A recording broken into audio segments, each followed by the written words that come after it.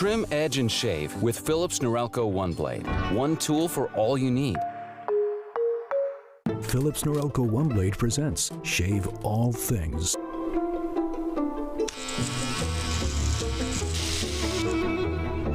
Your style made simple with Philips Norelco One Blade 360.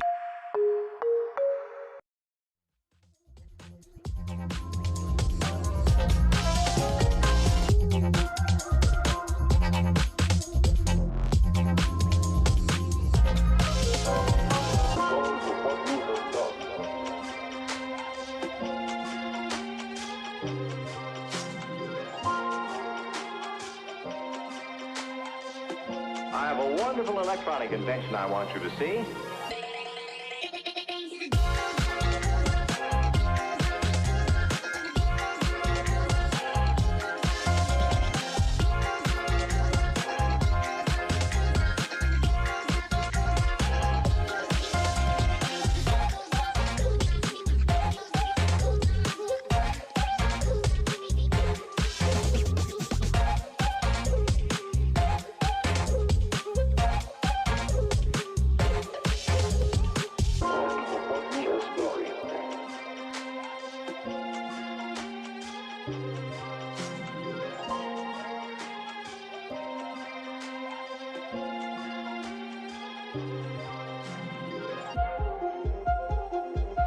We got to the point where we could control the laws of nature by advanced electronics.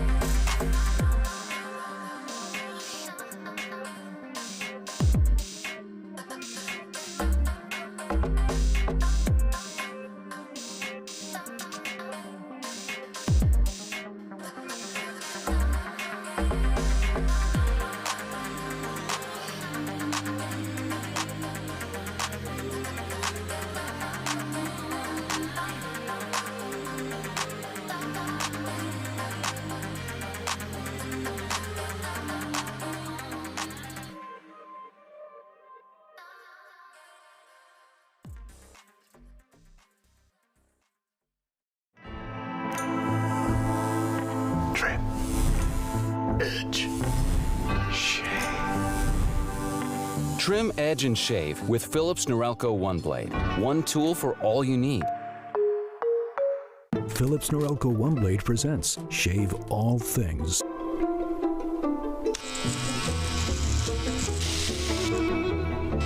Your style made simple with Philips Norelco One Blade 360.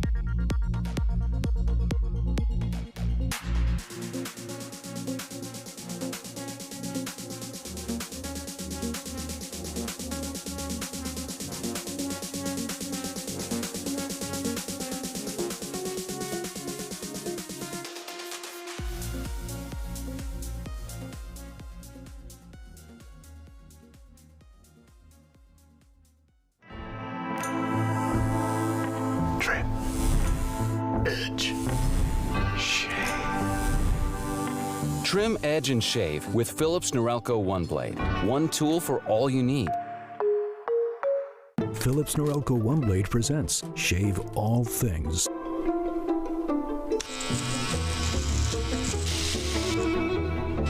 Your style made simple with Philips Norelco One Blade 360.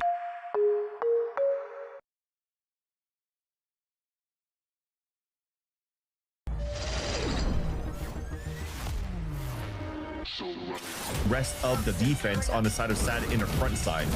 That said, though, Rally is just gonna kill me. Oh my god! I'm gonna go. That's how we're gonna finish this match. Yeah, Joe trying to shut the door with a Bucky already. What a swing from Payne. You got footwork for the 18. There it is. And now Derek pulling hose at a main. Yep, that'll play. Now Q has actually made his way in. He's closest up and is able to take care of Ange because of that. He swings back on the shot next. He's on the back. Oh man, 3v2 now and 2 stingers. They've got to keep it close quarters. And Moose will do it all himself. What a way to end things after he was the one called into...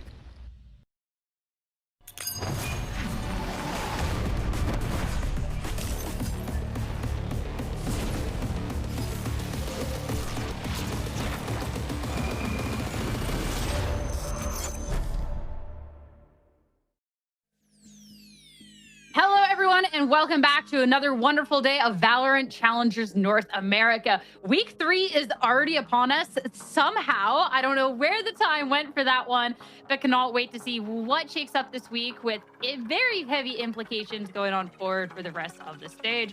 My name is Sherrod. I'll be your host for today. Joining me on the analyst desk, we have Roy and we have Van, the silliest man around. Vance, how are you doing today? I'm doing good. Doing good. It's gonna be a fun day today, as you're saying. I'm just putting my desk a little bit lower because I felt a little bit shorter than you guys at the beginning there. I think we're good now. What are you, like 5'6" in real life, Vance? Actually, I think I'm taller than you, no? Roy, I wouldn't talk. Roy, I'm still next to you in real life. I wouldn't talk. According to the camera, I'm actually much taller, so I don't know what you're saying. At least what's high in expectations are good games, at least for today, right?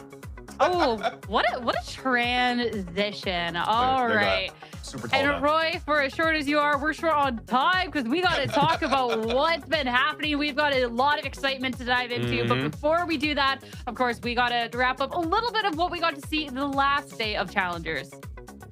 And absolutely, it was some crazy Valorant. I just want to say, actually, almost every match we've seen so far on broadcast has been interesting in its own way. Of course, EG Academy versus M80, an absolute banger. Both of these teams, we've been eyeing them out. I'm just going to be honest. There's a lot of expectations on both of these rosters. Of course, for M80 as well, reforming their roster, bringing in some really big hitters, and having so much success on Haven. Looked so good. Bonnie looking locked in. A lot of the players also looking locked in. And then we actually managed to go the entire distance all the way to Pearl, and where we saw a back and forth between both of these teams. And of course, M80 making their way to that finish line, looking nice, looking comfy.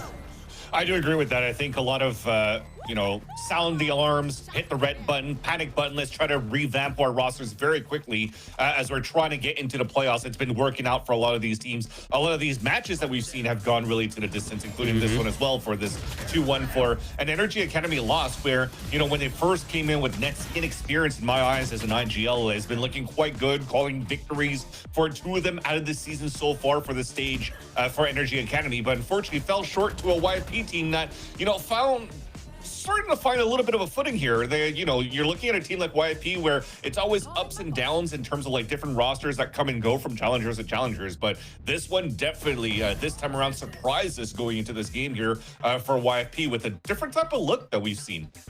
Yeah, and I think I will say I'm not very surprised to see YFB having success. I feel like a lot of the darkest iteration of rosters have been so close to breaking through and finding like that form that you want to see coming into playoffs. And I feel like YFP has such an underrated roster. We've been highlighting for a while now. And I feel like the level of talent that they brought into their last match clearly shows against NRG Academy. And overall, they're looking like one of the contenders potentially for that playoff spot.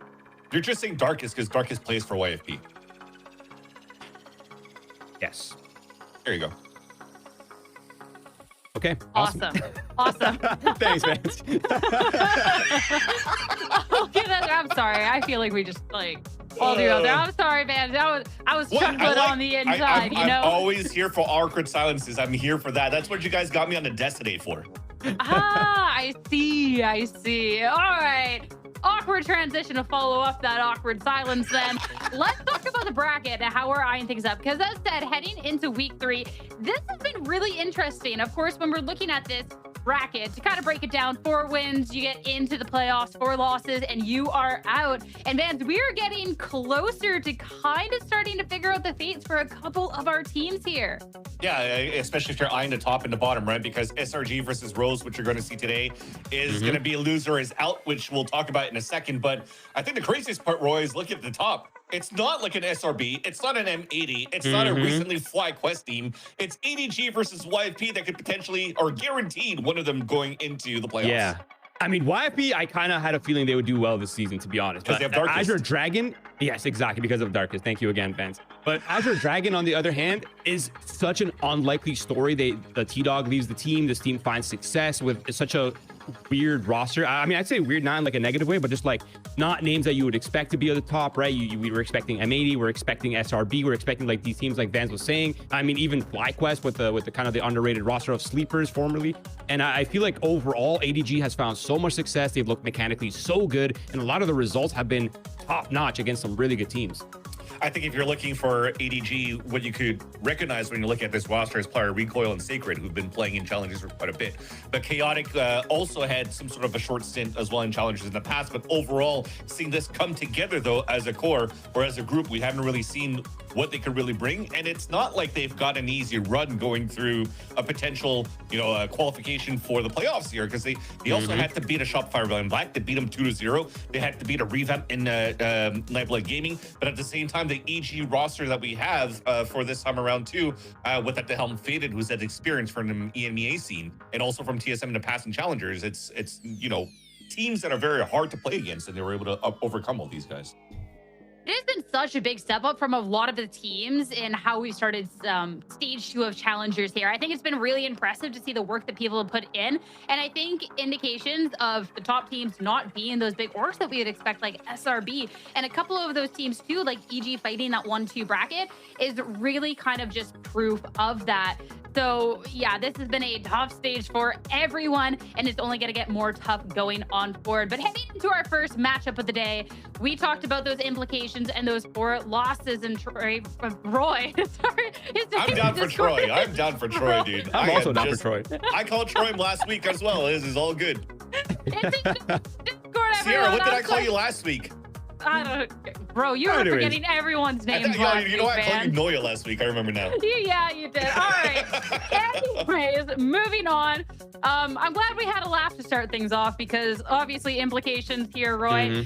These teams, the loser heads into that promo relegation. Yeah, both of these teams have definitely had a pretty hard journey. I mean, leading up to this point, obviously they're facing elimination. But I think for SRG specifically, to kind of start zoning in on one of the teams, they're coming off a 3-loss streak. Their first match was against QOR, the split 1 winners. I mean, that one is a tough matchup for sure. And even their last loss was against SAD Esports, the #1 seed going into split 1 as well into the playoffs. I feel like both of those games as well versus QOR versus SAD were despite the 2-0, I think were pretty competitive overall. And I feel like this roster, despite the results, is so close to finding a playstyle and confidence that they need to find a lot of success in VCL. But I think for this matchup specifically, I think SRG has, their clear advantage for me in my eyes is the macro and the strategic cohesion. It's always been on point for SRG, and I think that's going to be a key factor in this matchup versus Rose. I think that was the thing. But first off, I have to harp on to it again. They've yet to win a match in Challengers in their second term around since the first time, right, that they are already qualified through. But to underline what you were saying, Roy, the fact that they were able to build up upon where macro has always been so good, that's been their bread and butter in even the game changer scene, being unstoppable in the North American scene, until they finally met against a Team Liquid in the grand finals of GCC, where macro and how specifically wanted to be in the protocols were actually outshined by like some off-time calling from the IGLing side of Team Liquid. And I think that gave them a little bit more of a knock on the door to say, oh, wait, we have ways to play differently where our protocols could be very, very good for our team. But if we're able to mix it up a bit with these unorthodox timings, they could actually help us in our future matches. So I'm looking at this season right now, going into stage number 2, that they didn't have the best of starts at the very beginning when they did play against SAD. That, as you mentioned, a very close game. I think they were a lot better, not only into the protocols, but adding like those timings where they want to be like, okay, let me swing off this one, and then we'll just ping pong out of that. And then we're finding good success and trades out of that one, and really made Stellar call timeouts and dig a little bit deeper into the calls of how they want to beat the game against SRG. So I think overall, this is why, like, I think this might actually be the first matchup against Rose where they might be able to have their first win in Challengers because of the consistent improvement going into stage number 2. And when you talk about that improvement too, I love to see that improvement combined with the flexibility that this team has been working on throughout. We've gotten to see the meta changes, we've gotten to see roles and kind of how that shifted up a little bit. And that's where we can shift this conversation to Alexis, because Alexis picking up some of this Senti isn't new to us anymore. We've gotten to see this, but I still love to be able to see here, Roy, how she's performing on both of these roles. We get to see a lot more of this guy with it being a lot meta right now, to then switching it up for this KJ. And Alexis, you know, she puts her work, and I love to watch her play. Yeah, I mean, she's the absolute glue of this roster as well. Like, stats aside, obviously the stats are always going to be skewed for these players because they've lost 3 matches in a row, so naturally it's going to be a little bit lower than the average. But I feel like in terms of impact, in terms of, you know, presence on the server, the ability for Alexis to not only flex into the Sentinel role but also play some of the info initiators, be that, you know, both of those roles require such different levels of communication and cohesion with the team. So the fact that she's, you know, playing the initiators, having so much impact mechanically, having so much impact in the clutch, and also being that person that's kind of gluing the duelist, gluing, you know, with Mel, kind of keeping everything flowing within the team dynamic is so impressive, and it deserves hella credit. Yeah, and I just want to underline, as you were looking at the replay and highlighting Alexis, one of those rounds where she was just hiding outside of the Viper orb on the top of C. When I'm talking about protocols at SRG in the past, like, okay, for weak side, when order you're hitting, we could play like Flood Rethix or whatnot. They're very protocoled in those moments. But now you have somebody that has to stay within the site. They're trying to anchor up and fight and break the executions of their opponents so that their rotates can be a lot easier to play if you're able to do like these hero plays to get a couple of kills. So Alexis not only does that perfectly, but also now uses her flashes in a way that she wants to fight against the opposition and finds her timing for those. And she's able to get like to her 1 or maybe her 2 that does her role when she's trying to anchor a site, for example, like a B site on Bind. And being able to see this blue come together for today's match, I mean, Van, you talked about it, you talked about the scaling, everything else. And I'm excited to see how that works out, especially too, we're looking to see the improvements and what Rose can provide over on the other side. Because of course, a team also finding themselves in this danger zone of the 0-3. Bro, we have to start to see the turnaround here, but with some very familiar players that we know they're capable of it.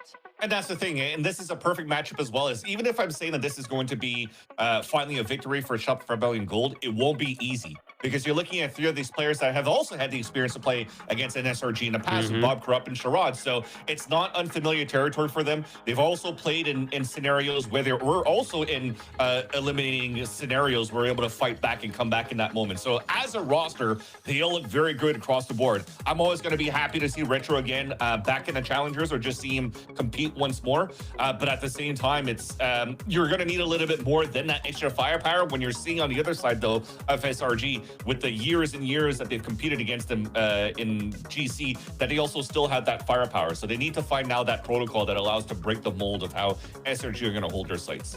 I think the cool thing with Rose as well is they have such a unique identity and it has so many tier 2 veterans, I feel like, but they just haven't really been able to find that ultimate form that we've been kind of hoping for and we've been kind of seeing. But I feel like Vance is saying, the individual talent on this roster is actually super high, and I think the level of familiarity that he was talking about as well is going to certainly play a factor. And I think for me, the key to success here for Rose is certainly going to be in trying to dismantle and trying to disrupt SRG mechanically. You want to get active. You want to not let SRG run their entire game plan. But I think when it comes down to those late rounds, I think both of these teams are quite experienced in that regard. It's going to be a realm that will be easily maneuvered by both of these rosters. Especially too, we got to narrow in on the players once again and where we can see capability for the team. And starting off with Bob, because Bob is obviously not a stranger to the game changer scene, to the challenger scene at all. And we've gotten to see Bob within quite a few different roles. But when we're looking at a Rose with the back against the wall here, Roy, when I'm looking for a turnaround, Bob is always going to be that first person that I look to. Yeah, and Bob is also just that active player, right? Like, you can expect no matter what role they're playing, they're going to be active in that regard. They're going to be finding their impact. And I feel like whether, you know, they're on the initiator, the info, or whether they're on the duelist flex, I feel like Bob's presence is certainly felt in the server. And I think the familiarity of having played with Mel and kind of just, you know, kind of understanding how it goes and the level of, you know, the amount of sheer raw volume that they played against each other is pretty insane. So I think that will definitely play a factor. And Bob, whenever they heat up, whenever they're feeling extremely confident, it feels like the server and the dynamic in the server completely changes, because once they start feeling confident, they start trespassing, they start walking down a lot, they start doing things that are extremely disruptive and can certainly catch SRG off guard. And that's it. The Swiss Army knife for this team for Rose is definitely Bob, when they're able to play that initiator role. Even you're looking at last year in Challengers, they were playing consistently Tejo for SAT Esports, if I'm not mistaken, and then also playing Raze over at FlyQuest, and then having to practice with 2 different rosters and different types of systems and still making it work, right? So it really, you have somebody that's very cerebral, that can adapt very well, and even has the experience of playing a little bit of Sentinels from map to map for the current iteration. So it's very cool to see this evolution of this player, but at the same time, how Bob could really fit as any piece to any team and still make it work. But it's still a tough ask, I got to say, against SRG today. Definitely is. But last but not least, for the players that we're highlighting, we have to go to our Philips Norelco head-to-head. And I love this head-to-head because this is not one that you kind of anticipate from the get-go in scene, but we get to see both of these players on the chamber, and then when they're not in that chamber jail van, playing 2 very different roles.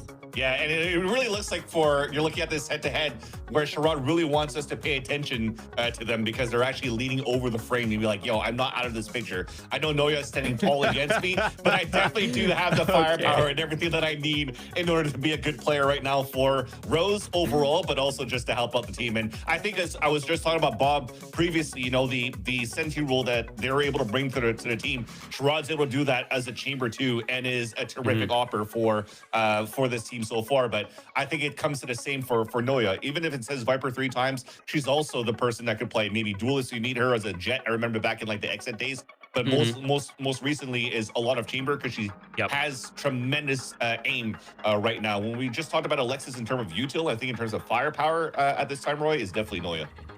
Yeah, I mean, I think honestly, it's hard for me to choose. I feel like both of these players are so mechanically strong. When I think, just raw, straight up mechanical presence, I feel like these are the 2 names that come to mind with this matchup. We've seen what Noya could do with the Operator. We've also seen what Sherrod has done. They've dismantled a lot of teams. The Operator has been so crazy that I feel like for Noya as well, I mean, the flexibility, playing the Viper, playing the other Sentinels, playing Chamber as well, and still finding so much value has been certainly a key factor. And I feel like in terms of, competitiveness, in terms of keeping the matches close, Noya has been a factor for the SRG roster.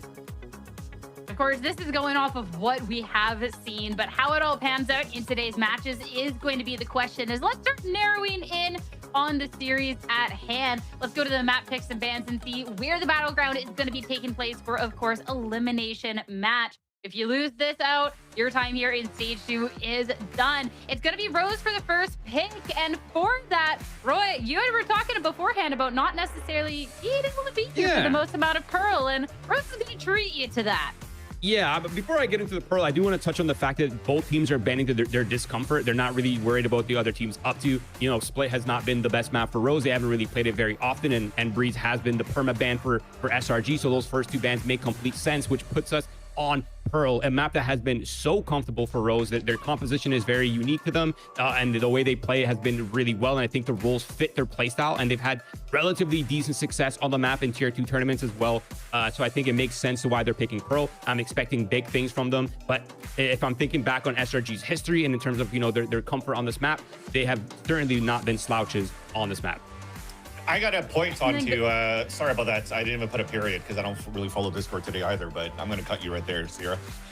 Go for it, man. Go for it. Just looking at Rose, for example, on Pro, though, they haven't really played it in this stage so far, but they have tried different iterations through like third-party tournaments. And we're potentially going to see, as part of the VCTs, a lot of teams currently playing maybe some Phoenixes or whatnot, so you could farm a lot of quick orbs. And that was one of the compositions that was tried out on the side of Rose. So I think they're going to try to come out with a little bit of that, or a little bit of Neon KO, and SRG will have to be ready for that. If not, I'm expected to see a Lotus third map, because SRG, as much as this is their bread and butter for Haven, and I love to say that, they haven't really found too much successes going into those games. And I think it's, as much as they're comfortable of playing their protocols and how to play this map, I think now teams are starting to figure out how to really play against the double controller as well of Haven. So it's not going to be like the easiest of dubs as well for SRG to take their comfort pick. Yeah, the cookie cutter aspect on Haven will definitely play a factor. I think I completely agree with that. But in terms of SRG's performances on Haven, those losses were to QOR. It was to sad. Both of those teams are formidable opponents. I think overall it was very close games. But I think for me, the bit of a weird kind of concerning point for me is Rose are not actually weak on Haven whatsoever. They're very comfortable on the map. They've had a lot of success. It's been one of their most played maps, so it's not really an anti-pick per se for the SRG side. It's just I think they're just playing to their comfort, playing to what feels good for them, you know, in recent history. And I think it kind of makes sense why they've taken us on Haven. But if and when we come to Lotus, I think that map will certainly be really interesting. But I think for me, either way this goes, this will be a sad day for GC supporters as we say goodbye to one of these two teams, the GC core of Rose or the SRG roster, but also with one of these teams, the GC dream will live on. So color me very excited for this game. I think it's going to be an absolute banger. Yeah, Mel had tweeted out about that, saying that it was an iconic day for GC, and to meet at this point is definitely a little bit sad, but hopefully whoever wins can start to win out, and you know, let's go. But I want to go back on something you said with that Lotus, and if and when we get into that third map, because I feel like that's the perfect opportunity to talk about our predictions and how we think this one is going to be shaking up for the day. Because yeah, I don't know, I always feel bad with the predictions when it is you know, elimination on the line, but you know, I want a nice, honest, clean series. We're not having any caster curses for this one, Roy. That's okay. For sure. So you know, like yeah. But what from previous experience, when Sierra is the only person voting the opposite team, it's like the Sierra blessing. So you've actually just chosen our fate for us. It was either going to be the SRG curse or the Sierra blessing. So I mean, I think we kind of lost the coin flip there. All good though, no worries. I think either way, this is going to be a pretty fun match. It's gonna, I imagine, or I expect this game to go the distance, unless SRG comes in absolutely gunswinging, or even Rose comes in gunswinging, because I feel like when either of these two teams heat up mechanically, that's when things get really dangerous in the server. Yeah, I think when we're going through the vetoes or voting, for predictions, I actually went for Rose first, but then I thought about just the last few weeks, how we've seen this progression coming out from SRG and how good they were playing in relegations and played against like one of the good teams of VCL of last season, and were able to defeat them to get into this moment, which is Winthrop University. So I'm like, okay, well, if they have that flash in the pan of what they could bring from their experiences from Game Changers, and also at the same time what they brought into relegation, and also seeing the improvement playing against one of the top teams in VCL and SAT Esports, then they're looking pretty good here to win this series today. I think getting into it, where this would be a tough one to predict if I'm, just not going for that to go against the grain, is SRG. I think across the board, that like the level of discipline and the work that they put in, I think a lot of the time should be able to win out based off of that. Like they just look so coordinated. They look so strong when they're in the server together. But I feel like there's some wild cards on the side of Rose, especially when I'm looking at someone like Bob, that can single-handedly kind of turn a game just on its head, right? If we get to have one of those big step-up games, we get to have a big hero game, I feel like Chaos could reign supreme, and that's where things can maybe start to get a little bit iffy for the side of SRG. So I think that is contingent on Rose. I think it is SRG's map to lose. I think that if we get to see Rose pull this Chaos, we get to see some of these hero plays. It could be a really weird series ahead of us. But if we're not having that, I think SRG kind of win this one out, Roy.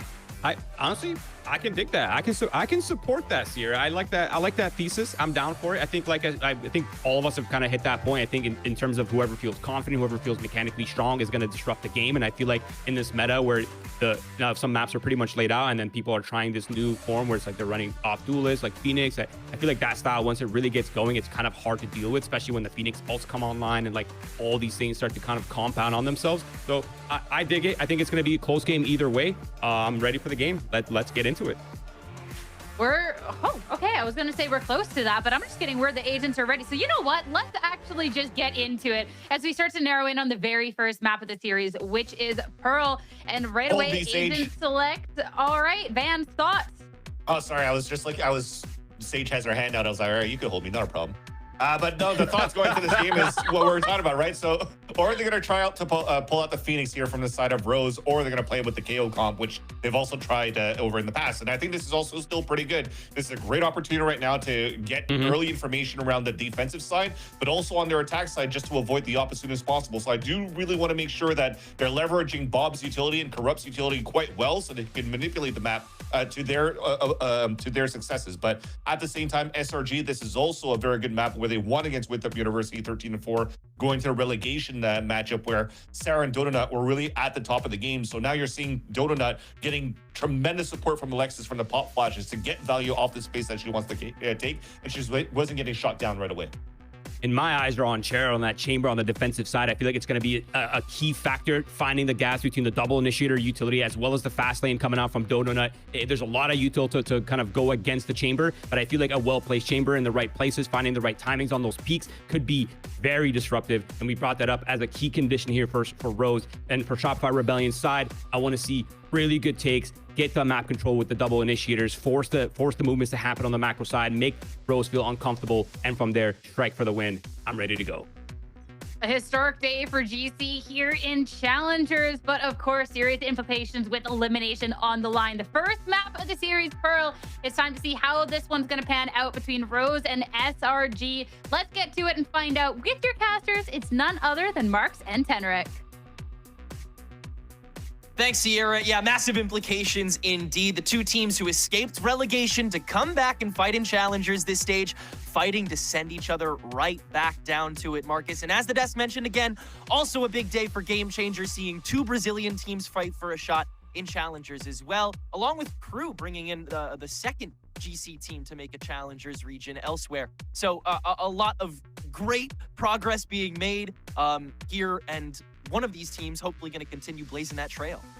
I mean, you talk about one of these teams continuing to blaze this trail, but only one will be able to move forwards. They're guaranteed at least one match here, and I'd be super interested to see where their tails go. But of course, taking a look at the match in front of us, this is such an interesting lineup of agents coming out from Rose up against SRG. I mean, we know Shopify, that's kind of hit the nail on the head when they're talking about the macro game, talking about how their play style has kind of evolved to compensate for a lot of these new ideas and different paces, honestly, from SRG that has made it really interesting to watch. But Rose, when you're picking agents like this is like kill first, ask questions later. Sherrod has to get so much value on this chamber, and of course, bringing in the Tejo in opposition to that Sova is 100% just trying to focus in on isolating your targets and finding those frags. So it is going to be really interesting because I do think that Rose has the opportunity to be that chaos factor up against SRG.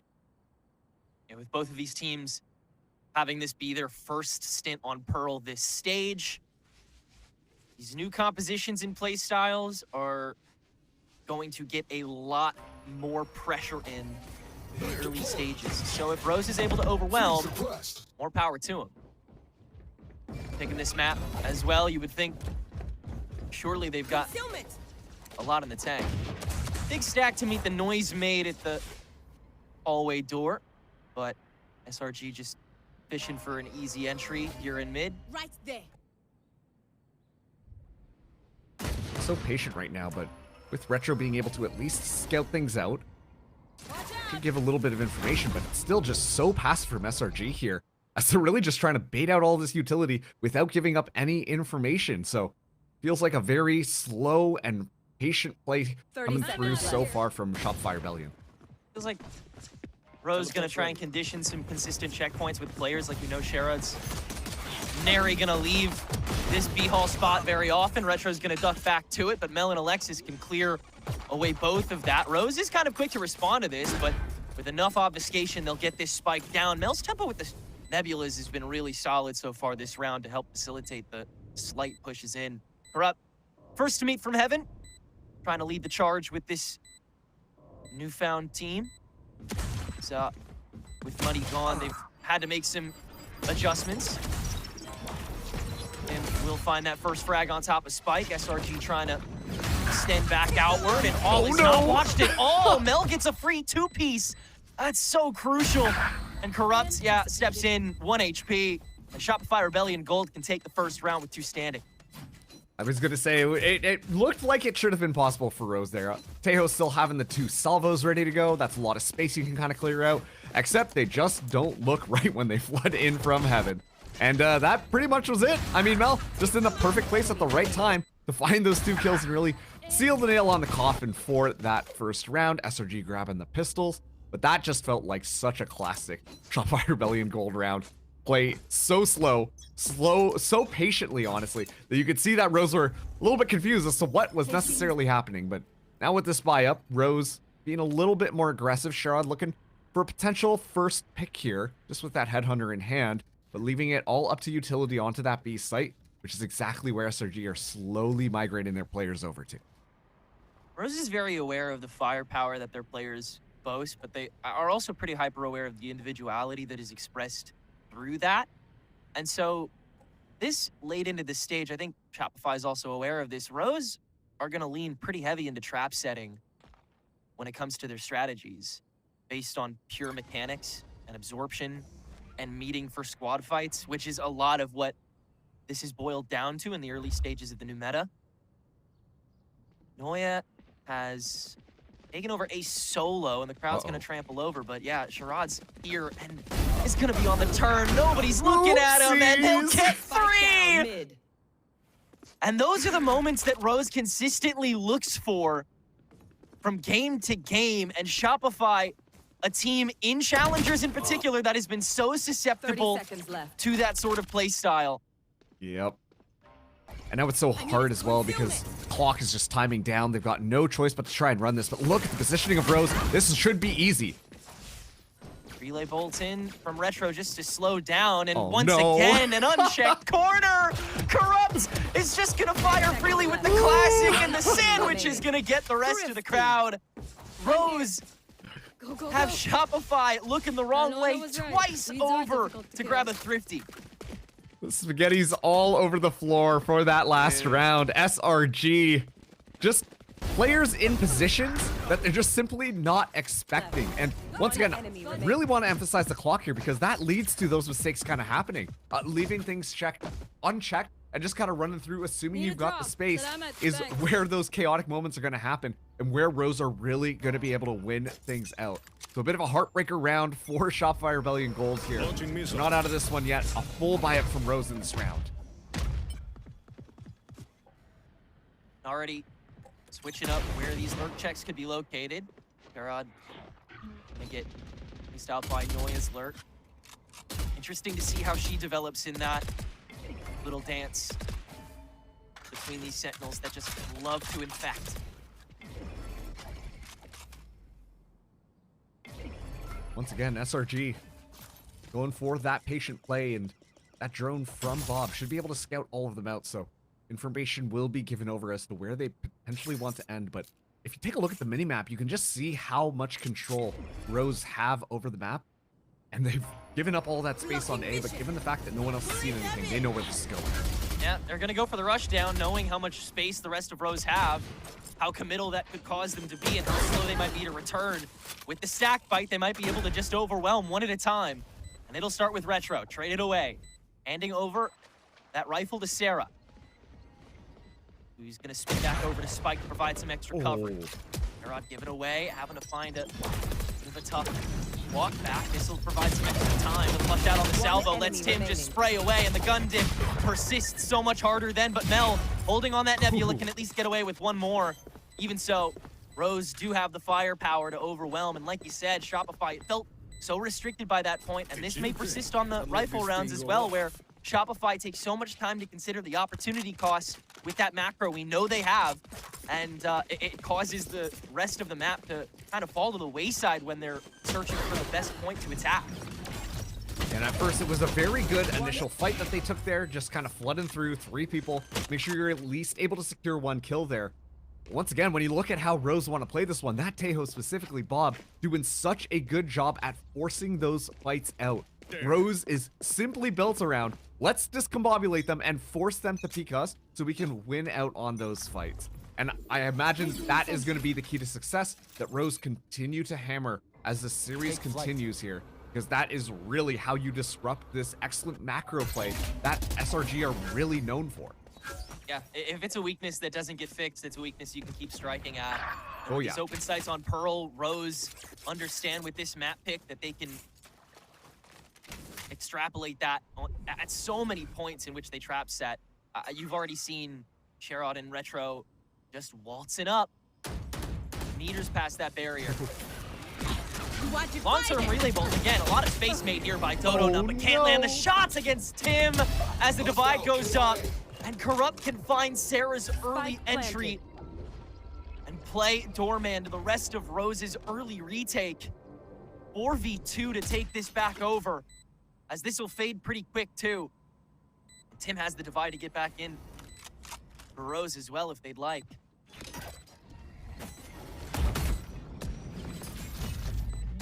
Almost flush out the hallway. Rose making sure they don't have to peek it as much on their way in because the stack is a little bit without its center, but they have so many ways to flush out. Some of them are just going to do the killing as well. Yeah, honestly, this utility usage from Rose has been looking so darn good. Okay, Tim, plenty of time. I was like, oh, let go of it for a second, buddy. That could be pretty bad, but no, works out in the end here. And yeah, Rose, their utility, once again, is just doing a fantastic job of forcing the members of SRG out. Even when, sure, they've got the numbers advantage. Okay, it makes things look really easy, but you can tell that all the utility is very meaningful in where it gets placed down to secure either the space or the kills. And really, I didn't think I was going to be saying this one, but it feels like they've got a better handle on how to use this utility compared to SRG. Obviously, Dodo not missing those initial shots makes it a lot more difficult, but SRG's plan gets completely foiled just with a couple of quick early kills on the side of Rose, and then it's just an easy clean out for Rose to be able to push back in on that retake. Knife has managed to catch Bob, and so Dodonut's gonna try and dance in for it, but a little early for it. Whoa. Nice shot by Sarah. Hey, you know, give you your flowers. This is, of course, big save round by Shopify, though, just seeing if they can, again, find a really easy pressure point to walk in with, but Rose is applying the pressure first for a round like this. Yeah, let's get this over with if we know what's going on. Oh, deathmatch personified that round. Somehow Alexis also dancing on top of the people where Rose was like, where are you at? I thought you were on this side, but no, not the case. And honestly, it just comes out to the dry peaks coming out with Rose being able to win every single one, but none of that coordination coming through from SRG from what we would normally expect from them. You expect to see that double swing like the last round where we saw Mel cover Noya immediately to make sure that Sherrod gets punished for that swing out. But that time, Rose, they're just hiding around corners, and then as soon as they hear some footsteps, they're like, surprise, pop out, find a kill, and then the rest is history. Shopify Rebellion Gold taking a timeout as well right now, but it feels like they can't even really get anything that they want online. It always feels consistently very uncomfortable for SRG, which is so strange because, once again, when it comes down to how they want to run these rounds, they're the team that you expect to always be in the driver's seat with an understanding of how to play the map and how to push the site with all of these different protocols. But I feel like we just haven't been treated to any of that yet. It's true, yeah. With this composition, with as much studying and knowledge as Shopify have, and the guidance of Googly as well, feels like, if anything, we should be seeing far more conventional Valorant being played by Shopify Rebellion at the moment. And it seems like they just can't find the right black box to be able to perform yet. Like, they're just not getting the right room. And Rose, again, if they keep pushing the chokeholds, then there's not going to be a room that they can fight in. Another A press to start things out. Noya is going to be lurking again. Like, this is such a telegraphed sort of macro, but that's not a bad thing for a position like this because you're still behind the barriers. You're still in a position where you're so safe, you're so prepared to take over. And that's what Shopify Rebellion Gold's going to try and do again. Dodonut walking in with the help of that Hunter's Fury. Alexis getting chopped down on that null command. And Shopify just attempting to take over the early entry space and then take the fight as the stack. Hoarding that body from Alexis. Dodonut extending. Good for the first. Now the salvo to distract and potentially get extra damage. And Sarah down to 10 HP while Retro can clear the rest of the horde and turn it back to a 2v3. Bob still with this ultimate as well. And she is here for the reactive play. Could get that flush out for Sherrod to get the... Oh boy. Oh, yep, that salvo's gonna do it instead. On top of the tap, and it's a 2v2. All Sherrod needs is that open space, and they are so lethal.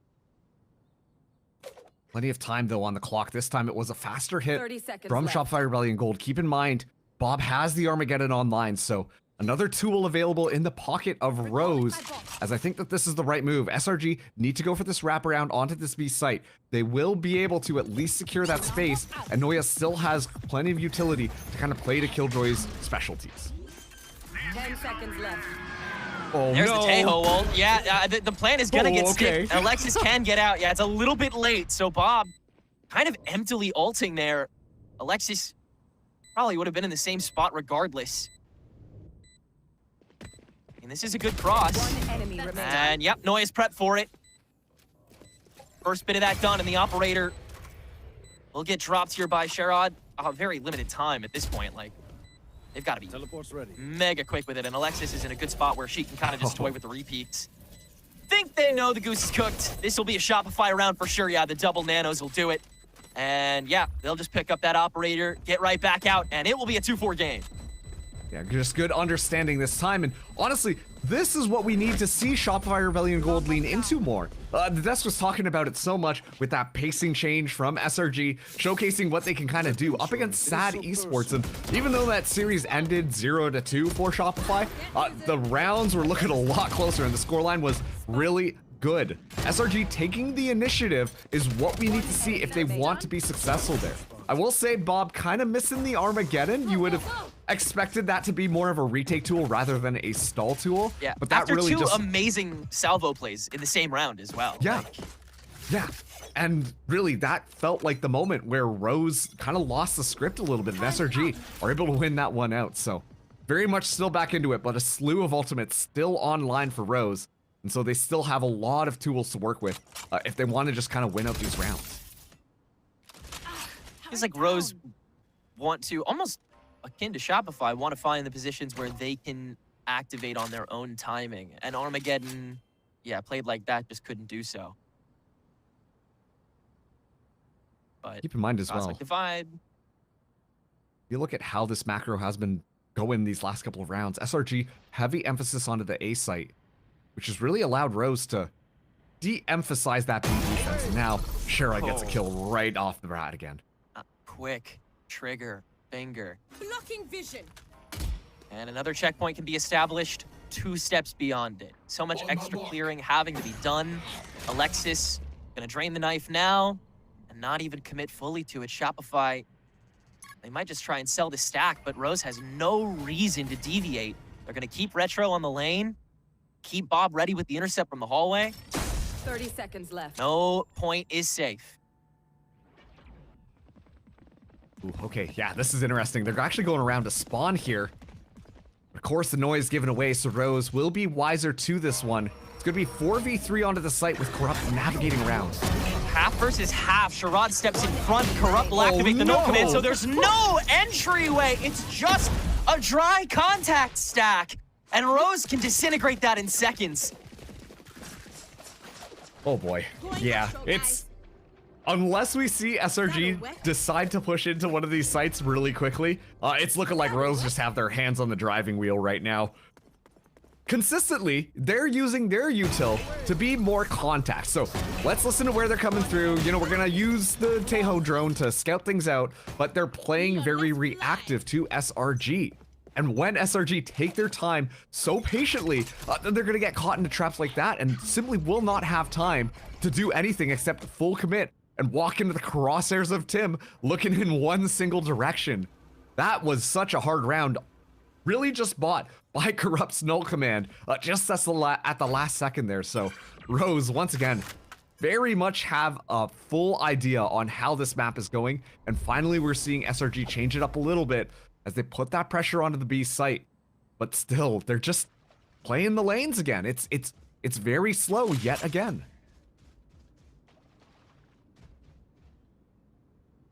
Very default until Shopify does find an in, which doesn't always happen. And when it does seem like Rose always has the antidote.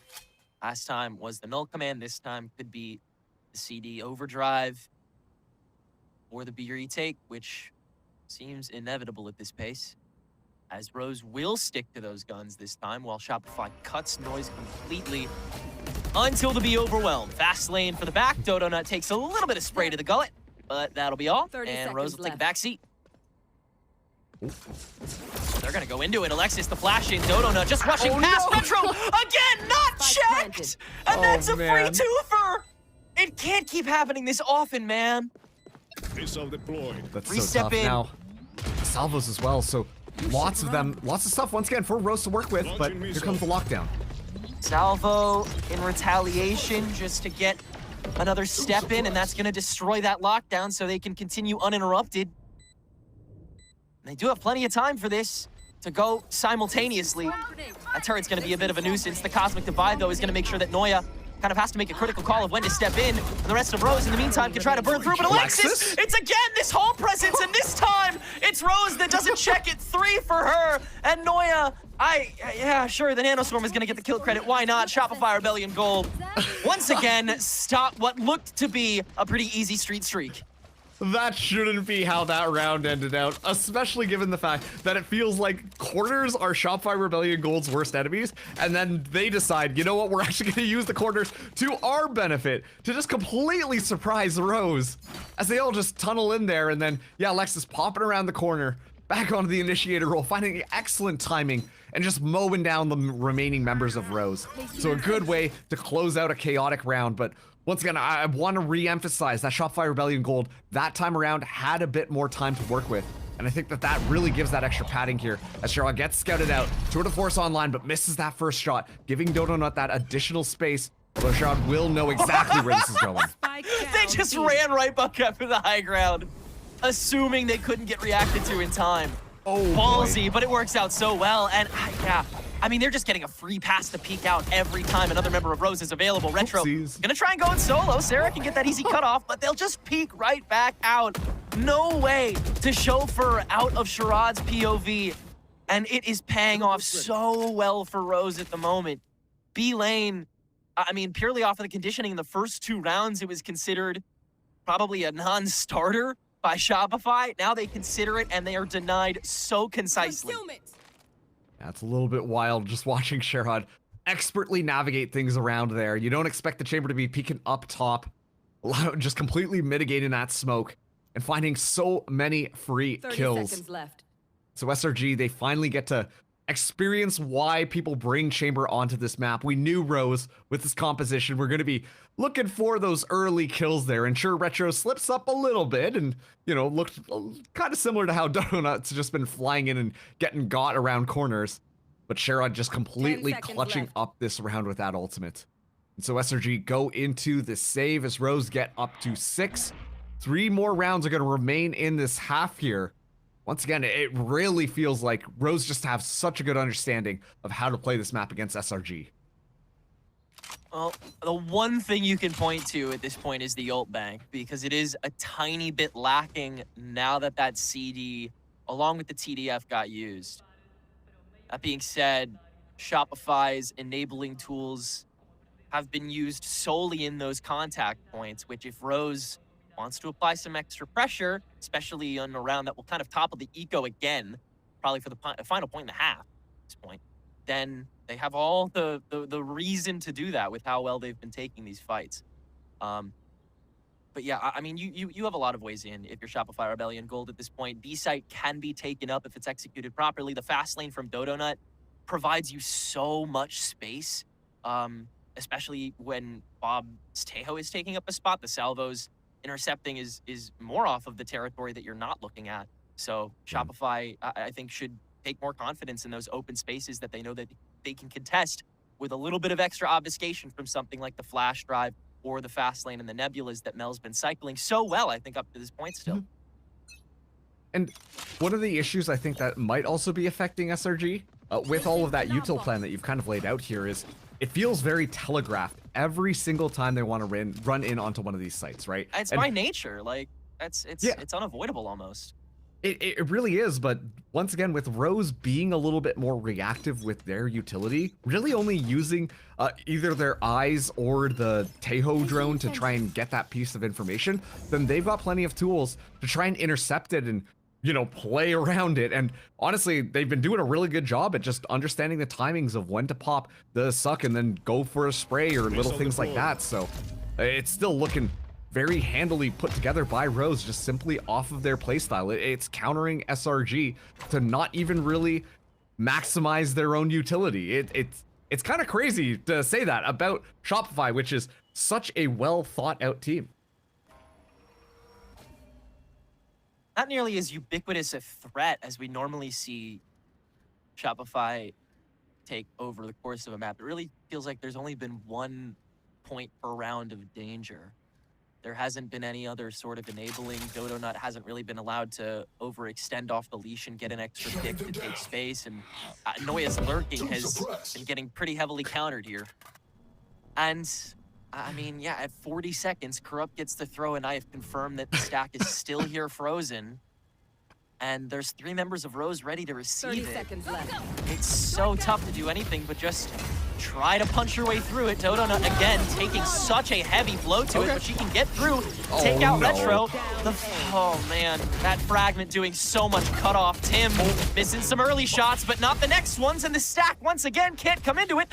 The spike is stranded, and the rest of Rose is fully here, ready to play in the close quarters. Sarah trying to burn through it all, and almost does. But Rose, once again, is here to overwhelm even harder, and once again, a 5-stack deathmatch falls on deaf ears as Shopify's economy is toasted.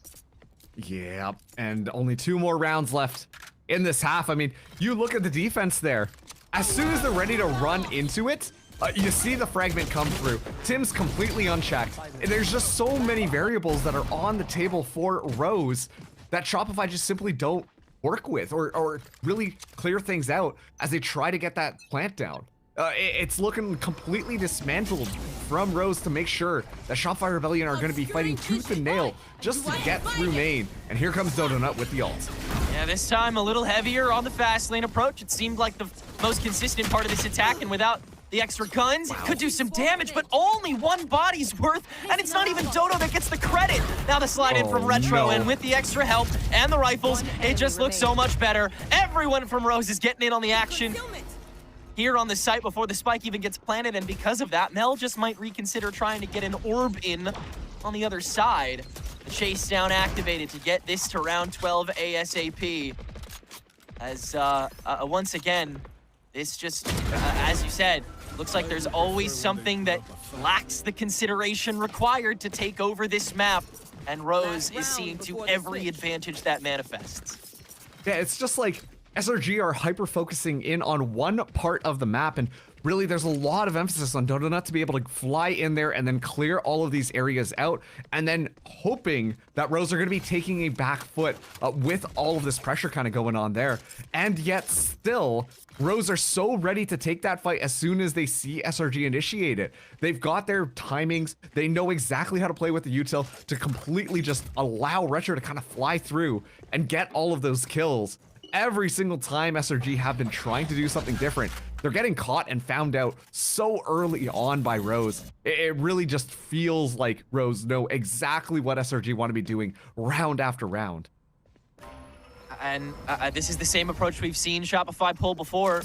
Sherrod back in the same spot, a little more going to be spent to maybe pull him back, but he is completely unfazed consistently by a lot of this. Now Noya's lurk going to be met early on as well. No, Retro doesn't spot the elbow and will get not completely punished. Really bolt on top of the smoke, tossed in, but Shopify in the meantime has made it onto the site and started shooting heads. Everybody able to get in relatively safely as well. Mel taking a little bit of the chip in retaliation for the spike getting thrown down, but Shopify should be able to bridge this through. Love that one-way Nebula setup as well. That makes pushing back through this so complicated. That's such a solid angle that, yeah, basically the whole of Shopify is going to get in on. Got a good couple players at 1 health there. You could have had a little bit of fun with it, but it's an 8-4 half at the end of the day. A half that looked unflinchingly more like Rose's, but you see why Shopify is at the point that they are, that, you know, that why, you know, 4 of us picked them on the Preds coming into this. The strat book is there. They are able to put a piece of the map under a microscope and bend it to their will, but it's still been so conditional. Really, it felt like the condition was Rose doesn't find first blood. Because when they find that first blood, the Shopify Rebellion Gold are like, well, we're 1 person down, so maybe we cool things off a little bit. And then we kind of get into the motions of how that SRG attack was going. But now that we've swapped things around, I'm excited to see what SRG have planned out here, because a lot of their utility is a lot more based on finding that information. And once you've got that information, then there are those opportunities really to rely heavier on the utility to secure those kills or secure that spacing for yourself. So I think their composition might work a little bit better here on the defense, but Rose as well, you know, they're still going to be fishing for those kills, still going to be fishing for those timings, that kind of hoping to catch SRG off guard. And then I imagine that's going to be likely where they're going to just really try to push things forwards. Well, they've already made quite the push up A, and Mel has put herself in a fun corner. How well have these gone so far this game? Oh man, check the receipts. One down and Mel can activate, and she doesn't even go down for that, neither does Sarah. Perfect interception there after the early take-up, and that was after Bob had tossed the drone in too. So Shopify, a lot of confidence in taking over this space in the moments where they can, and Sarah's just going to stand down. That relay bolt detonation, it's down to Retro having to ace to clutch, and Dodo Nut going to slide in on the action as well. So the pistol one back from Shopify Rebellion Gold in spades as well. A tremendous start. Did I just like miss what's been going on Pearl? Like, is the OP strat now just to play so far forwards on defense in these crazy corners that you just go unchecked and find a double kill? Because once again, like, it's one of these moments, right? Mel's got the perfect timing there and then pops out support from the other team to make sure that that works out perfectly. And Rose just simply don't check the corner, and it works out in SRG's favor. So SRG, they're able to win that pistol round yet again. But last time, it was Rose who completely surprised their opponents and were able to usurp them, just pull the rug out from underneath them. Let's see if they're able to do the same this time, but Dodo Nut, actually taking a page out of Sherrod's book, will find him right off rip. I wonder how often she's going to post up on the high ground. She's a little more vulnerable than Sherrod would be from there, but rounds like this definitely can get away with it. Love seeing her be able to get that first blood pickup. Now Rose responsibly gonna try and trample the A side as best they can. A little bit of spray down on the vulnerable points, but Rose trying to dance around these sight lines and help facilitate Sherrod's peaks, and that headhunter still deadly in these anti-ecos. Gonna try and afford him that open space again. As Shopify will try to make the pick back, flash drive to get the entrance on in. This post on Spike get clocked, it does. Mel able to turn to it, and Sherrod as well. Noya able to take care of the 2 in Art. So the Golden Girls pull off a very solid second round this half after the mishaps of the previous one. There's no shot you just called SRG the Golden Girls. Dude, I don't know how people haven't been. It was right there this entire time. But I need to talk about how Rose, it must be so interesting to be in their comms and understand what's going on there. You see the util that gets layered. It's just so well done. And sure, that round still works out in Shopify Rebellion Gold's favor. But when Rose are just like, hey, we know someone's here, let's use their util, flush them out, should be an easy quick kill. You see immediately where the fragment as well as the salvos fly in. It was just very impressive, honestly, to try and flush out those corners, which Rose have been doing an excellent job at doing this entire map. This proxy setup through the tunnel on A main is the double nebula fadeaway that Tim just used instead of the drone. It's a fun way to show that you can poke at this very contested space in different ways. The knife will evidently convince them to hightail it. And Noya has not managed, I don't think she's even been checked yet for this post up, but surely she's expected to be, yeah? Oh. And yeah, now they can use the drone for that. So the nanoswarm that she's tossed up on this door So far this half gonna get used. I think they're just gonna try and play some keep away with her so they can take over a little more of the map. But the alarm bot is now standing in the way, so it'll be Noya anyway to check on them now. Really just maximizing the killjoy utility here as the engagement goes. 30 seconds left. Into the stack. And everyone's here. Sarah blinded out, but Mel evidently is not. Good work. She got 3 out of that. Golly! Pop off, girl. Oh my God. And that's a bonus taken by Shopify. Already you're seeing the strings start to get pulled here on the defense, how well this composition can work when it's afforded that space to be able to overheat in a controlled space. I mean, you take a look at like how they were spread out on the minimap. 3 of them onto that A site, just really using Noya and specifically that Killjoy utility to keep everybody at bay and really just kind of grasp on to the neck of middle. And then on the other side, Donut was pushed all the way outside of B and didn't hear a single soul. And so at that point, SRG have a complete understanding of where Rose are going to be hitting. And then it just kind of comes down to using their utility to disrupt Rose from being able to push in. It was so well orchestrated and so well guided, if I'm being honest, from SRG to be like, no. You thought you were going this way? That's cute. Go the other way. Just funneling them right into all the players that SRG were hanging out with. And then it was just sweeping them across the floor. It was just very cool to see how SRG kind of orchestrated that round. It feels like where Rose should go next on this timeout is Noya, as she's going to continue being the one that has to facilitate kind of both mid choke points. So if Rose is able to juke her out, it seems like they could have a pretty easy line of entry, at least one, as narrow as it may be, onto a site. That being said, they could also, just continue to go for the stacks to overwhelm, and on the eco, a little more incentive to do that too. But I do want to see how either side adapts, because just the ability to improvise is what will keep you out of relegation and in challengers. And that's a little more of the same. Dodo, high ground, 2K. Nice shots, dude. Again? Hey! Oh, well, wonder how this round is going to play out, huh, Tenrek? Oh, man. I guess that's basically what Obi-Wan was talking about at the end of episode 3, about high ground being super important. Dodo Nut walking away with 3 kills, essentially for free. Kind of crazy. You would have imagined Rose would have anticipated it, but completely blindsided by that singular outlaw. Yeah, the concept of Rose being thrown off by someone sniping B long.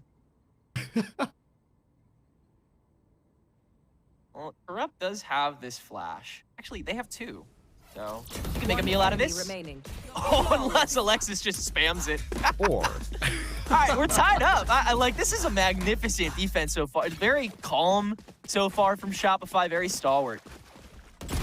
I mean, you can say calm and stalwart, that but... second shot was so good, dude. Holy...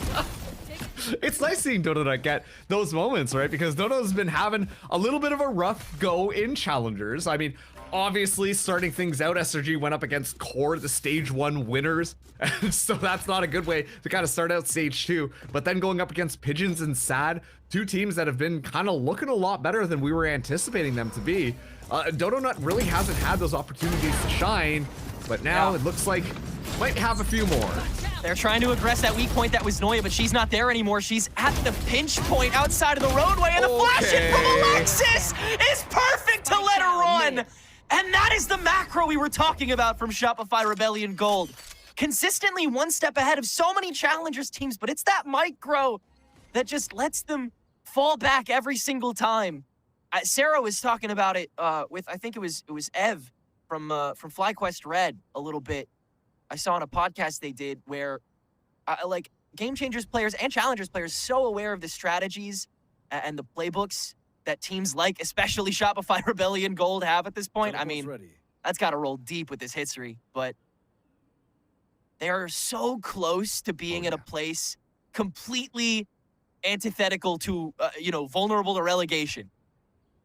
The puzzle pieces are so close to coming together, and the over-the-top conditioning into the anti-eco clear-out into the triple stack to meet this. Yep. It's not only beautiful to watch, it's beyond cathartic. Because it's what you know these people are capable of every time they play the game. And in Challengers, they've just struggled to bring it all together, man. Here is where they have the opportunity to do that on more than just this round. But the lead since, for the first time since round 3 is now theirs. Yep. And wow, I mean, exactly kind of like you said, talking about like the macro, micro understanding of how things go, given once again, just, hey, Noya hanging out on middle, just be aware of that. Rose are like, all right, just Noya, we can deal with that. That's no big deal. And then suddenly 3 members of Shopify Rebellion Gold peek around the corner while Noya is not in the spot that you expected. It's just good understanding and conditioning coming out from SRG to run that round rampant. And now they're like, the trap worked. Let's just keep Noya back on the middle and this time reinforce it, because we know that Rose are going to be a little bit more terrified to walk into the blender that is middle. And that affords SRG just a bit more space and a bit more understanding. While it is going to be Sherrod popping the tour de force, but immediately getting suppressed here as Rose only have these pistols. And so it's looking like SRG should be able to take this to double digits this round. That was from a distance, too. That was great reaction time from Alexis to appear ever present. But now she has actually decided to plan on the A side. So Dodonut's the only point of contact here on B, and she doesn't have that outlaw anymore. She's got the one shot. She's actually insanely vulnerable at the moment. Retro's gonna chase her down. Oh my. Not land the shots though. That would have been so crucial. She's gonna poke back out. Now Alexis is back though. She actually does have reason to do it at this point. All the while, Sherrod, with this TDF, just with the lurk, and it seems like Rose might try to go back off of that, but the complete cut of noise without anybody selling means that Shopify have no reason to move back off of this. So yeah, so far, not really any momentum in this eco. Yeah, I mean, something to be said right now about how Neon moves on the map there, but Retro just not able to find that kill, which could have been the potential answer here. And now they're really gonna just have to rely on Sherrod's tour de force, but with that, you know, suppression, not able to do anything there. And this entire time, Mel's position has not been given away at all. It's only just been Sarah who's been making that known. Mel, once again choked up, and once again a corner out check. Now it's Sarah's turn to get the intercept frag with the util. And it's another Rose sandwich on the access point. Man, these bottlenecks have been hell for both of these teams. But Shopify has a clean record right now on defense, 6-0, and it's not willy-nilly just yet, but you can see the confidence starting to emanate here, Marcus.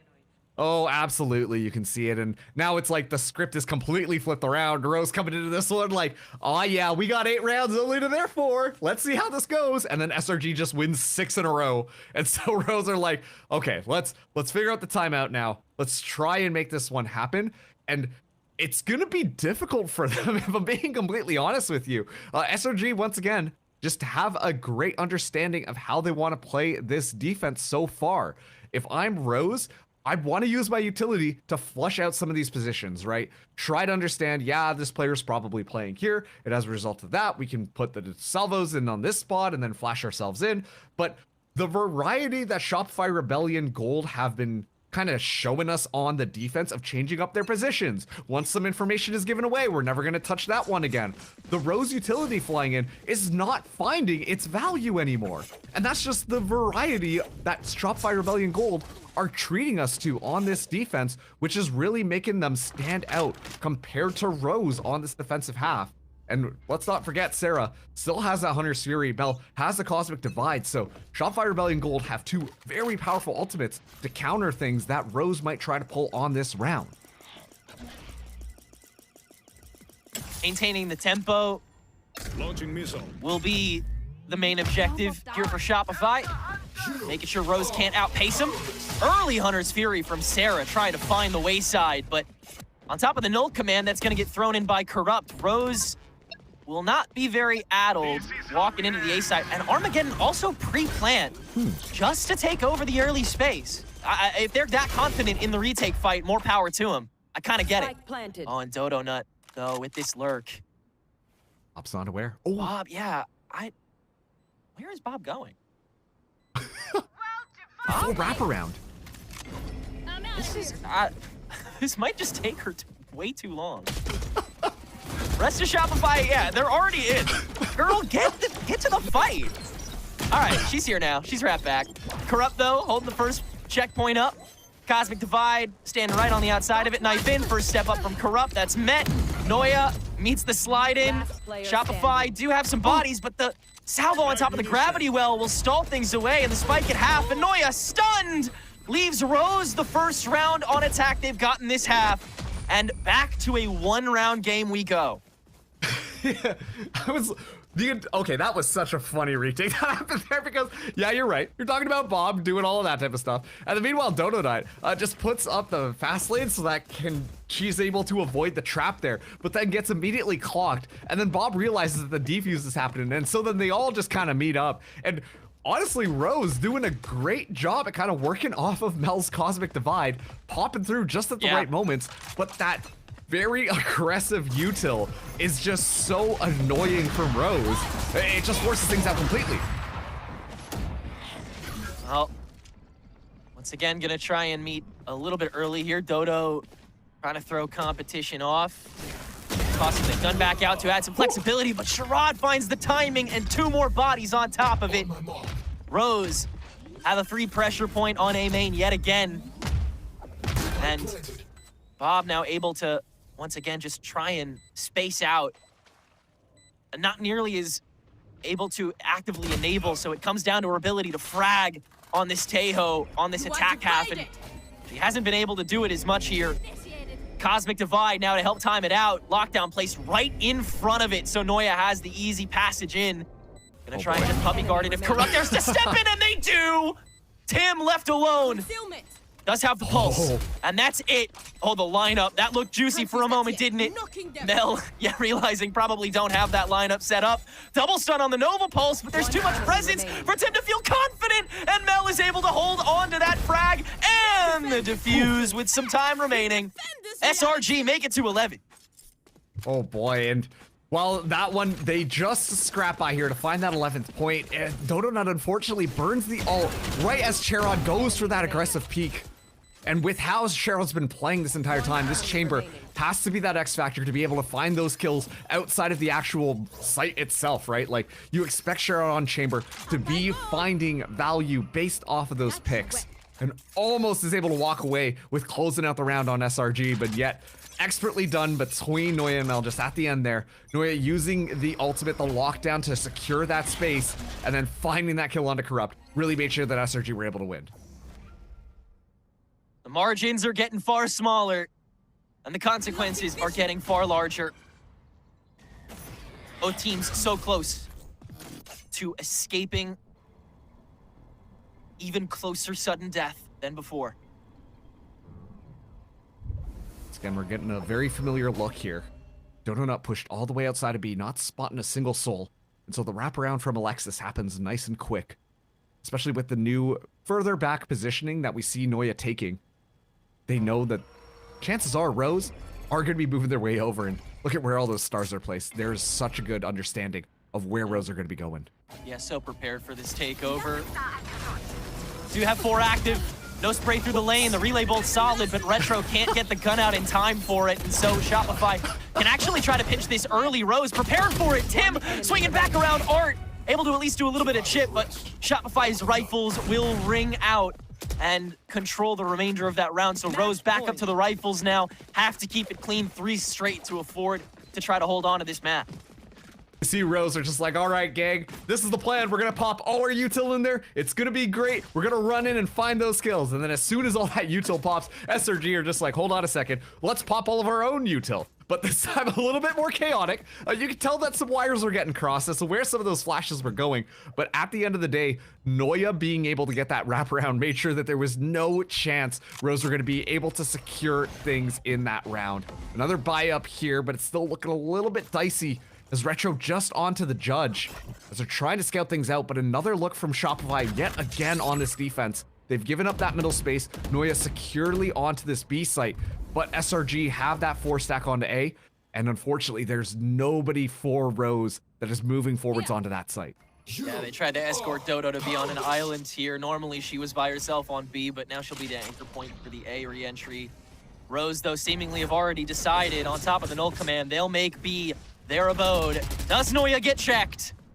Sherrod holding close. Retro. No way. No, you don't have your gun out. All right. Now you use 3 nades to flush Noya. No point is safe. She's got to fight her way through it. And Rose can take care of that body. Spike now finally going to get planted out. Alexis considering the peak, but the rest of Shopify is just not here. A full-blown 4v4 retake. One of several opportunities Shopify has to close out Rose's map pick. That knife clocking quite a bit, though.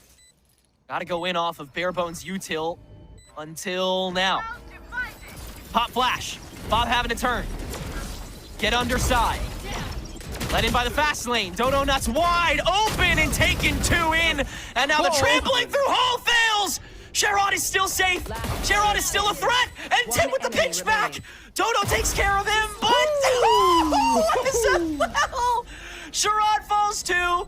And with just enough time to defuse yet again, Shopify will make it work. Their defensive half making some fireworks to take this map back and have a lead in one of their most crucial series this year.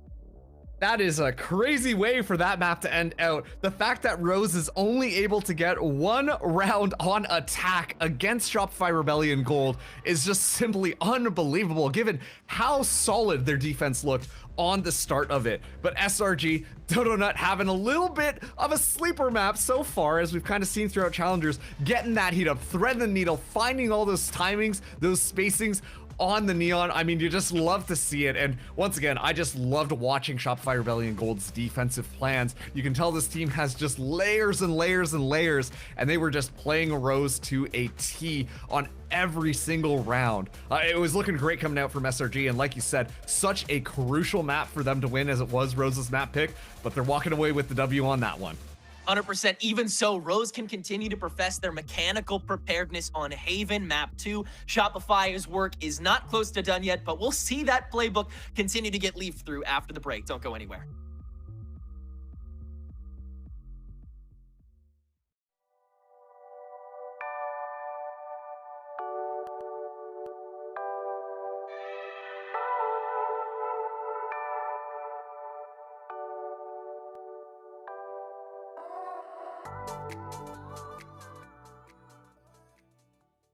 Philips Norelco One Blade presents Shave All Things.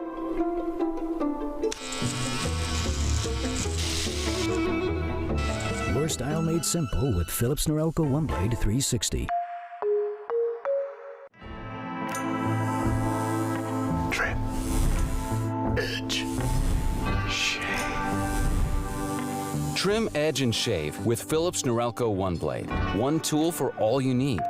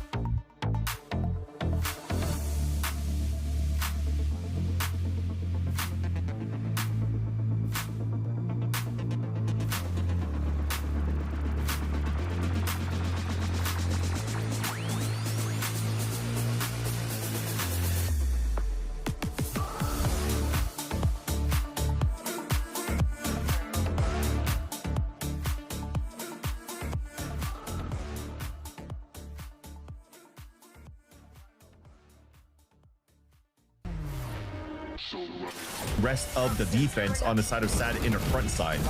That said, though, Welly is just gonna kill the. Oh my God! I'm gonna go. That's how we're gonna finish this match.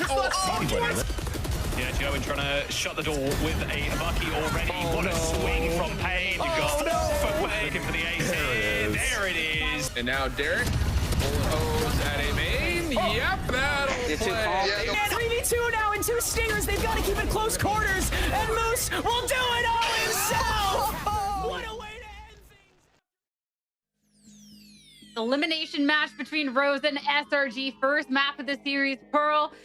It was a crazy one. We started off things in a wacky way, and it's going to be ending up the same way. But with SRG coming out on top 12-9 to take first in the series. Roy, talking about that map, like that was a fun one. Yeah, fun is one of the words I would most certainly use for that first map that we just witnessed. First of all, Vance, actually, your hair just looks really nice. I just saw it for the first time. Anyways, so back to the point. Oh, yeah, He's got the fresh fade and cut, right? you know. There you go. Wow. You couldn't see what's on the black background. Yeah. Yeah. Sorry, I didn't mean to derail. nice. That's just a quick ADHD note. But yeah, back to the point at hand. I'm gonna go with the first half. Okay, that first half was absolutely insane. So anyways, we're just gonna ignore Vance. So anyways. The first half was crazy. It started off with the SRG pistol. There was so much back and forth. I feel like Rhodes had a really good game plan. They knew where they needed to disrupt things. And also, it's a crazy game. So they had the read. They had the chamber of value. They got so much space starting off with this round right here that stole away the pistol round. Sherrod, obviously, we talked about this point coming into this match. We talked a lot about the pressure of Sherrod to find those gaps, find that space, to dismantle, to disrupt SRG. And there was so much of that happening in the first half. And the way that Rose was overall approaching their defense half was just straight on point, I think. And that was a big part of the reason to why they had such a convincing victory in this first half. I think also the story is how hard it was for the IGLing to call good attack sides on both teams for Rose and SRG.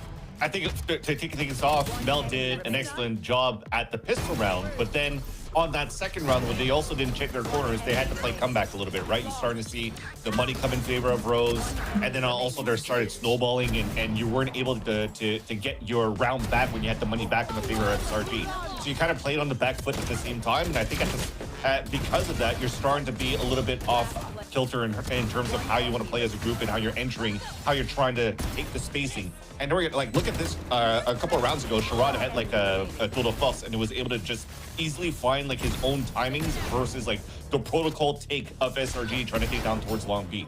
So there was, again, just teams that were flustered on their attack side. But once we got SRG, exactly, you know, when we got SRG on the defense, is exactly that. Because you had great calling from how they wanted to change their setups on a defense for the side of SRG, that it made it a lot easier, more confident coming out of the team of SRG to get a lot of multi-cracks, just like we saw from Noyo before. So I think the defense is like a little bit one step ahead for SRG over Rose because of that. And I think that kind of goes for both teams, to be honest. I feel like the proactivity from both teams on the defensive side was just so on point. And I think that's really the name of the game now on Pearl is that push and pull, getting people in positions that people aren't like used to clearing very often. The bait and switches in deep territories. These are the things that are working, especially as we get deeper into the meta and kind of, you know, I mean, we're so deep into Valorant's history at this point. Pearl's been a map here for a while. I think most teams kind of understand the positioning, and I feel like overall it showed a lot in this match where people had a very good idea of how to suffocate this composition, and I think both teams kind of, you know, were kind of aware of how to utilize the KO and the second initiator as well to really get the push and pull, get people into good positions, and then from there it was just a shutout from the SRG side on that defensive half. Yeah, I think it was actually funneling them into those positions. I mean, it definitely looked like the teams were aware, just kind of a couple mistakes to add some flavor to the match, make it a little bit interesting. But looking across at the performances, I mean, Sherrod was someone that, Roy, we had highlighted early on going into it with the chamber. And yeah, we got to see a couple of like big multi-kills coming through on rounds, but just not enough with the rest of the team. I mean, Sherrod has 4-1 on first kills. They're doing their job. That's all I can say. Like they've done what they need to do. They were disruptive. They were finding gaps in between double initiators, which is really not an easy thing to do, I feel like. And overall, I feel like Sherrod's, and honestly, the way that Rose was playing around Sherrod on the defensive side was super on point. But I mean, drawing it back to the victor here for the SRG side, it feels like Mel was such a strong point for the team. The calling and also the positioning was so on point for her as well. Then you have the clips as well from the other players, but focusing really in on Mel, I think the calling on the first half was a little bit tough. I think the Thrifty early on was, you know, a little difficult to deal with, and I feel like the adjustments that came out from the SRG side just weren't nearly fast enough.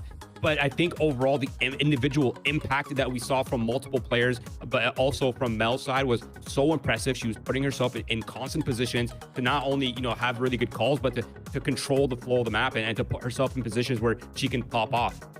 Yeah, I think we could now talk about two different points too, because you're talking about Sherrod here, Roy, where I think Sherrod did do their job. I think one of the win cons as well for that side of Rose on the attack side, where it looked like he was really on an island and by himself, is also leveraging him to do the punishing on when they're able to create pressure on one side of the map and for him to punish those players rotating out. But it was just difficult then for Rose to really get good value on their attack side when they were trying to sell that pressure in the very first place, getting very denied by SRG. And again, it's all thanks to the calling here from Mel. So for Sherrod, they were kind of like alone in that moment on the attack side. But I think overall, when they had the responsibility of playing on the defensive side, dude, were they good? And I think it's very similar to now looking at the head-to-head against Noya. Noya wasn't opping that much on the defensive side here for the team. She was rifling a lot more, and it shows into like the different type of play style that you have from the Senti players too. Noya was finding great timings too, very similarly to when we were praising Alexis on being able to find those opportune moments. She swings onto streets, gets a 3K when everybody's heavily focused on the chaos that was coming here from the connector of the street. So yeah, I just think that it was really nice to see that different type of play style on those two players too.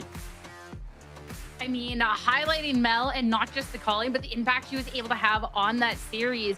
Going so well for SRG. They take the win. That was looking good. And now they get to go to their map pick of Haven. But it was something that we kind of highlighted beforehand, that although this is something that is so comfortable for SRG, we have definitely gotten to see them on this map here before, Roy, that this isn't an unknown quantity for Rose. And with their reps and specifically third parties, like, this is a map that they have quite a bit of familiarity with as well. Yeah, I think this is where the game gets really interesting, especially if Rose is still running a similar comp that they showed before, which is the Jet double. It's kind of like, it's basically mirror comps, but just Neon swapped out for Jet on the Rose side. I feel like if we see that, it's really going to be a lot of layers of the mental games, kind of a glimpse of what we saw in the first map as well. And I think we talked a lot coming into this series about the familiarity that these players have with each other and the amount of times that they played against each other, you know, specifically Corrupt and also Bobsta. I think that plays so much factor in kind of why we're seeing such a slow pace coming out from both of these teams, right? Because there's so many calculations to make. There's so many reference points for the mind to make throughout these games. And I feel like that's part of the reason why we're seeing such a slow pace. But now coming into Haven, after stealing Rose's map pick on Pearl, I think SRG is feeling pretty comfortable. I think they're in a pretty good spot, despite no matter how this map result goes. I think even if it gets to Lotus, I think it should be a pretty solid third map. But zoning in on Haven, I think the level of mind games that we're going to be seeing, the level of Valorant that we're going to be seeing, is going to be super high. I also think it's cool to see that Mel found that level of comfort on her calling on the defensive side, because I think that's one thing we want to underline on their defensive half of SRG, because it wasn't only on the small things, it was all changing different micro setups from round to round, because you had a call from Mel to say, hey, Donut, push on top of B because they haven't been pressuring that point. Donut moves up, nobody's there, and then they're able to set up alarm bots in the right spots, set up crossfires too, set up lines of defense onto an A side hit, because they have good reads on how they want to manipulate their own players around that map and to gain that space. And I think to have that confidence right now to say, okay, my calls are actually working, I wasn't really off in how I was reading the game, I think that gives her a lot more confidence going to a map of Haven when they've been very comfortable playing this map, although not finding success into it. So it's just like small micro mistakes that you want to try to fix right away as an IGL going from round to round, and hopefully Mel is able to do that this time around on a map that's supposed to be figured out this time around, because you know, the lack of results from SRG. I mean, it's definitely been close in the past what we've seen on Haven, but heading into the agent select, let's narrow in on why this is looking good for SRG and maybe where Rose can try and take this into a map number 3. Again, they're familiar, but eyeing up the comps and how this can play into SRG. Roy, thoughts? The first thought that comes to mind is it has to be the talking point is the difference in the duelists, right? Neon's able to close gaps so much easier towards the A side of the map, a point of contention that has been so important for teams, historically speaking, on this map. So I think overall, there's a lot of pressure on Donut, and it kind of bodes well with how well she started heating up towards the end of the first map. I think overall, the pressure is going to be on her to gain space, find the disruption, allocate her attention in the right areas of the map. But for Rose, it's about getting people to respect the double controllers. You want that. You want the shroud of denial of information. You want the illusion, and you certainly want the explosiveness that comes with Jet, as well as the knives that could come out as well. It's a very fast pace, very explosive, and able to bypass a lot of the Killjoy utility and some of the Viper counter utility that can come out. That's the thing too, and focusing on that role is Retro himself, because again, when I'm thinking about Retro, he was like Sentinels players from back in the day, but now he's playing a lot of duelists, as we just saw the Neon in the previous map. So on top of that, when you're looking at Rose not having a composition that really enables Retro to really get some space, he's going to have to dash on his own, not only avoid the util, but try to stay alive with his own cloud burst, and hopefully alive long enough so that the rest of the team can follow behind him. And he's not going to be in winning scenarios where you're pop flashing for him to come out of a smoke to swing out to get a pick and clear outside. So he's going to have to be very cerebral when he's going to go for these fights, and hopefully that will be the win con that could help Rose push this to a third map. Agreed. I mean, heading into this one, SRG have taken the map pick off of Rose. Heading into this one, if we want to see any chance of Rose not being eliminated, we need to see the turnaround now. There is nowhere left to hide. It's time to see if they have enough to take us into a map 3, or if it's SRG to eliminate Rose from stage 2. Let's get to Haven and find out. Back to your casters. It's Marks and Teneric. Thanks, Sierra. Yeah, Shopify Rebellion having 2 chances to send Rose back down to relegation and remain safe in the Swiss stage, taking it to their map pick of Haven. As the desk mentioned, Marcus, the big thing to touch on here is Retro on this Jet. Otherwise, the mirror comp will show on both sides. That ability to close the gap on the contentious points that SRG like to hold on to so dearly on defense is definitely going to be something to pay attention to in these first 12.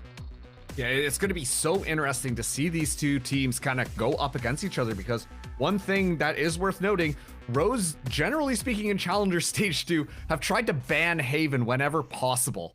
And with that in mind, you know that maybe they're feeling a little bit more uncomfortable here. Let's see what they've got in store, as already it's actually Retro and Corrupt finding a number of kills. Big opening on the window. SRG not prepared for everyone to peek them so earnestly, and Retro able to trade his way through after Milk can at least chop one off, but already Alexis on this prospective lurk.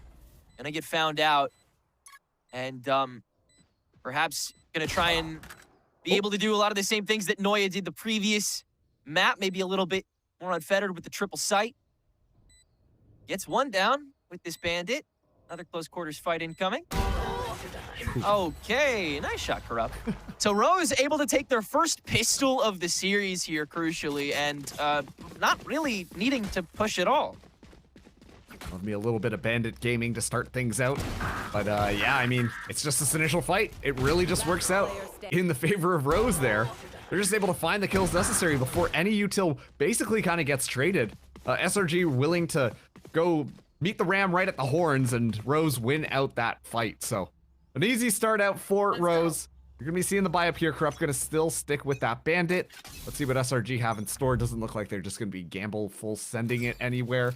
They're gonna be looking for a potential opportunity, catch a couple of kills, you know, use the corners. As we've seen, they are incredibly dangerous to both of these teams, and see if they're able to walk away with just a little bit more here. Yeah, looks like they already are gonna establish the perma screen on A as well, kind of telegraphing it. Take flight. Prompt takeover. Feels like SRG will probably just play for the boom. Yeah, the question is if Rose want to try and find a couple of more orbs here, and I imagine they do. Yeah, they'll give it a go. Yeah, try with the guns that you didn't really buy much into. Corrupt. Stinger. Whoa! Big farm. They've got the pit next round. That is major. Yeah. Oh, man. That's kind of crazy. Having a pit after 2 rounds is a little unreal there, but well, they find 2 kills onto Bob and Corrupt. SRG go into the grave, and yeah, I mean, the win condition right now is going to be very clear here if Rose is able to get themselves onto the site. Thanks to the immense economic value they're able to kind of scrap away at here. I imagine that the plan is go in fast, get that Viper spit up, and then that mitigates a lot of the spray long-range potential that the rifles that SRG are going to be bringing in into this next round will be able to kind of get away with. So really, Corrupt already 6-1 after 2 rounds, has a real opportunity to secure Rose that 3rd round. Yeah, mighty fine. SRG going to give A lane the first real bullhorn of a push that we've seen. Surely not the last. Feels like, yeah, the screen is going to be pretty mandatory territory to keep at least one eye on until the spike goes down. Alexis alone, swarmed, destroyed, and again, banging on the barricade. That snake bite is going to guarantee you can't have an early insertion. And now the pit can get set up safely. Yeah, go ahead and cycle it this round, dude. Oh, jeez. Make this bonus impenetrable. Sherrod on a close corner. He's just gonna peek it. All right, 4v4. Mel, SRG. just watching Start flanks. accelerating here. And yeah, now they go in. Yeah, fast lane will get in. The spike is outside of this, so they might have time to stick it if they have a proper bodyguard. Oh, they don't though. Nobody's watching the backstab. No time, and everyone's dying to the spike here. Or Noya, hey, maybe we'll see another pit next round. But it's a 3-0 start from Rose. And I mean, like, really impressive stuff coming from them so far, playing into the strengths that they got very early on and just twisting the knife. Yeah, I mean, Corrupt, once again, with that pit so far forwards there, is such a good win condition because, exactly like you said, yeah, technically it's not covering the spike, which, you know, you sometimes want your pit on there. But what it does is it completely neutralizes a single lane that SRG yeah, they would could want to not push take through. Link at all, dude. That was so clean. The only option then is to go through garage, and then at that point, you don't know who's inside of the smoke and where they're going to be popping out from. It's a bit more far forwards there, but such a good Viper. Yeah. And now Sherrod gonna get in on the action against this pistol round. Farm up, maybe a lockdown here. Oh, at least just the orb.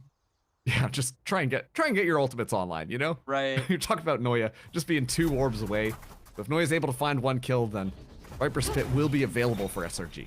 Yeah, it feels like Sherrod is just listening to that lurk, preparing for it. Sarah? Down A. Hold on a second. And Noya has a rifle. Well, wait a minute. This is the round they'll win? Let's see.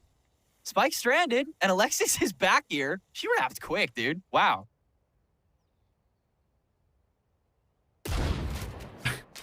I can verbally say, I don't think any of us expected this one to happen here. But turnaround's a turnaround. Rose kind of asleep at the wheel and limited options. They haven't sold Noya's rifle. They don't know she's here. They only think the bandit was. That's such a solid play. Now you gotta swing into the double and Alexis covers it. That's such a good 3v2. Wow, I mean, there's a lot to talk about that round. I mean, Sherrod listening for Alexis stepping in on the lurk with the orb, conditioning that she's gonna keep on lurking no matter what, is such a good play from her, and then kind of stepping back, forcing them to stick around for a little bit of extra time. And Sarah pinching 2 from the sewer, dude. Oh, I wish we could see that back. But Noya's there as well for the intercept. That was such a crazy play. It was something else because in addition to that, Sarah also just reloaded the bandit to kind of bait out the player there for the spray down to work. Yeah, because they didn't know Noya was planted with the Phantom. They thought that was an easy fight. It's so smart. And you're back to an eco here. Retro bought the Vandal, though, so Rose really want to invest in trying to get beyond this. Oh, no! And she gets the 3rd. Standing ahead. Oh, man. Yeah, the cookie sometimes crumbling in Rose's fingertips right now.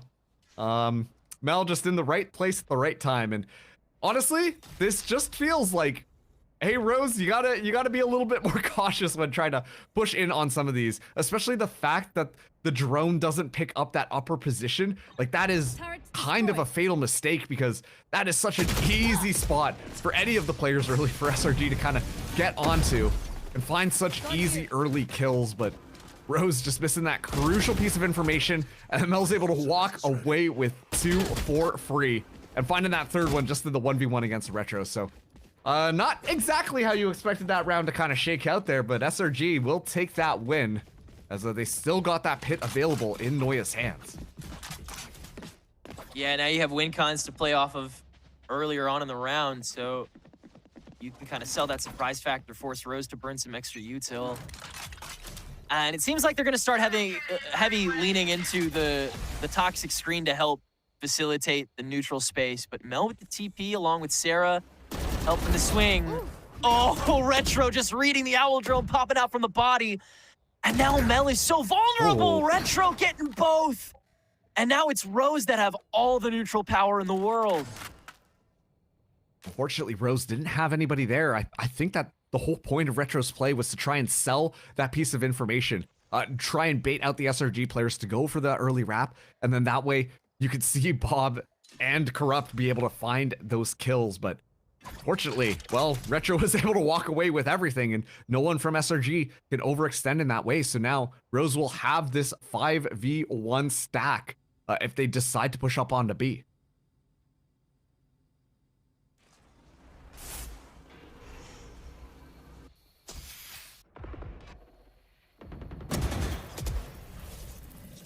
First check out.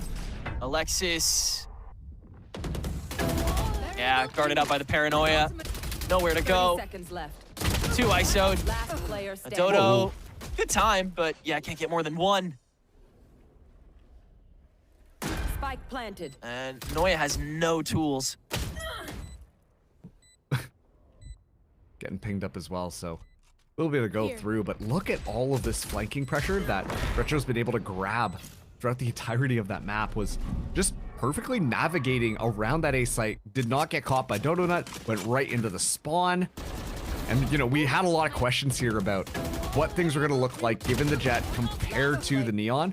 But hey, Jet can get the job done just the same as the Neon, and being able to find that space, and arguably is a little bit quieter because you expect the Neon to just be going zoom, zoom, zoom, zoom, zoom, whereas Jet can kind of just shift walk and disrespect some of that space. And well, it works out perfectly. Well enough that SRG actually taking this tactical time out here, as finally it looked like they were getting something going.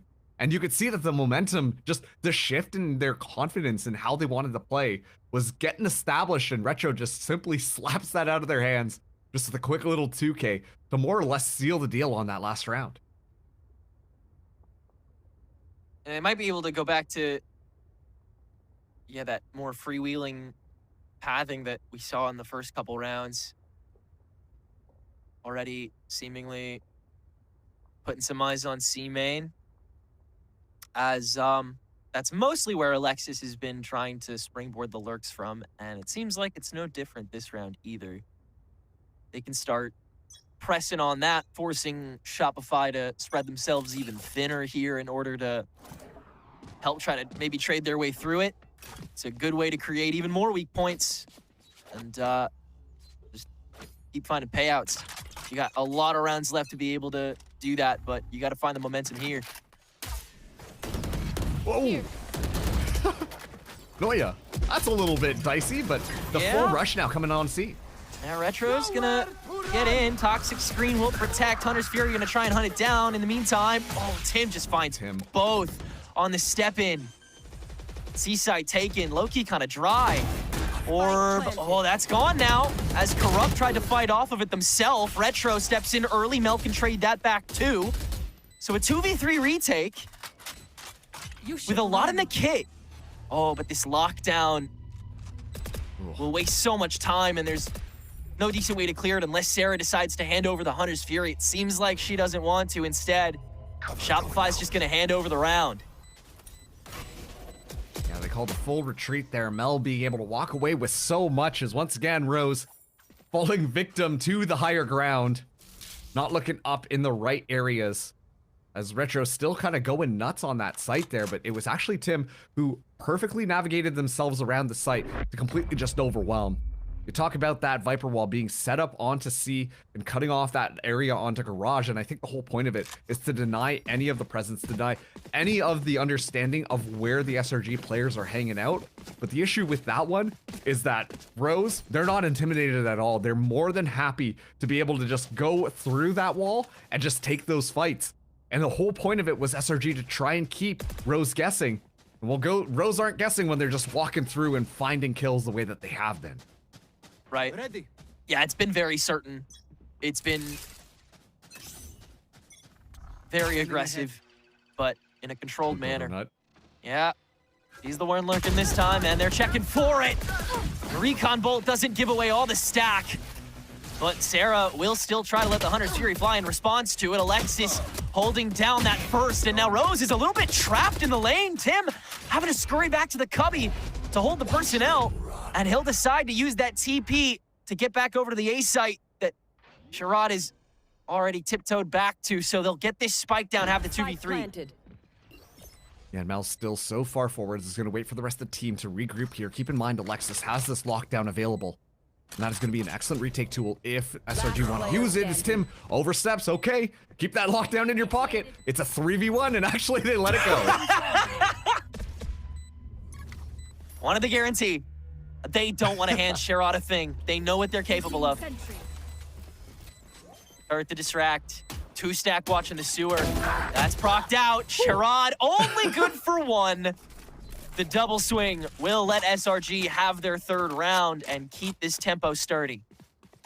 And okay, use the lockdown there. I think if you're Rose, you're pretty happy the fact that you get that for free. Yeah. But yeah, I like the initial aggression coming through, because we've seen Donut on this defense try and fly out, find those kills nice and early, and I was kind of shaking my head a little bit like, oh no, not like this yet again. But this time it was reinforced with Hunter's Fury. You could see that there were a bit more pieces of support, but Rose at this point are very conditioned to expect that Neon to run out forwards. And I got to admit, they're doing a great job at setting up a trap to make sure that they can punish the Neon round after round, but Dodo not running it down this time. We'll make sure that Jet is asleep.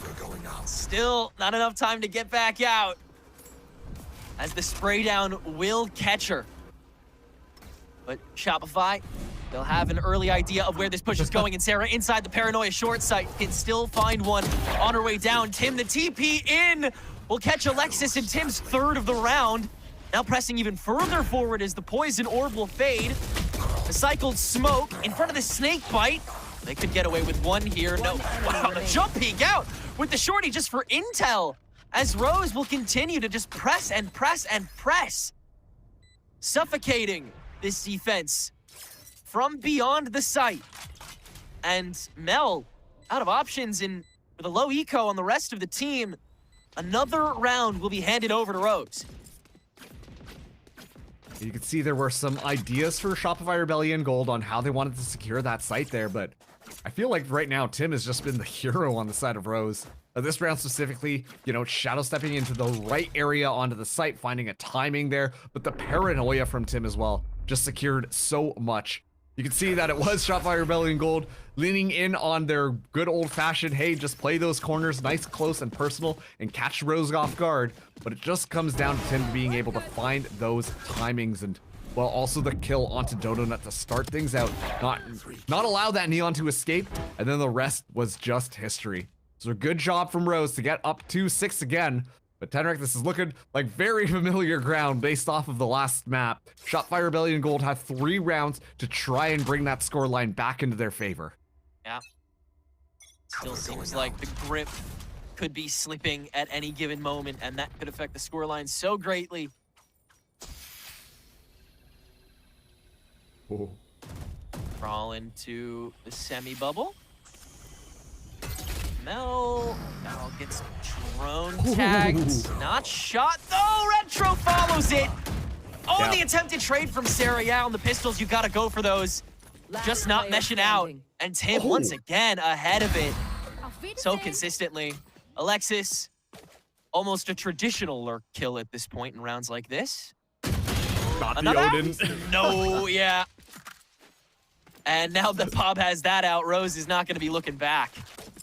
Yeah, and Rose get themselves up to 7 that time. I was gonna, you called out the fact that the ping up happens, but it was that split second that you see Mel go for the TP, and then Retro activates off of that just to try and secure that clean kill. And Retro, once again, has just been having such a clean game so far. Now at 10 kills on the board, but genuinely has been kind of 1v-xing multiple rounds. And, you want your duelist players to kind of have those pop-off moments, but Retro feels like been very consistent at being able to find that value that you would want from your duelists. I say that as Donut finds that first kill, but with Noya falling, a lot of that smoke pressure is gone. Dodo finds another. Yeah, attempted trap with the Cubby to let Dodo have more shots on the op, and technically it's working even though Noya's already dead. You'll have to feign another smoke to get this spike back now, but Dodo ain't missing. 3 now. Sherrod takes the opportunity to step into the Cubby, take the fight, and the kill back. Spike in hand, but Rose still kind of stuck. Sarah attempted to peek with the drone. Gonna dissuade that. Sherrod, another read off the drone. It's the second time Sarah's been mapped off of that. But here's Alexis on the lurk. Is Rose prepared for her to be doing this again? They're certainly peeking for it. But the boxes. This is always where these teams slip up, eh? Odin with the angle. Oh my God, they're not checking it! Just swipe those biometrics. Oh, man. Last round in the half. We're learning things today. Aren't we, Tenrek? Oh my God, dude. It keeps happening, man. Every time I think it's done happening, it keeps happening. Oh, jeez. And to be fair, you don't necessarily expect to be that pushed up there. You don't expect Guildwood to be that pushed up, especially given the fact that, how SRG have been going, especially in their duels. You would expect the group up to be a little bit more what they're leaning into, and not the case. Alexis somehow walks away with 2 kills right off the bat. But I like this change up from Donut playing a little bit further back. Operator live as Bladestorm activates. Oh, crucial whiff there, and Retro once again way in front of it, lands the knives, and the reset for it. Tim with the TP ult in the meantime to get to heaven nice and early. The smoke obfuscating the rest of the sites to Retro, so it's back to the Vandal, but the space has been made. Easy peasy. Rose will get the spike down. Shopify, not in yet. Ready to meet as the smoke will fade. Sarah, the drop down, not caught just yet. Catches Corrupt's head. Now Retro with the pinch away. Shopify so here for it. Oh, but off the smoke activation, Mel's hands are empty. The pinch back from Alexis on the flank will almost do enough to get Bob, but even still, Rose stays standing and lands their 8th round. So identical scoreline to the previous attack half. On Pearl. Shopify, onus is once again on them to get this done.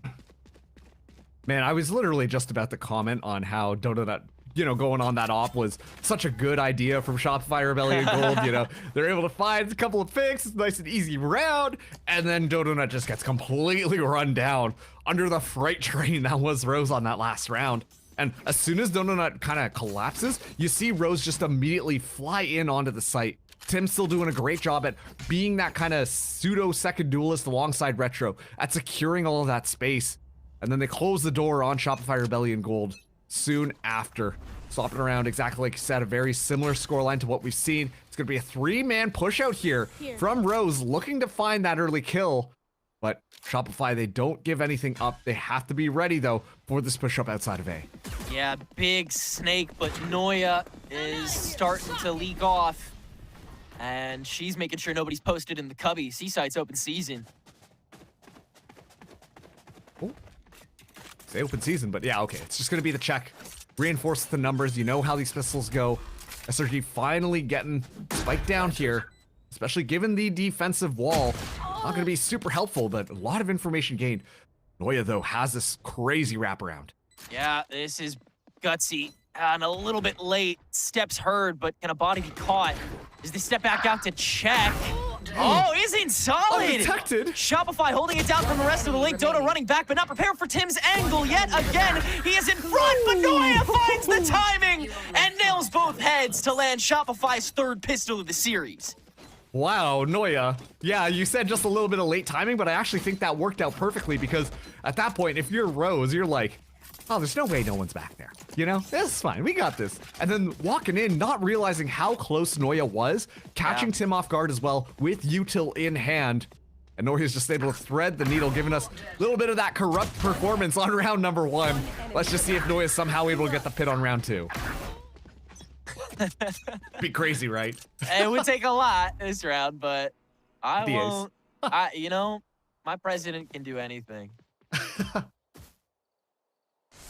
Stack for Rose. That's pretty by the book for both sides. Shopify love taking B after they win pistols here on Haven. Spike planted.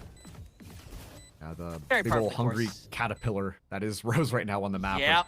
Slowly That's inching their exactly way what it is. forwards. But Tim's the only one who has a shotgun. That Bucky could find something.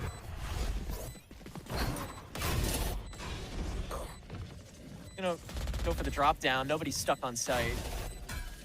He's searching. Going for it. Hey, he got one. Oopsie. This should be fine. Oh, Standing. well. Okay, yeah, Bob at 1, and there's no time. So that'll be another pickup for Shopify. I'd be happy with 3 bodies though if I'm Rose. I'd be pretty content with how that went. Yeah, honestly, a little surprising. I would have expected Shopify to be able to close that one a little bit quicker, but Rose doing a good job at kind of playing that retake game and isolating their corners to be able to win that one out, especially given their weaker weaponry on that previous round. But now it's just going to be the full artillery coming flying through. 4 Phantoms and Bob on that Odin. So a lot of pressure as Shopify Rebellion Gold actually going for that half buy. Willing to try and invest a little bit into this one. As the Odin spray already making itself apparent, Mel taking a bit of damage, but nothing to write home about as this round starts out. Shadows traveling. You're trying to get the trap set up here for Sherrod, but it'll be a B take. Tim set up on the gong. Another timing on the TP this time. And that's another round here on defense where Tim just gets caught without the gun in his hands, but Bob's shock dart online, capable of taking down Mel and leaving the spike stuck on default plant with no solid point in now that the smokes are gone. And everyone else posted up in their post plant spots. Sarah is literally on 1 HP, dude. That is a caricature that Retro will erase. Noya, quick trade. Good reflex. Dodo Nut. Not going to be found out by this drone. And that is crucial to the pickup.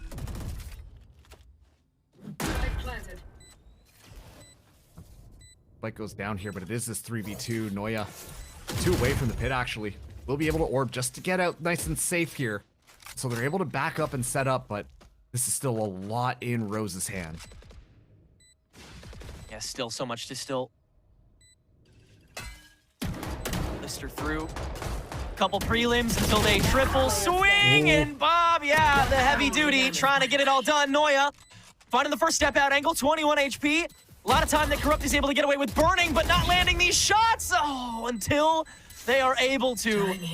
A couple too many opportunities afforded, but even still able to get away with it. And Defuse, yeah. Yep. There's time. Yeah. We're chilling. Oh, man. Yeah, a little bit of an interesting one. I mean, at the end there, Noya, as well as Alexis, doing the best job that they can to try and secure things out, but one person's utility that has been so impressive has been Bob's. Bob's utility has just been great at being able to find those early scans, and then the shock darts there really seal the deal on how this one was going to be shaken out there. Bob's on the Sova has been doing fantastic so far onto this defense. Obviously, the scoreline not necessarily reflecting that if you look at those kills, but 7 assists, well, that's got to let you know just how much value that Sova's getting, just based on a couple of darts in some of these very crucial fights. Shopify gonna buy back up. Rose rocking 2 judges this round in response to so much damage being dealt in that previous round. That build up that they're willing to toy with despite being only 3 rounds up. The big reason for that is how much presence Bob's Odin can have on its own. Noya cracking the Outlaw open to try to fish this out. Bob's gonna dare to re-peek it. Yeah, with the smoke, he's allowed to. Same time, though, look at Retro's position. That's just been so quiet. Might find this timing based on the advancement forwards. Dodo not getting pinged up by that shock dart yet again, but finally the recon drone will try and clear things out. Retro could get active. Dart in response for Retro to try to pick up on it, but yeah, sussed out by that drone, and Alexis able to spin it. So now Shopify can fully meet, and Rose doesn't really have any prep for it. It's a little more chip done with the shock, but the work is still major. Triple step in from the Link. Snake bite to flush out default plant. Jumping from Corrupt with the Judge. Just can't get enough damage done, and Shopify have enough. That Odin, yeah, I think it's so dang strong, it might be the only thing left after this round is done. I would imagine so. Also, I forgot to point out that Noya did in fact get a pit after 3 rounds, so one more on Corrupt, but you know. Close enough, yeah. Yeah, we take it. And that's all said and done. I like the approach that Rose had there, where they grouped themselves up and made sure that they were fast enough and giving enough presence that Shopify Rebellion Gold didn't necessarily have the resources allocated to properly set up that defense to make sure that main push was going to be dealt with properly. But still, it kind of works out in SRG's favor. They still have their utility to kind of lean off of, and the denial of space works out perfectly. And, well, after that, okay, we're seeing Rose now take a time out here, as they may be a little bit nervous as to what Shopify Rebellion Gold are doing when they're, based on the last map, gonna quickly climb things out.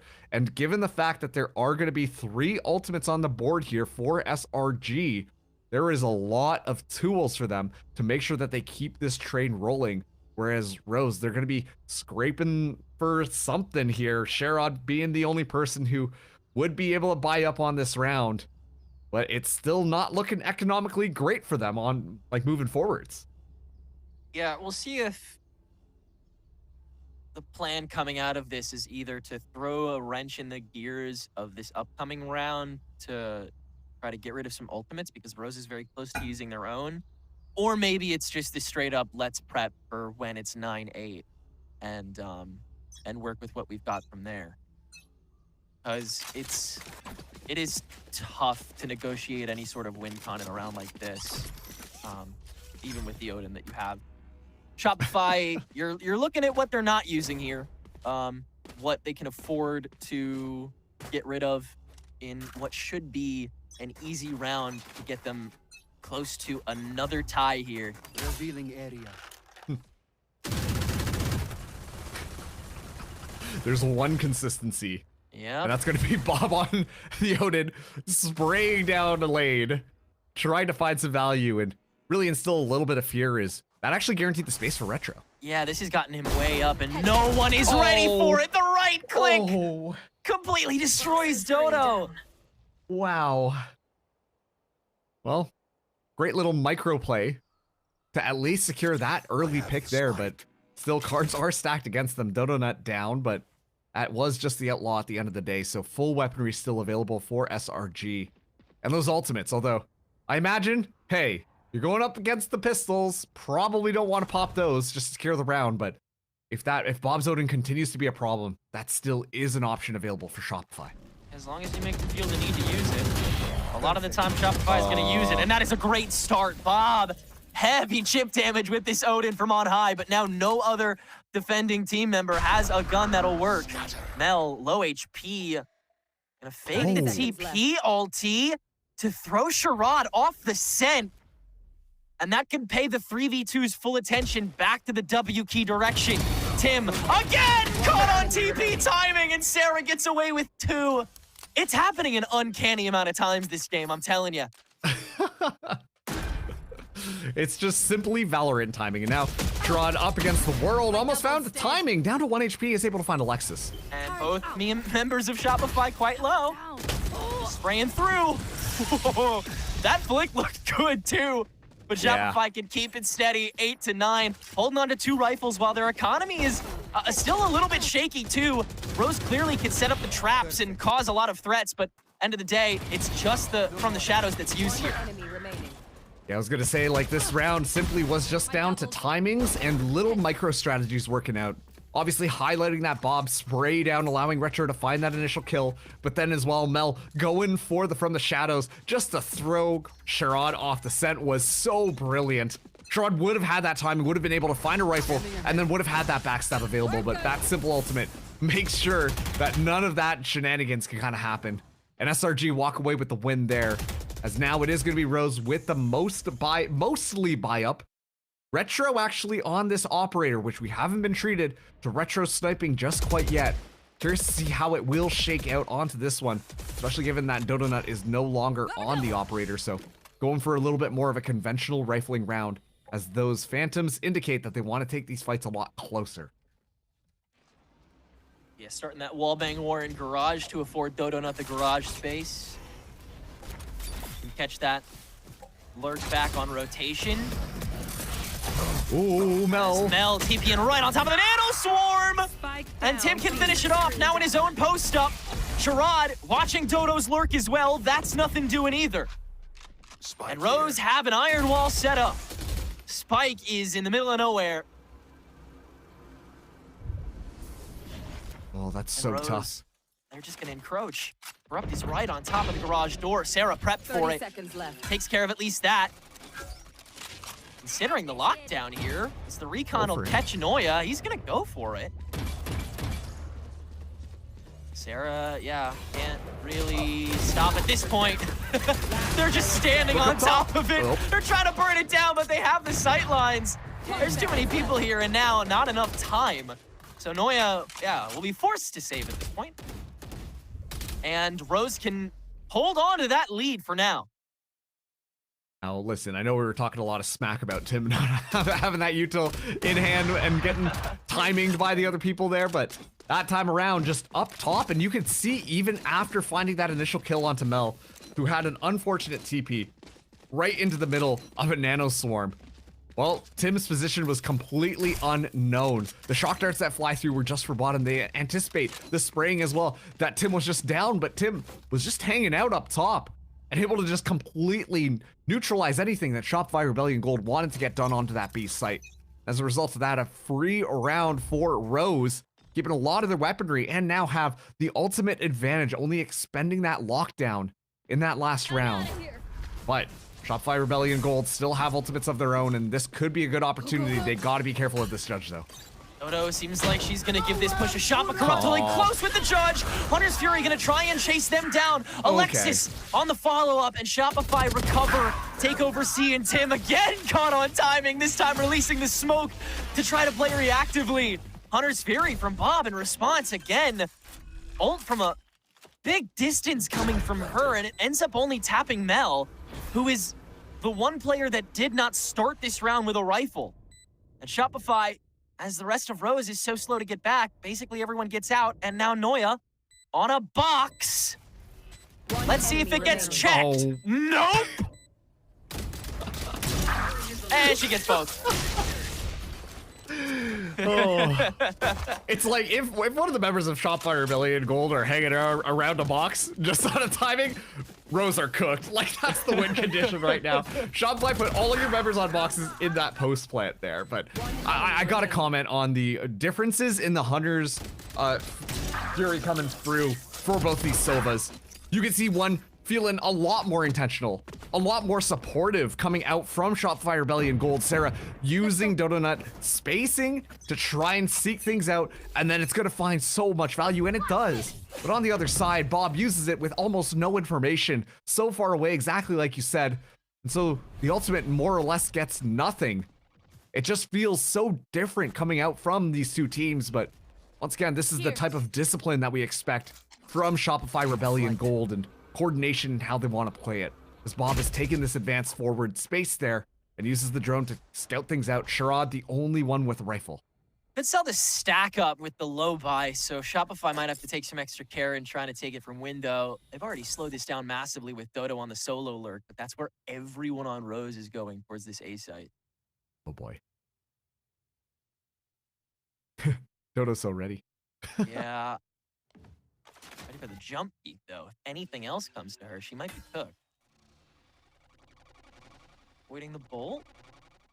Rest of gold is here. Rose considering the rotation. He'll throw down the KJ util.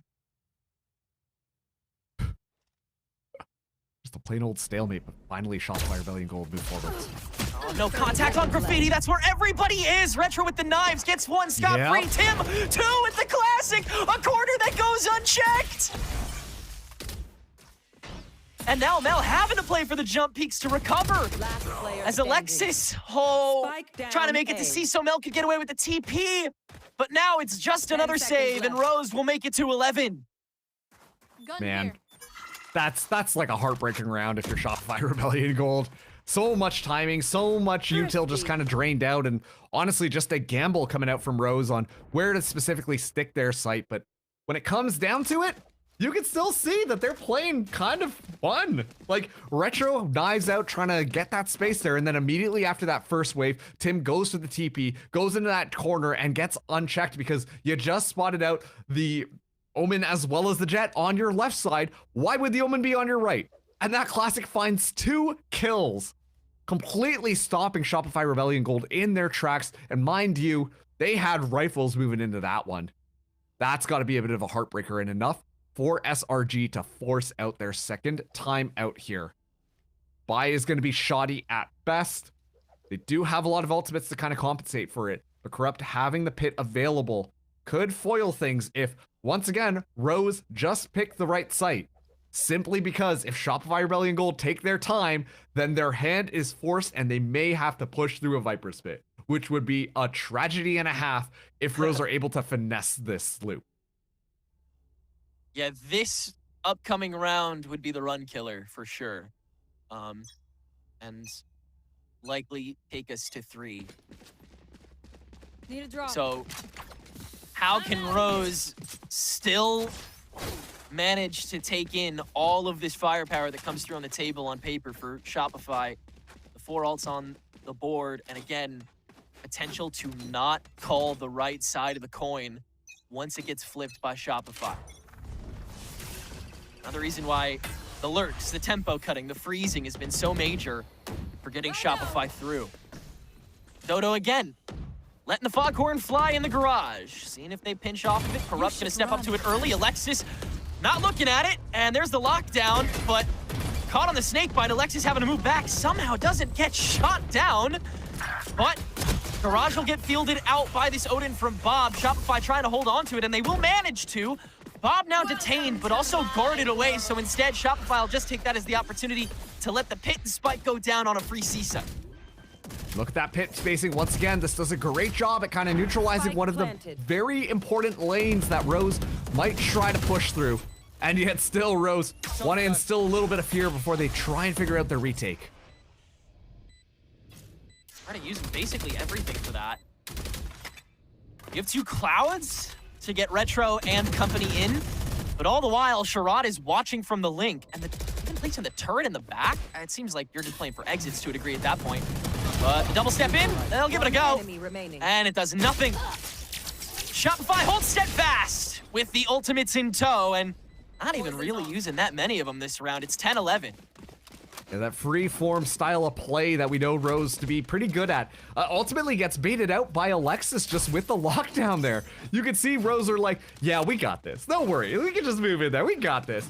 And then it's just a systematic disassembling of their actual push through one by one, walking through there, where Shopify Rebellion Gold at least had a couple of layers of agents to play over that lockdown to secure it and make sure that it works out perfectly. And at that point, like, too much has been invested on Rose to try and make that one happen. And so they lose that one out just off of that ultimate. And now let's see how this one flies out. It is going to be a very much favored side towards this B and C site. Donut just onto the bucket here, does have the overdrive available as a secondary tool in case, and we'll be popping that as they run through onto this B site. Already poking back into the garage to try to go for the pinch with the help of the entryway, but Corrupt has stepped back. And it's only until Mel steps up, but Bob the trade away again with the Odin, and the garage window is still entirely Rose's. Dodo, finger gun now gone, and the shock darts are gonna finish finish her off. Now the step back in. Bob's gonna hear that too, and she's able to get a third now. Sarah in the 1v2. Spike still had, but Retro unread, and the drone now confirming her position. The spray down doing that extra chip, but Sarah completely unaware of Retro on this lurk, and it's only a matter of time. Rose have 2 rounds of game point to get us to map 3. An incredible display of utility from Rose that time. Bob just holding things down so well here. And of course, the Floodin was looking a little bit dicey. Donut getting chipped down and immediately destroyed thanks to those recon bolts. But with an Odin able to make sure that all of this space is going to be denied on the side of Shopify Rebellion Gold. So Bob keeping the dream alive to force out map number 3 Lotus. Shopify Rebellion Gold, they gotta find 2 if they want to take this to OT. But if not, then they will be seeing that 3rd map here. Bit of a faster play through. Retro going in, finds a kill. Off the paranoia, he finds a second, keeps walking down, gets 3, into the smoke, gets Sarah! Retro finishing with an ace! Are you kidding me? Just walks it down! A statement to end the match indeed! And we will be going to map 3, Rose taking it 13-10. Shopify Rebellion Gold not having an opportunity even to breathe.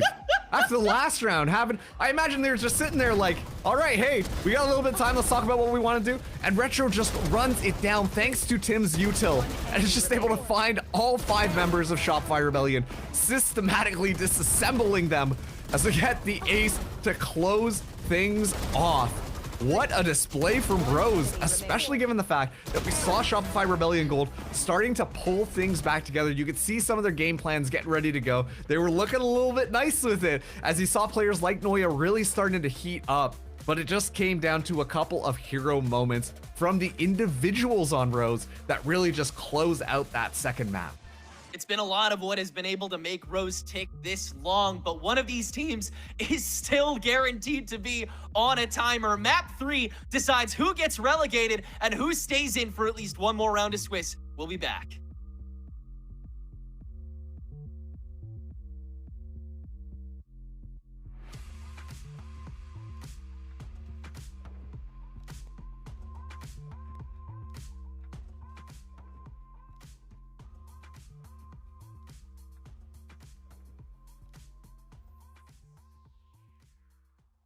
Philips Norelco One Blade presents Shave All Things.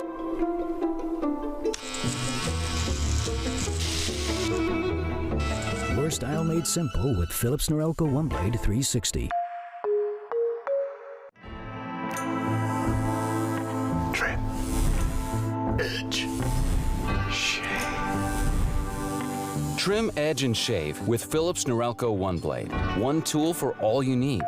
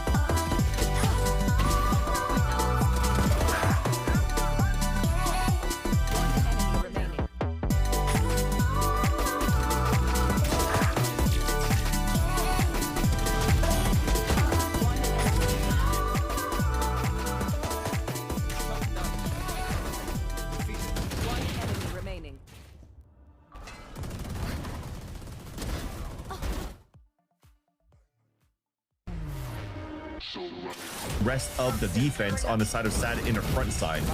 That said, though, Welly is just going to kill the... Oh, my God! I'm going to go. That's how we're going to finish this match.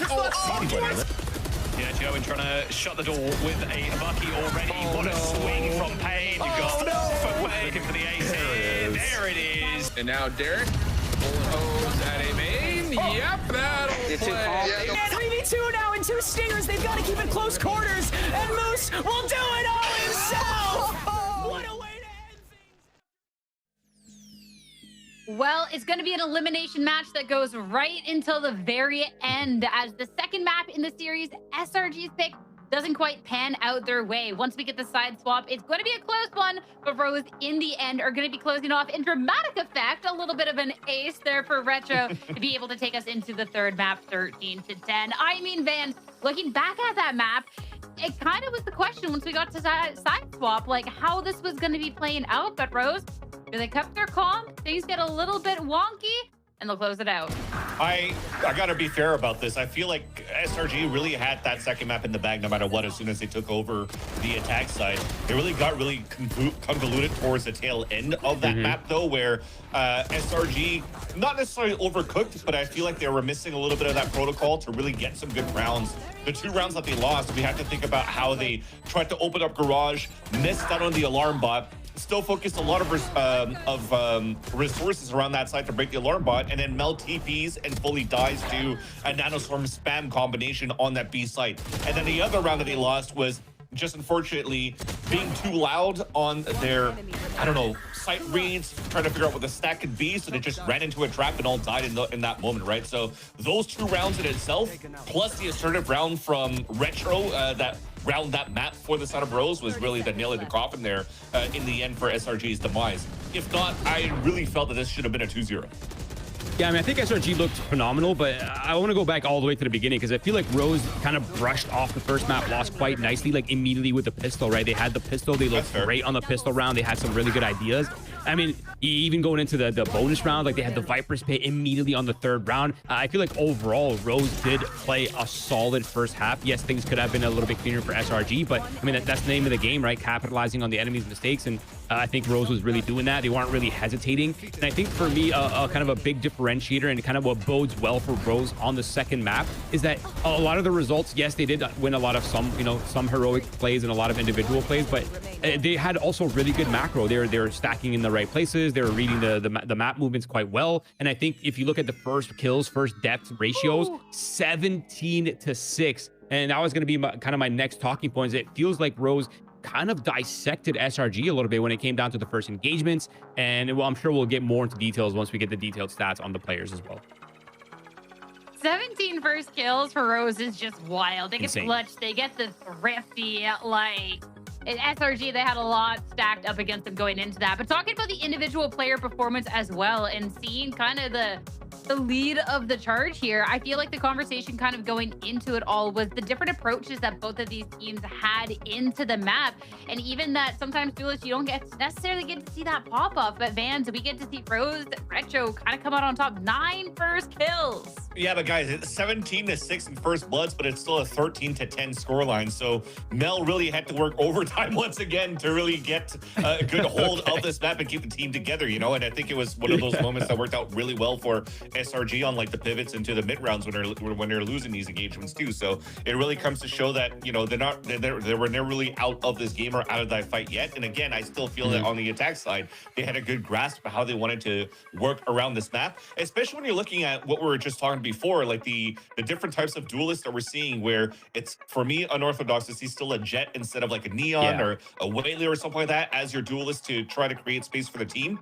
And also on top of that, especially on defense, when you're putting Retro on the A line consistently against a Viper wall and somehow they're still able to close out that map, it was still difficult here for SRG to lose this matchup, but unfortunately they did.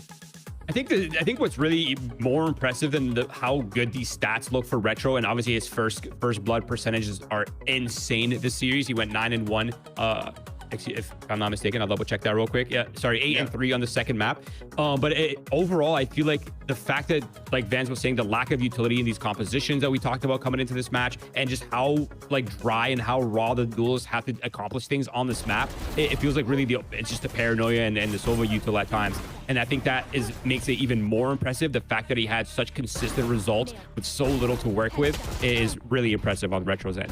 And we saw that on the last map too when he scored that ace, right? It was a beautiful paranoia. It was thrown that hits, I think, even 2 players, and it just allowed here for Retro to activate. But I think that was also like that big thing. If it's for that paranoia, especially that it's been nerfed, you have to find the right timings as well when you're trying to entry for the team. And he's able to find, out of you were mentioning, I think 8 first bloods, Troy.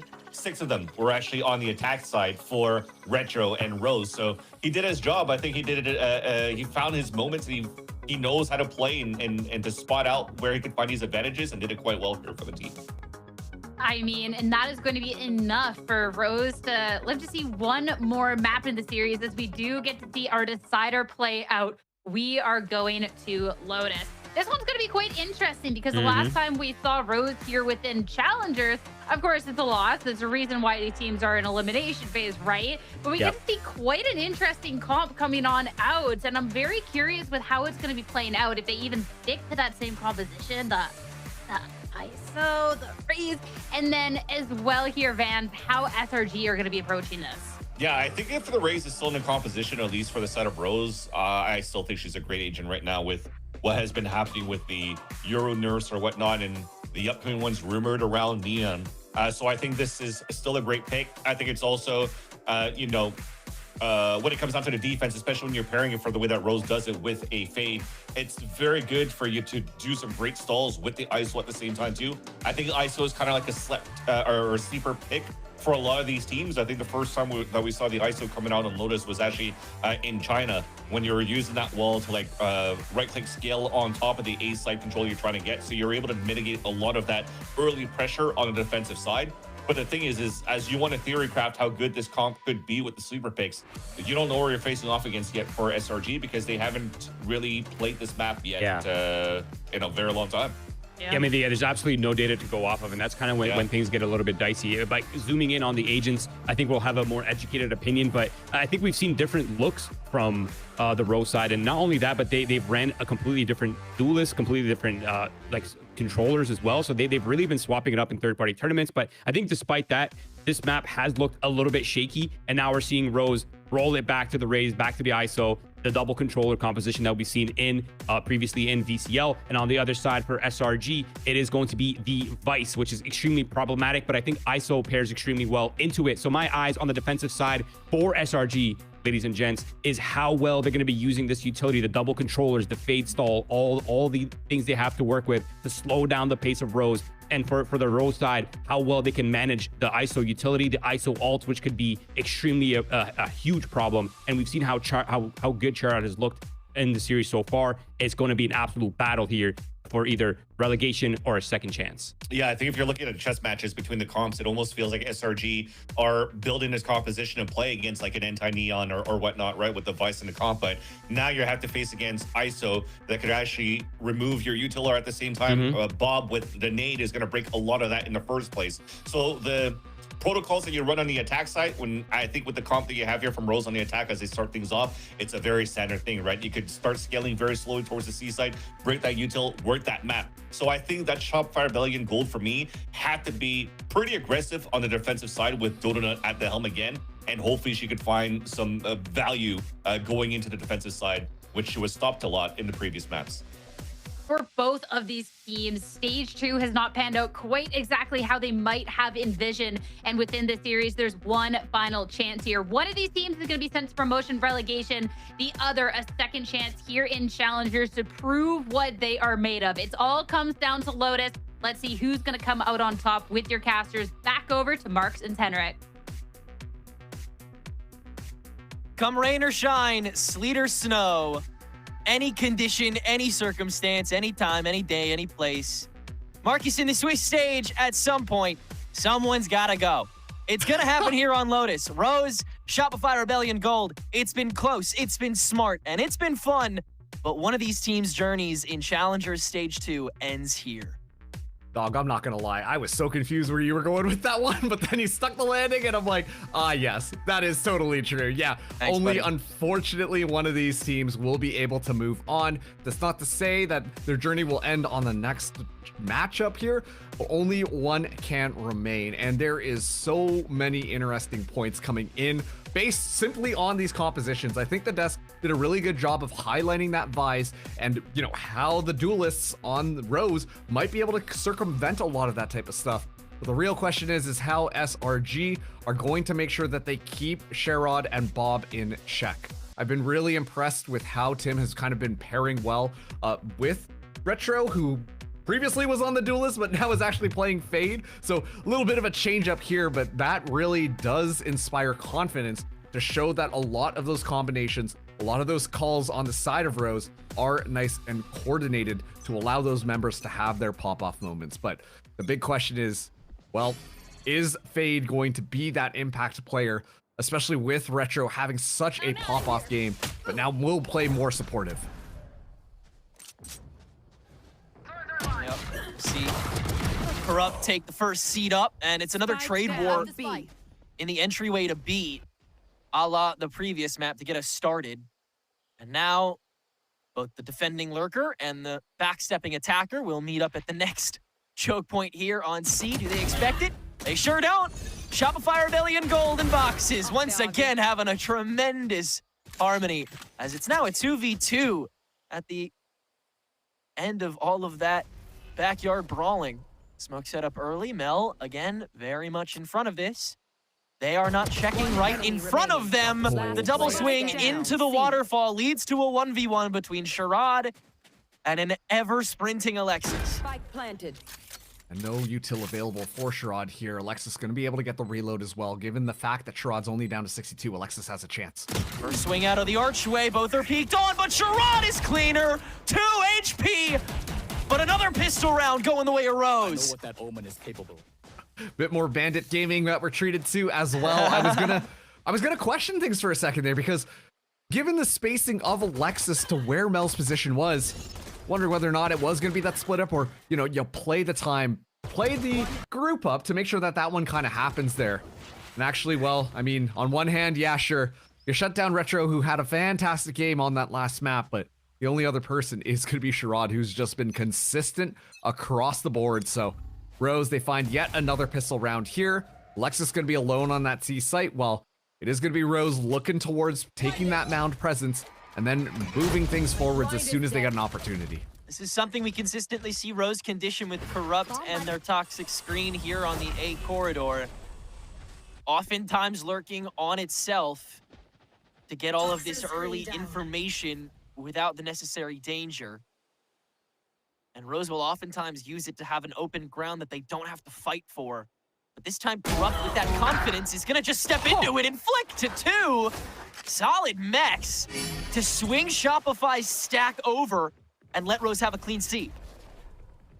And of course, it was the one player who didn't have a buy-up after that first pistol round, so Corrupt going down is the best case scenario for Rose, all things considered. So Shopify in this 3v4 now might just be playing for those exits because, well, just thanks to Corrupt, a lot of their plans get foiled with an absolute crazy flick from that player.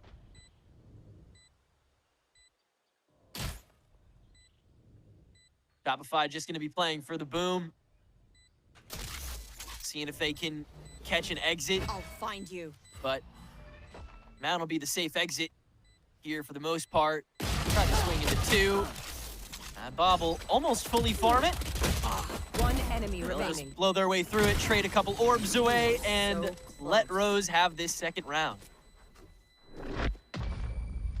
Yeah, will be Rose able to walk away with that one. And once again, just the value that Corrupt has got so early on in some of these rounds. I mean, you know, let's not forget Corrupt did get the Viper Spit after 2 rounds on Haven. That one you can't really erase in history, but then this time, Spines 2 makes sure that there is just absolutely zero chance, all the while getting so much information for Rose to understand exactly where SRG's positions are. I mean, this is going to be a consistent thorn in SRG's side if they're not able to mitigate that Viper. And well, we're seeing basically the exact same strat that we had on that last round. It's gonna be Alexis and Noya hanging out here as we get to see Rose take all of that space. Corrupt gets handily dealt with on the other side of the map, so at least there's that little bit of a variable taken off the board. And yet Rose, they're going to be doubling back here to try and take this A presence off of potentially Bob satcheling in. Still has the nade to throw as well. Mel being inserted on Rubble here, not sure if she was sussed out. Prowler not able to do it either. Paranoia is set up. This would catch everybody. It is. Oh, it sure does! Free two! And Sherrod emptily ultimates! Stepping back in, trying to catch the spike, and it's so clean for Sarah. Ah, that's a great setup for the bonus here, man. You can't do that every round against Corrupts lurking, but this round Shopify do. Does that count as a box? I'm just wondering right now. It's a big, rocky, stony box. Like, is a box basically just a stone in another way? Because, like, wow, that's kind of crazy. And the fact, too, they forced out the kill contract. Okay, force is a strong word. I think it was more Sherrod kind of using the kill contract to try and mitigate a bit more space or erase some of that pressure there. You figures there's more there, yeah. Yeah, like, it's just panic coming through. And so they get the ISO ult out in the midst of all of that. And SRG, Mel specifically, just, once again, right place, right time, finding excellent timing, and just sprays Rose down. Rose will step into the Vice util here. Nightfall very early on here, but it's gonna let a lot of Shopify in for free. Sarah taking the initiative on top of this Vine-fettered entryway, but Rose is still in. Mel, right as the smoke fades, and that's by herself, so it leaves Alexis to a tough 1v3. Tell the timing for Shopify was to try and take that one more aggressively. It all just falls apart yet again. Alexis spots out Corrupt, but still in such a tough position in this 1v3. This was the weak site. Sand Shear, they only had to deal with the Razor Vines, and while it did technically get a kill this round, didn't really stop Rose from getting in. And that, at the end of the day, is all they needed. So, couple rifles kept on both sides here, but Shopify will lose grip of the lead early on in the game once again. Thorns are alive. Great job to Rose being able to neutralize all of that chaos as we were ping-ponging around that B site on who was going to be killing who. It ultimately was just a toss-up, despite the fact that Sarah tosses in the Nightfall to try and erase some of that noise on the side of Rose. It doesn't matter, Rose, their eyes will be just fine to secure those kills and nail things down. Rose handily taking the lead. Their top three players right now, Sherrod, Corrupt, and Retro, 4 kills apiece.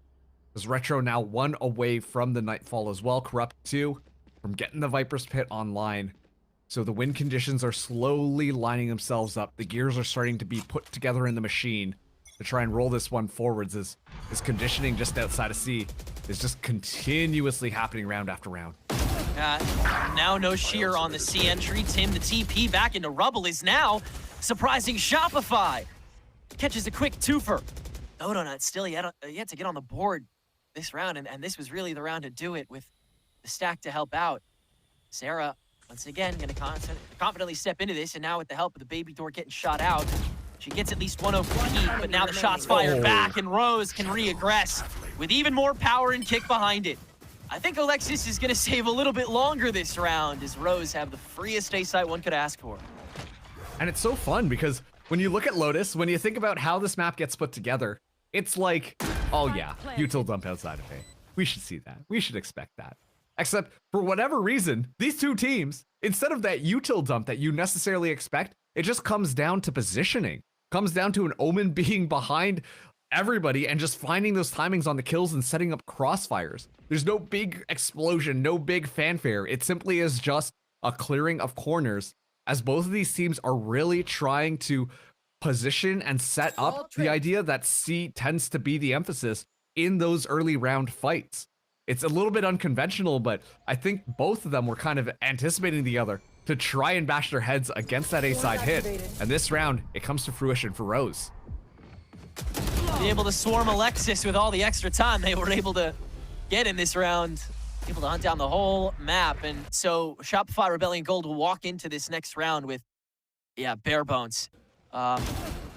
tough to know where to strike next because the A neutral has been won back out by Rose now, so tough to know how much you can afford to place over there when B and C have already kind of been battering rammed when they're not sheared and vined. Feels like you have to almost dump harder when it comes to Alexis's Vise kit and maybe go for that like 1-2-2 now instead of the kind of soft cross that we saw them go for with the A aggression. And one of the things that the desk highlighted was how this Vise was going to work against the composition of Rose. And quite frankly, we haven't really seen a lot of Vise util get value thus far. The shears getting kind of ripped, or sorry, not the shears, but the thorns are getting ripped up round after round. The arc rose gets set up, sure, but gets shot away. Alexis is really having a hard time at getting anything going. Whereas if this was against a neon potentially, that would have had a lot more value. The shear could have cut off that neon, would have made sure that things were just a lot more difficult for navigating the space. But so far, Rose have not had any issues with the Vise thus far. And mostly we've seen them attack C site, so that's when you really would expect that Sentinel agent to have that type of value, but against this composition, simply is not found. As Rose poised to attack yet again, emphasis on the B this time, as the util dump from SRG happens outside of A, but no one's home. Couple blind shots with Sheriff here is the quick transition. And Alexis on top of the Rose, no one's looking! Another box, another kill. The saga continues. And now the rest of Rose should be able to easily trample the C site, but they will throw down the Nightfall. Probably just so Retro can start cycling another one, because Rose still has a lot left in the tank. I mean, it does a good job as well to just flush SRG off the point. So Mel, Donut, and Sarah up against 4. Only pistols in hand, 2 sheriffs and 1 bandits. Could try to make something happen here, but that still is such a tall order. Yeah, tough to manage personnel-wise, and you got a lot of open sight lines. Don't even gotta bother with boxing out with the util. You just got shots. Nice transfer, Retro. That was clean. And 5-1 Rose now, and I mean, another C entry, another day, another dollar for Rose. They've been able to pretty consistently find the springboard for both of these ends, and then when the going gets tough, you realize, oh, that's because B is now their weak side. Let's just take that instead, and then they do. Rose versus the box needs to be studied after. How many times? Of course, the damage wasn't too bad, given the fact that it was just a bandit in the hands of the Shopify Rebellion gold players, but still, like, Rose should not be kind of letting those ones slip. And, well, off that one, Retro has 3 ultimate orbs available as they get to cycle 1 again, but Tim has just been so consistent at getting that deep TP in and finding kills. Dude, yeah, finding that first fight is so crucial. Noya is able to stop him from overextending, and that was quite brazen without the smoke getting checked out first.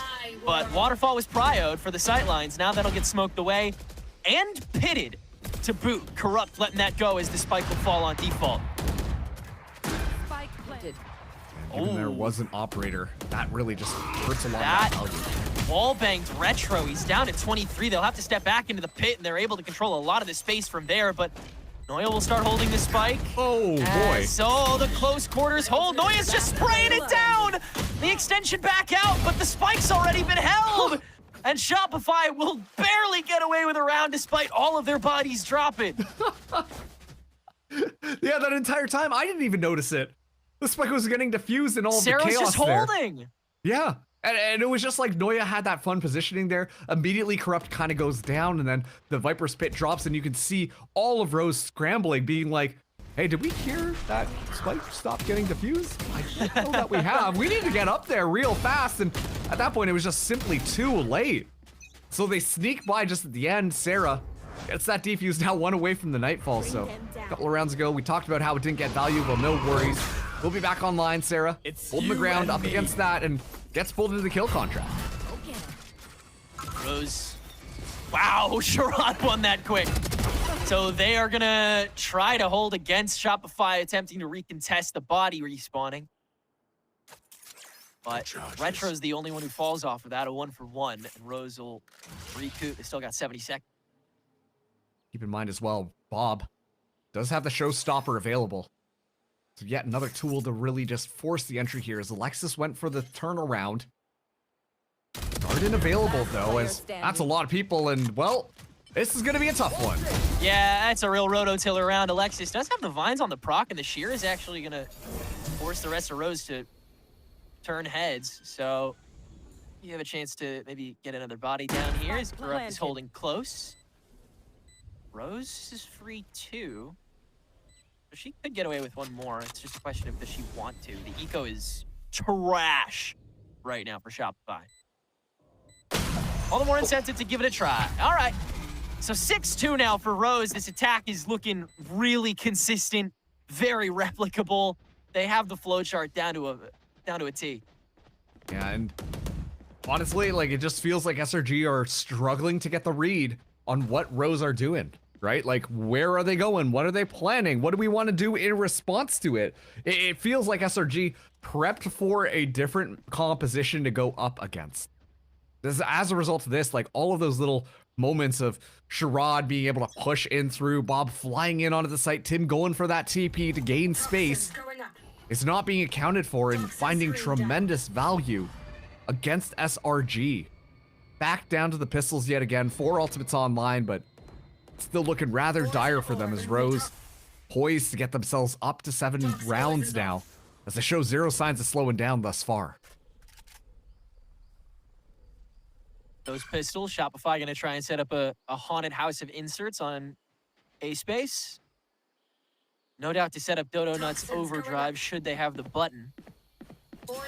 Toxin screen down. Quick toxic screen fade back. Sarah gonna get sussed out by the Prowler due to it. Dodo Nuts still not been called out. Quick proc up on the overdrive, but Corrupt's on top of it. And it's only a trade back after they're the only one who sticks around on the open ground. Retro, the implant with the Outlaw catches the double swing back. Another clean round from him, continuing to frag out despite being off the duelist. And the rest of this space on C, which Rose will once again default take, can get completely fleshed out by the util. It's all single swings from Shopify Rebellion Gold. No guns to back it up. Alexis does find another freelance kill on the Bandit. Rose will swing into it. Alexis will get another. Okay. But it's still an unending economy for Rose, swimming in it at this point, and a 7-2 scoreline looking pretty scary at this point. Yeah, they really haven't stumbled on any of these rounds, and SRG, rightfully so, will take their second time out because this one is just simply slipping away from them. And a reminder, this is that elimination match. Whichever team doesn't win here will no longer be in split 2 of Challengers. So a lot on the table right now, and it's just coming down to these free-form plays that Rose are doing. You can see all the players feel like they've entered into the flow state with how they kind of want to take that space and timings and finding those flicks, the spray transfers. It's individual heroics for me that feel like they're coming out on top. You can see the intention from SRG on how they want to set things up, set up the traps. That last round off of Sarah's utility, Dodo Nut pops the overdrive, should be able to find a couple of kills. And who is it? Oh, Corrupt just decided to walk through because of pure confidence and is able to just shut down that ultimate before it gets any value whatsoever. Rose have just been doing an excellent job when it comes to these micro plays. And once again, it really doesn't show any signs of stopping while there still are 3 rounds left in this half.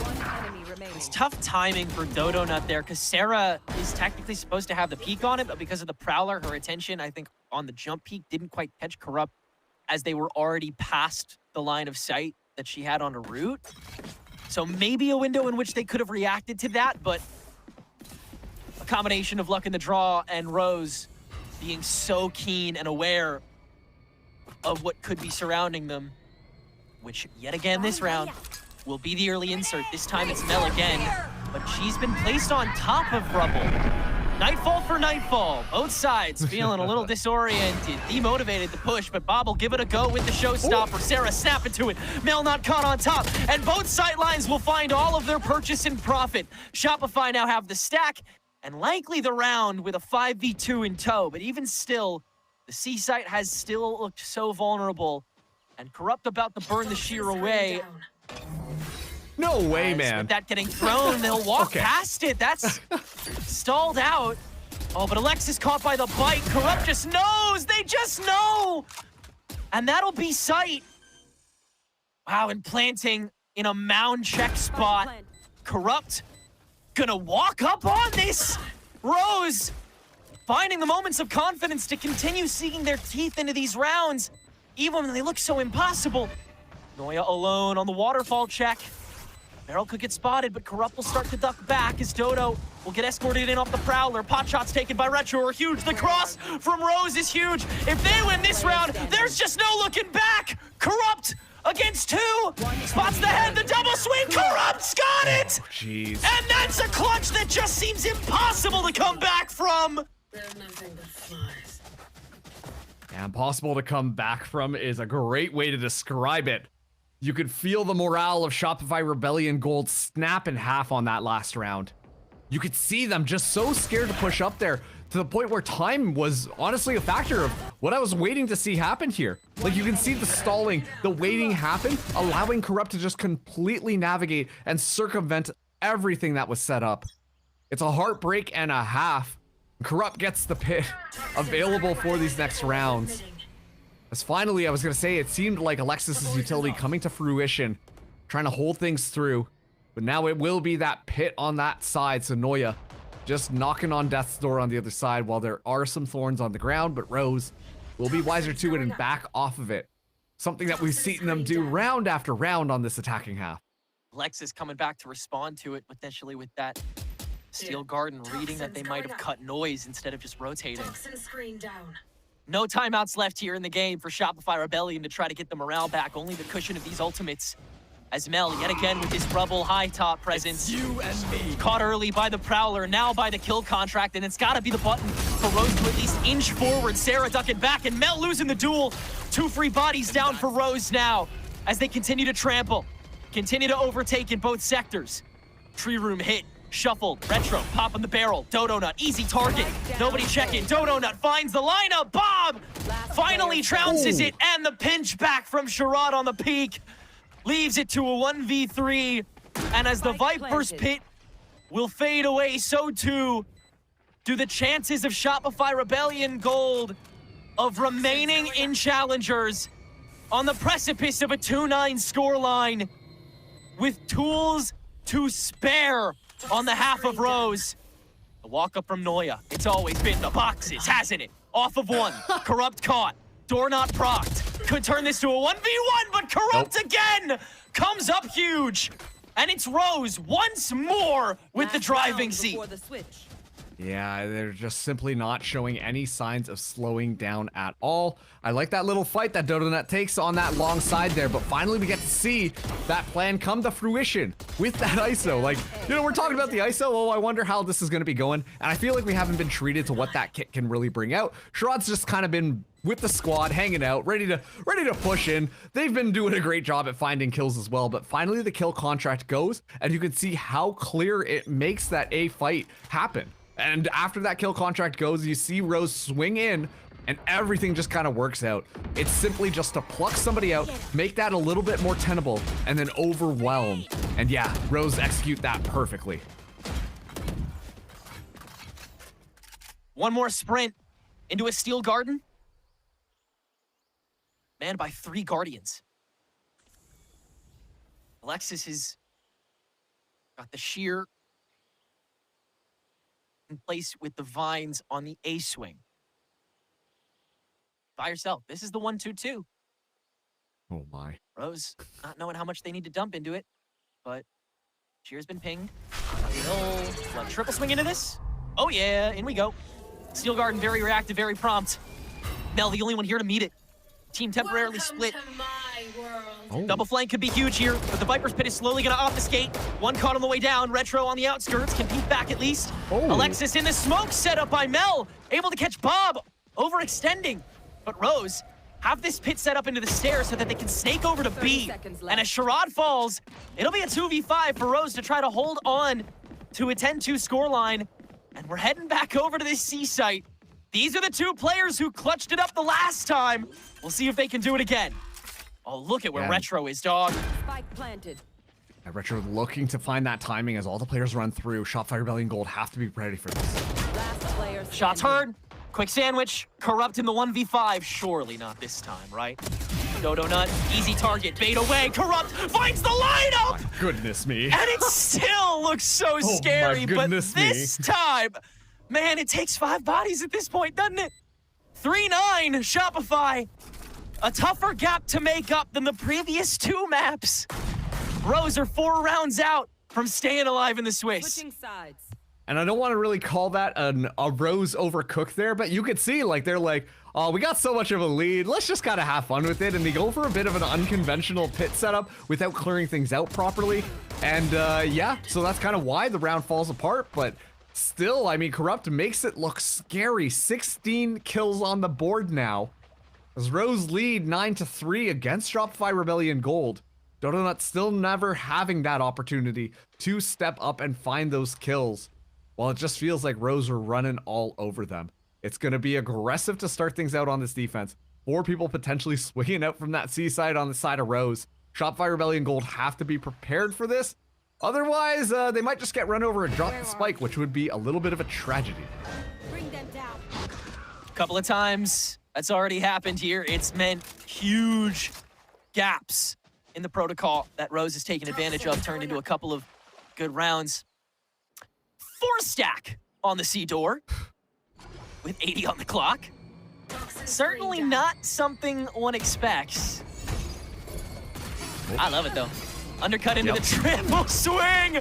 Oh, it's open season. Everybody's just gonna fight their way through, and Shopify have no choice. Noya's Lurk is the only thing that's left, and Rose are 99% likely to even the score in pistols here in the series, Marcus. Yeah, the misinformation game being played by Rose. Like, Shopify had no idea what was going on. They're all just sitting there. Yeah, there must be 2 agents just kind of jumping around. That's fine. Well, Rose gets so much info about all the members there. And as soon as Rose strike, they're ready for it. As Noya's able to find 2 here, so 1v2 scenario.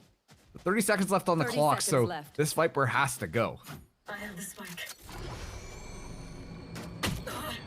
Make the call now. Tim, pot shots, driver down to 40.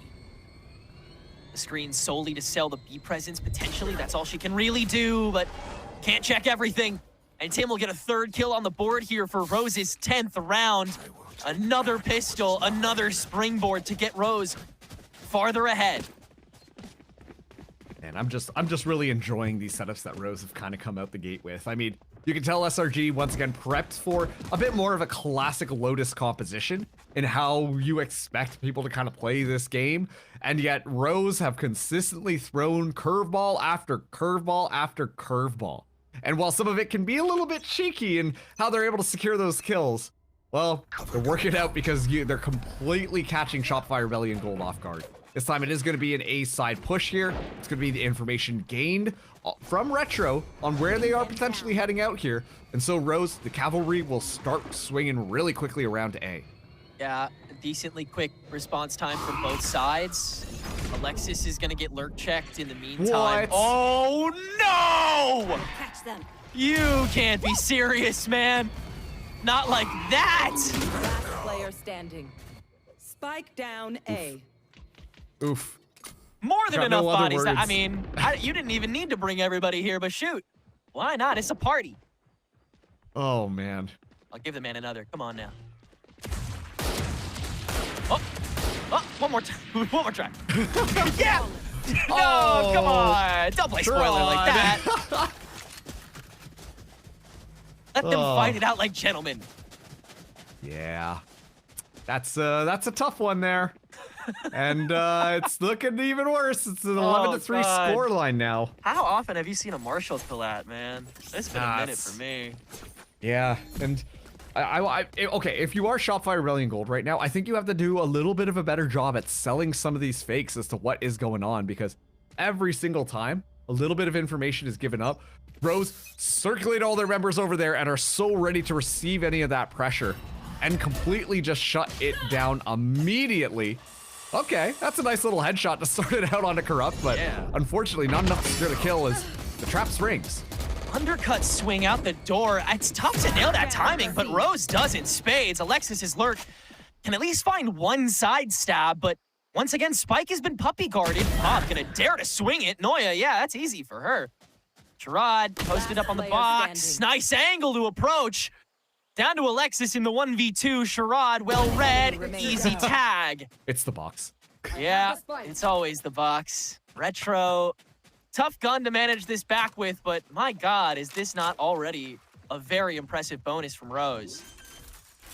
Yeah, it really is. And well, you still have 2 Thorns to deal with. Arc Rose available as well. There are tools here for Alexis to play around. And 10 bullets left of the rifle. Retro just around the corner. Oh. Body shot doesn't kill. Retro's got a dink. Oh my God! What? Oh man. Oh man. Take me now. You raise me up. Whoa, we gotta cut that out. Sorry. No copyright issues here. That was unbelievable. But I mean, if you took a look at the last map, you know how Retro's been playing, especially with those first bloods based off of Haven. And well, sharp as ever, like you said, needed to find a headshot and just does that. These protocols, these swing outs from Rose have been immaculate. They're always pushing out off their utility at the perfect times. Where Shopify Rebellion Gold, like they set up a lot of their stuff to be able to push into the site, right? They don't really have an answer when Rose are taking the fight to them with their utility and are kind of caught into these awkward positions. And so now Rose find themselves onto this 12-3 score line. As SRG, they're able to buy up, but they gotta walk up an entire mountain if they want to make this one work. It is Sisyphusian nearly. But it must be done. We must continue to play as long as we are allowed. Whether it's 1 round or at least 9, another kill contract won by Sherrod. I don't think he's lost one yet this game. But still, Shopify have time with the spike. Taken away. As Noya, yet again, going for the wrap, and this one looks pretty good. Bob not going to be given any opportunity, and now they've got to watch their backs. Dodo watching the fronts. A big stack set in, could just get burned away, and Shopify can lay waste this round. It's 4-12. I'm sorry, I know we've been memeing about how Rose with boxes, but that time around, 2 kills come from someone popping around a box. Yeah, it's wow. Never thought that would be the lesson we take away here. As a Shopify Rebellion Gold are at least able to walk away with that. And I like the highlight that you put on Sherrod with those kill contracts. Yes, Sherrod's been very consistent with them. You saw those times where the kill contract kind of comes through and it doesn't quite work out. But I still like the layering that they're doing with Sherrod and Bob, kind of swinging out off of it a utility, whether or not it's Retro or Tim, setting them up to make those plays. Shopify Rebellion Gold, though, they just go in firmly. Anchor it down how they want to, and Retro's already down as Noya wins that sniper rifle duel with the Outlaw in hand. Quick way to clock it. Well done by Noya. And that's already some instant pressure gained. Shopify can afford to cut the noise with this C presence. They won't anymore. With the Vise running up. Just getting that steel garden. I have a lot of tools to work off of now. And the setup is feeling so familiar. Noya so far up, the Viper on that lurk. And yet now, though, the duelists on the side of Rose are ready to spring their trap. Shopify Rebellion Gold, I think, are waiting for this to happen, though. Traveling. Sprung it before, they can do it again. Run back, Bob posted up. Stinger only grants her 1 for that. Oh, but this early choke up onto mid, they're not prepped! And Tim finds a freebie. So it'll be a full-blown 3v3 with Corrupt likely getting a rifle out of this. As Shopify, with limited time to activate, will take over. Tim with the TP into the pocket as well, so that they have the early tree presence too. But are they ready for Noya? Oh yeah, they're watching it. Tim was. Shuffle back. All timing, and Noya finds it. Tree guarded well, and this eco is nothing doing. Shopify survive another round. Yep, they keep this one going, and well, that's the real difference that we're seeing between these two teams on their defensive half. Rose more than happy to take those opportunities, and Tim specifically has been finding those moments to find those kills nice, clean, and easy. He's able to take one out so early on, but the hero of that last round is securely Noya. Being able to find the kill with the sniper rifle, but then also forcing the issue, getting that site space, and making sure that there's going to be a site to plant on without running into any of the members of Rose. Fast and furious this time as they take it. Let's see how Retro reacts. First spray down immediately met. Dodo stepping forward into it though, and Tim has the easy trade. And already a bit of a freeze on both sides, just trying to see if anybody got inserted because of it.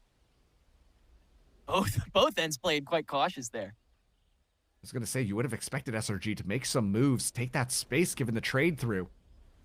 But they actually just back off. Not willing to bite at all, so Sherrod and Tim, a dynamic duo right now, have all of this forward space here, and once again, it feels like they're going to be leaning into Noya's space gained. Rose just simply posing a threat with their bodies alone. Yeah. Real willing to take members down with them, if that's what it comes to. The kind of setup Sherrod has at this point. The attempted double swing with the double tap, if you hear something, but Mel is just going to keep on selling. 30 seconds left. Corrupt has this snake bite ready, so it'll be a quick counteract. Steel Garden can be narrowly avoided by them too. Mel catching the timing on Sherrod. Quick TP back over to C-Site to support. Oh, but now Corrupt back inside. Noya, even blinded, manages to find that in the final seconds, and Alexis now to meet it. The stack is ready. Oh, Bob, the paint shells. Oh, they crack Alexis too. Mel is on the other side. Does Bob know that though? Or is the clear slow? Mel might have the timing back up. Bob turning back and winning! And that will do it. Shopify Rebellion Gold are the first team eliminated from Stage 2 of Challengers North America. Rose prove once and for all here on Lotus that they are at least one cut above.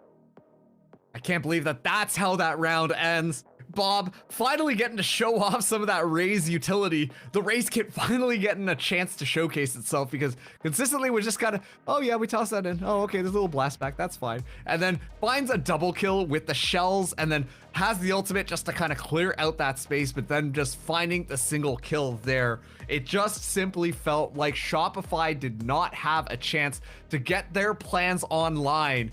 And while we know them as a team that loves to do preparation, puts together all these strategies, rocks that macro and micro, and yet simply they just were caught by surprise round after round, almost like they were the ones who were not hiding behind the boxes catching Rose off guard. But Rose, wow, this team just really just turned it up. A lot of the small synergistic plays coming off, whether or not it was Tim throwing down the util or the ISO grabbing someone away, allowing for the rest of the team to flood through. This Lotus was a little bit unconventional, I admit that fully, but it looked damn good coming out from them. Yeah, tightrope walking on the verge of greatness, the cusp of true confidence. Rose is still getting there, but this time they get over the line. They live to frag another day. We'll speak with a member and talk about the upcoming match after this break. Don't go anywhere.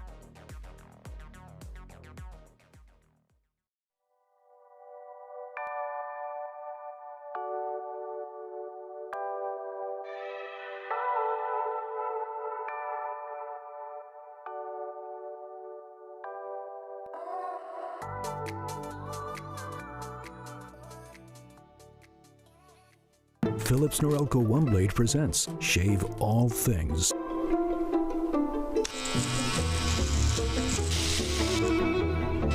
Your style made simple with Philips Norelco One Blade 360. Trim, edge, shave. Trim, edge, and shave with Philips Norelco One Blade. One tool for all you need.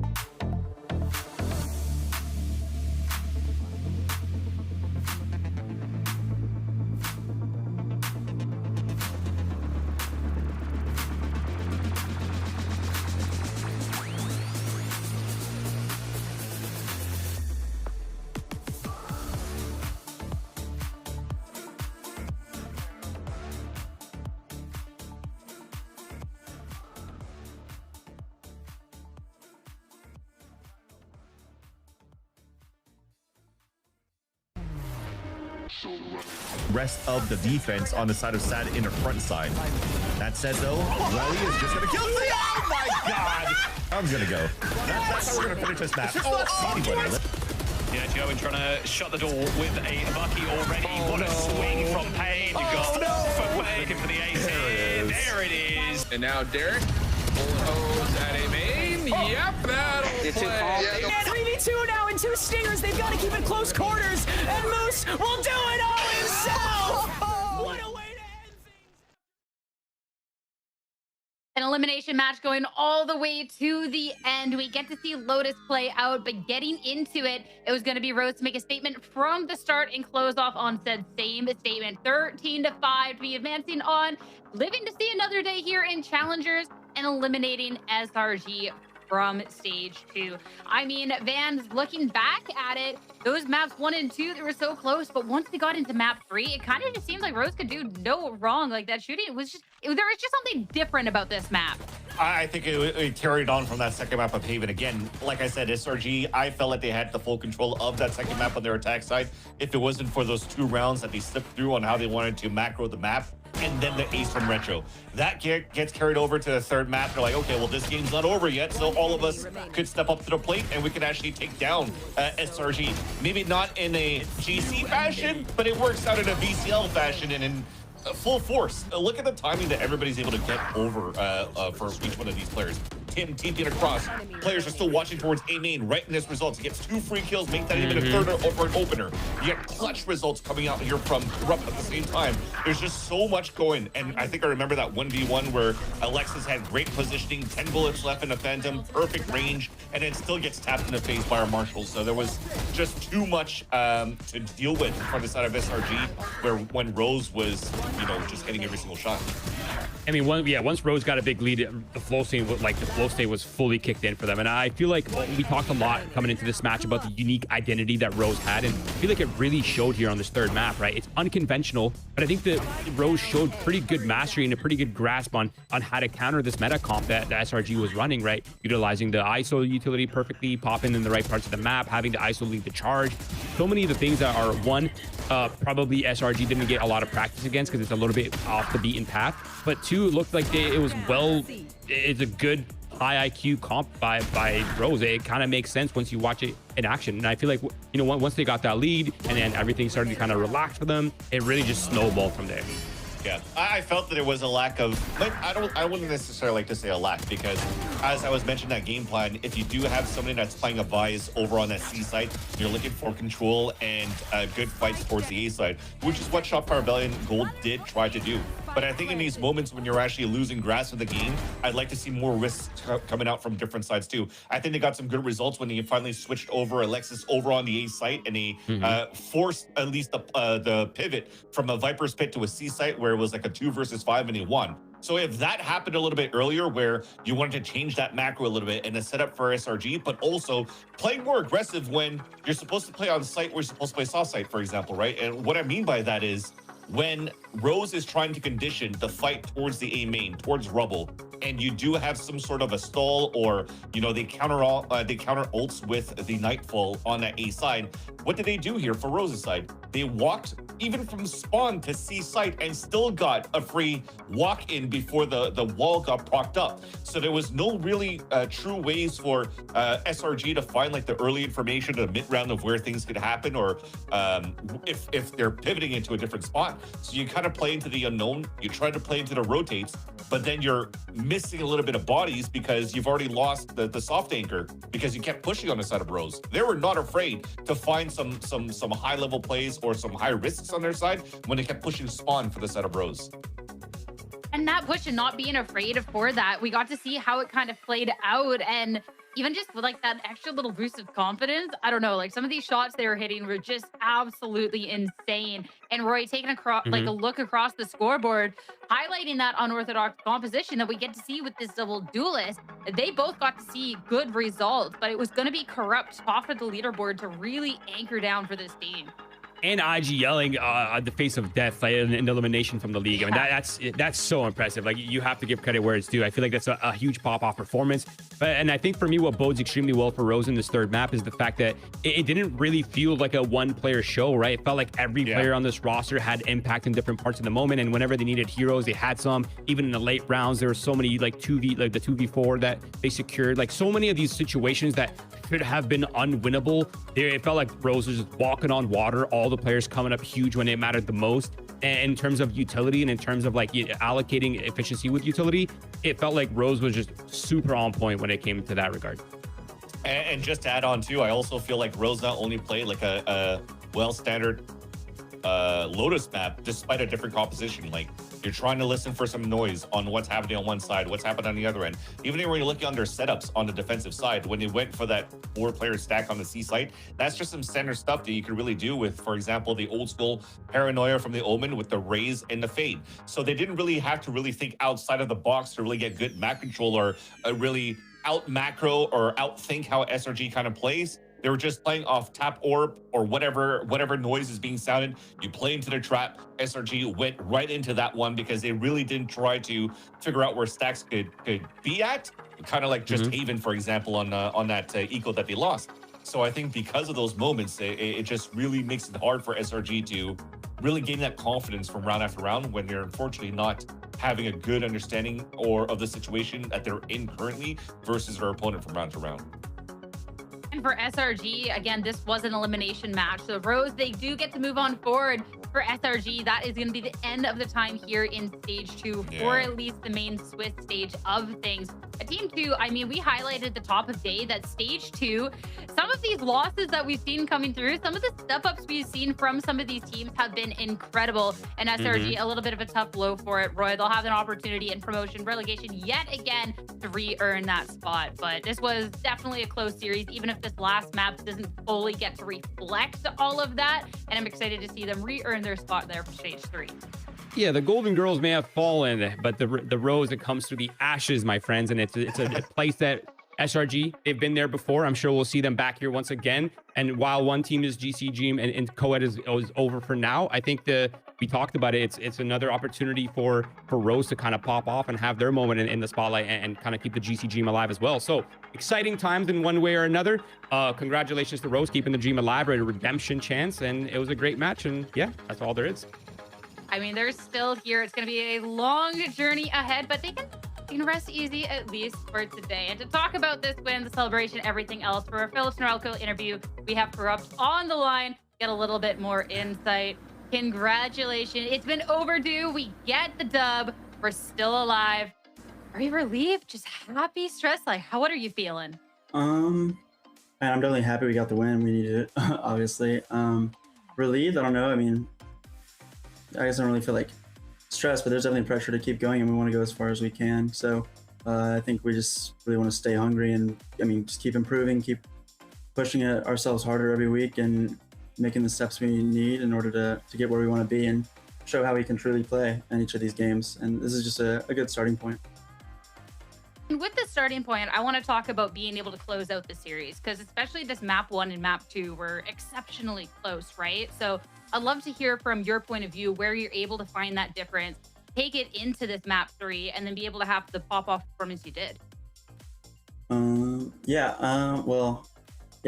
kind of came in and like, I mean, our just game plan and some general ideas didn't work out as we had intended. Weren't really feeling it. And then I guess like we just really like stepped it up in between after the map 1, and we just started to play more confidently and listening to each other and really just making things happen and feeling it and having the confidence and energy we were lacking in that map 1. And yeah, it helped us really step up and like show our more so what we can actually do and what we're capable of. And then as for my performance on map 3, I mean, I just love playing Viper on that map. I feel extremely comfortable on it, and we were playing really well, and just felt like we had good ideas on what they were doing. And yeah, we were just allowed to play our own game really easily, and everything kind of just came together. And I guess like the pressure kind of helped me like level up in a way on that last map. But yeah, super comfortable and happy to play that map. I'm glad to hear. And I love to hear that you talk about like that comfort of playing Viper. And I want to kind of talk about this identity that Rose has, because within this series, within your time here in Challengers, we kind of get to see everyone playing a little bit of everything, right? We kind of see the roles kind of swap from map to map, right? Yeah. Is that something for a little bit more of comfort for each person, or could you share a little insight on that?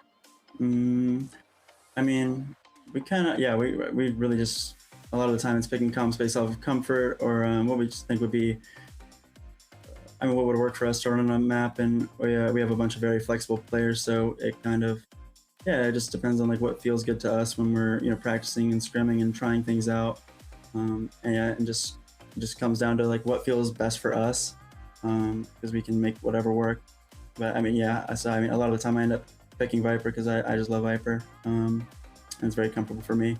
And then my team kind of, I mean, has their own agents they like, and we just work around really well, and it's pretty cohesive for us, I think.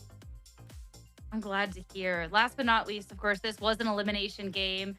You guys went out, but there's still quite a long journey ahead. So I'd love to know how you're kind of approaching that, how you're looking to make the most out of this other chance. Right. I mean, yeah, we're just gonna keep our heads down and keep working and going hard every week as much as we possibly can. Everyone's been putting a ton of work. All my teammates have been a pleasure to work with, and we're just trying our best every week and listening to each other and making changes, having hard talks, and yeah, just one step at a time. We're improving, and we're feeling more comfortable and confident in the system we're creating and that we've already had. And yeah, hopefully it starts to show more and keeps showing and improving throughout the season. But we're really excited to keep playing games and go as far as we possibly can. I'm definitely looking forward to seeing the next steps. Up. Thank you so much for the insight. Congrats on the win again, and have a good night. Thank you, you too. Thank you so much. And with that, it's going to be Rose continue their time here in Stage 2 Challengers. There's going to be a lot happening this week, though. And of course, teams that are looking to try and get one step closer to playoffs after this break is going to be QOR going up against SRB. Stay tuned. Philips Norelco One Blade presents Shave All Things.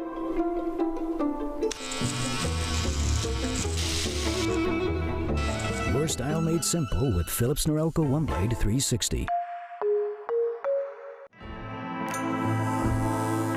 Trim, edge, shave. Trim, edge, and shave with Philips Norelco One Blade. One tool for all you need. Over for that scan to come in. What is that from Moose? Here it comes from the pop flash. They're ready for it.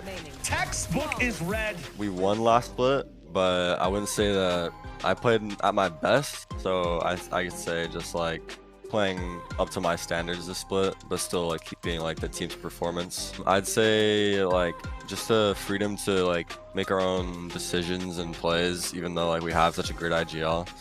Like when we all have the freedom to do what we want, it like just clicks.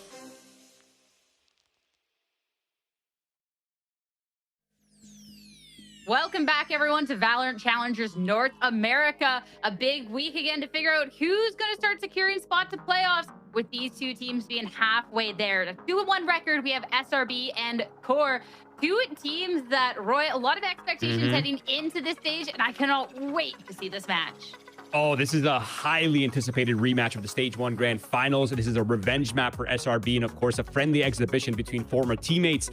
I think despite the records in the split, in my eyes, these two teams are still look like the best, or the top teams, at least, in the league. And I think one thing for me is definitely certain, and it's that both teams are still setting their new identities, and a win here would be that extra push, that extra vote of confidence, and a reassurance that they're going in the right direction. And being able to see so far in Stage 2, the direction has been working out with, of course, a little bit of a hiccup for each. So let's dive into the rosters and talk about each one of these individual teams. First up, it's going to be SRB. I mean, this team, we had a little bit of a switch up when we're looking at that new identity, stealing a player away from their opponents. But it's a team that Vance has looked really good, even if they did face that loss in their last round.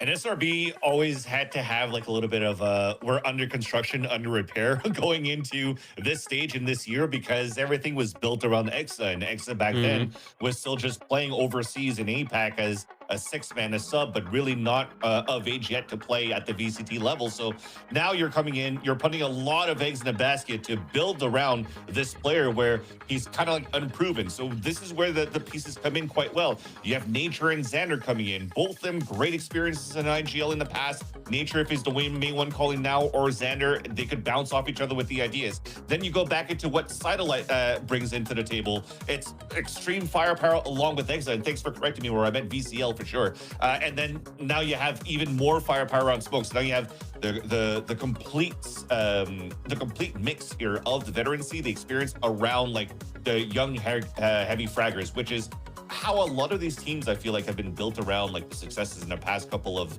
seasons here in the VCTs. So it's nice to see that they're finding some fruit with what they bear. And I think this team has really leaned into the double duelist identity as well, especially with picking up Smoke. They have Satellite playing like the high octane playstyle where he's the space maker, he's rifling, he's on the neon, but they also have Smoke doing the slow, methodical opping role. He's been so successful at opening up rounds. He was the #1 stats last split in terms of first kill, first death ratios. He's an absolute animal when it comes to the first picks and how to find them. And it kind of makes sense to why they're leaning into this. And I feel like this team is such a threat on so many different angles. And for me, it really feels like it's just a matter of time before it all clicks to a super high level. And then I think immediately we'll see this team be a completely different beast in the server. And who I'm looking to for that click, or at least for the players that we have on our screen, of course, we have to be talking about Nature here, especially too. I know when we saw him in the grand finals up against QOR, he didn't quite look himself. He had tweeted out about it that it maybe wasn't quite his performance. So I'm looking not just for the step up for what we can expect from SRB out of the stage 2, but even just to like get his own little version of revenge here, Vans, up against the QOR. Because Nature, we definitely know is a player capable of it in both his calling and his striking capabilities. I almost feel he has the opportunity to do that right now because he could kind of just let loose his main fraggers. You lose Iron, you bring in Smoke. You don't have to rework the strategy too much. It's just Smoke, go kill. Let me just get my own gun out, call like some simple stuff, and then if I need to plug some holes wherever I need to plug, I'll get it done. So I think it bodes quite well to see the resurgence of Nature going into the stage because he has a lot less to worry about in my eyes because he has such a good team revolving around him too. So as much as you're building around the superstar of Exa, I think they did quite well in the scouting direction for SRB to mold around every single one of these players so they all step up to the plate and have their moments to shine.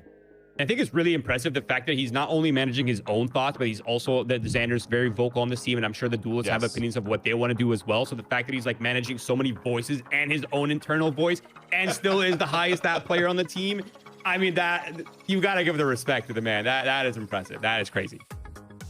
I mean, it's worth the respect, right? So I'm excited to see it come to fruition in this match today, up against, of course, our stage 1 champions, the team that, of course, has had a little bit of change up considering, you know, we just talked about Smoke. He's now on the opposing end now. He's now worked for the enemy.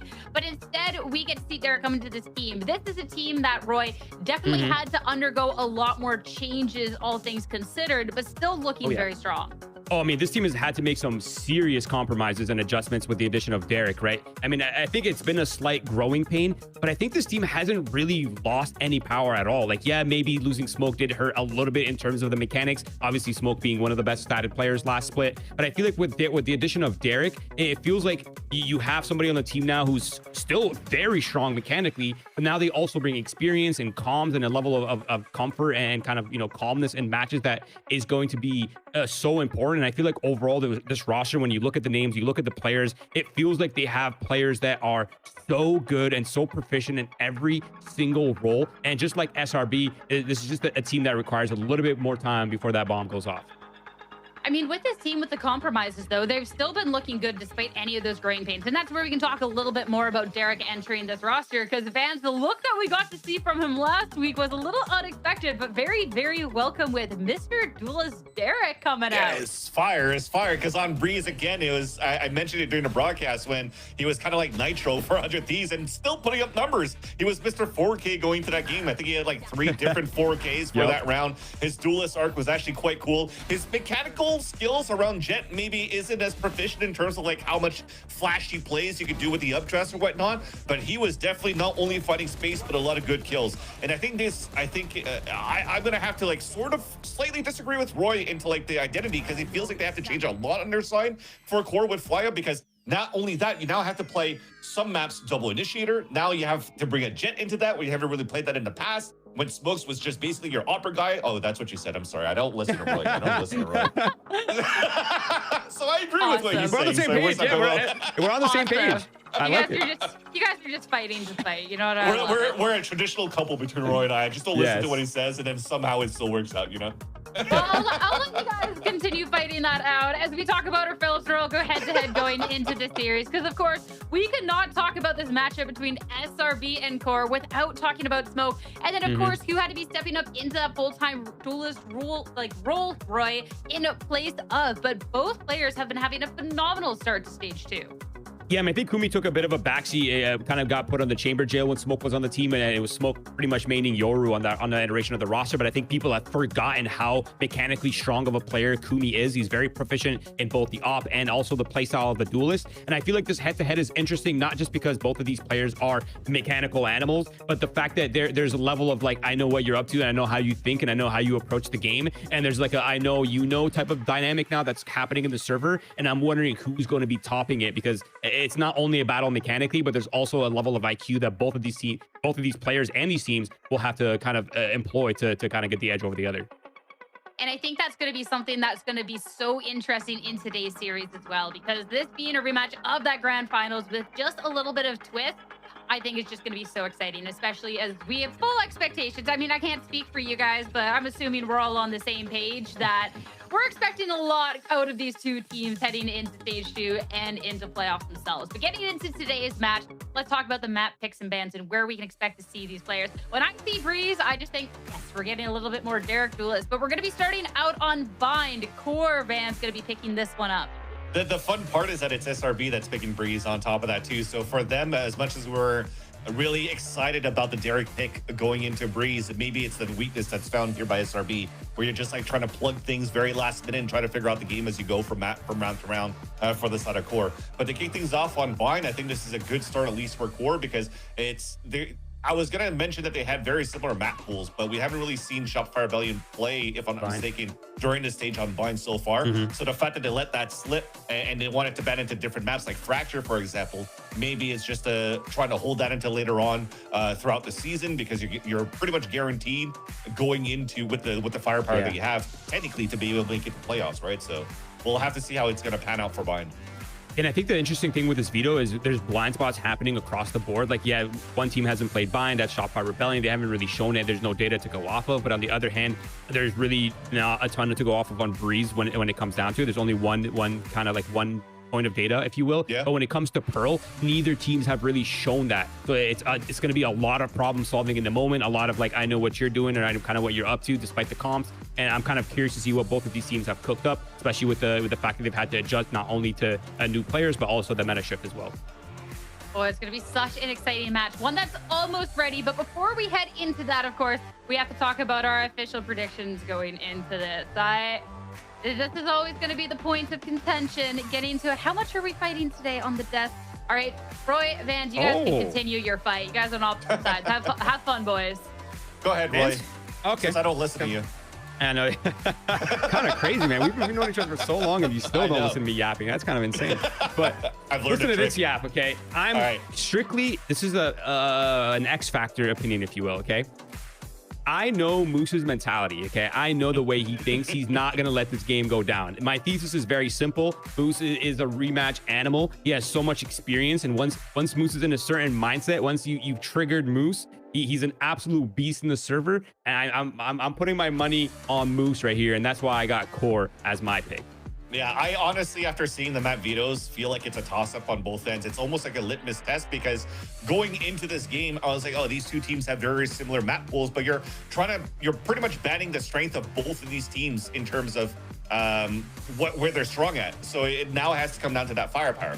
Now, if it's the firepower, yes, you're talking about Moose being the rematch king, but I also feel that Smoke wants to prove that he's made the right decision too by leaving QOR and going to SRB and hiring his chances to be able to make it into champs by the end of the year, because he has a good backup around Effie's, around Odorous, and around the fragging capabilities of the team. So you can't dot anymore, Troy. We're going into Agent Select. So I think this is why SRB is going to win. Well, while we go on just like hear me out, okay? Most of the time, people don't want the smoke. But in this case, we have another Sky coming out. Okay, want the smoke. Cool. Yeah, both teams want the smoke, but Shopify Rebellion has the smoke right now. Absolutely crushed my joke, man. It's crazy. It's actually savage in this server out here today. No joking allowed, only serious. We have agents to talk about, guys. But Van, since you were so keen on hogging the mic, you can have it for a smidge longer. What do you think? I think this is going to be looking pretty good for Shopify Rebellion Black. As I mentioned before, I think you're still being able to play a meta where you don't really need the Euro, but you can still be hyper aggressive. And I love that we have the research on the satellite going back as a duelist role. He's playing from time to time, but I feel like it's missed the mark when he was playing more of a Senti role and Viper role for Qbert Academy, because you want to leave that room for Redux. But now that he's able to play that agent that he masters so well here for Shopify Rebellion Black, this is a very hard agent to play against when it's in the hands of satellite. Okay, now I'm eyeing out Derek. The fact that he's on Raze, I don't think we've seen that before. That is a crazy situation we got going on here. I mean, Jet is one animal, but Raze is a whole different beast. It's a completely different playstyle, very utility heavy, and we haven't really seen this before. And obviously, going into the double duelist kind of meta that's happening on this map and on a lot of the other maps, there's so much pressure on not only for Derek to be on point with the Raze movement that is typically pretty hard to get down, but also the timing of the utility and the intuition in the moment to utilize everything you have at your expense. So I feel like for Core, the defensive half is going to be very important. I'm curious to see what they've cooked up with the Raze, with the Neon. There's going to be a lot of pressure on that first half for sure. So SRB wins. I mean, Derek Jet was just the first little tease of this duelist era going on. I cannot wait to see how it's going to pan out. Core going up against Shopify Rebellion Black. Let's head to the first map. It's going to be your casters, the #1 hashtag for fan Tenrek and Marks to take you through. My life just flashed before my eyes. Thank you so much. As we have what is what is the 4th time and also the least consequential time that these two teams have faced off so far this year, but it is after Shopify have poached Core's star duelist. Smoke now on the double setup with Satellite taking back that position on the Neon as we start out here on Bind. Marcus, it's a bit of a surprise double duelist on both sides starting things out today. I was just sitting back here, still laughing at Roy's joke. I heard it. Yeah, that was a good one. You know, can't catch the smoke. Yeah, all that type of stuff, except both teams want the smoke because Smoke is just such an important player for, honestly, both of these teams based on how Core were kind of running things before and now how SRB are doing. While Derek is stepping onto the duelist role, there still feels like there's going to be a bit of a learning curve for this one. And while Kumi, we've talked about how good this player has been on Duelist, has to really step it up and already finding a kill onto Exa. So it's very fast, very furious from Core to start things out on this pistol. Yeah, getting away with stuff like that is something that Core is going to be looking for consistently across this half to show that they can get away with doing it out the gate. Massive implications going forward for this half already. As you have all the room in the world to let Derek just sort of play keep away with the help of this toxic screen. This is such a deadly danger zone that Shopify have to consider once again TPing from, but Core understanding that can kind of keep the stacks here, so Shopify will take their chances on the 3-for, and they'll do quite well to start. Can't get past this back half though. Derek finally getting circled and Flya shortly after. Satellite having to do-si-do a little bit to avoid the fire, but Kumi can wrap that back up as he's made his way back over. Nature holding close with this spike to start the 1v2, but the slide in will complete. And Core start and end things with Kumi taking a head off, and now the round. Yeah, and one thing too to consider as well on the side of Core, Kumi, obviously so good at navigating throughout that entire map. I mean, we saw immediately through the teleporter, wrapped all the way through A, got back onto the B site. I mean, this Neon is just everywhere and simply cannot be stopped. But that support that kind of comes in from, I believe it is Note on that Brimstone is going to be so key. We've seen that combination between those two players happen in their previous maps, and it looks damn good every single time. Kumi once again going for yet another peek here. Just on the other side, the Sky will be able to escape. SRB flooded on A.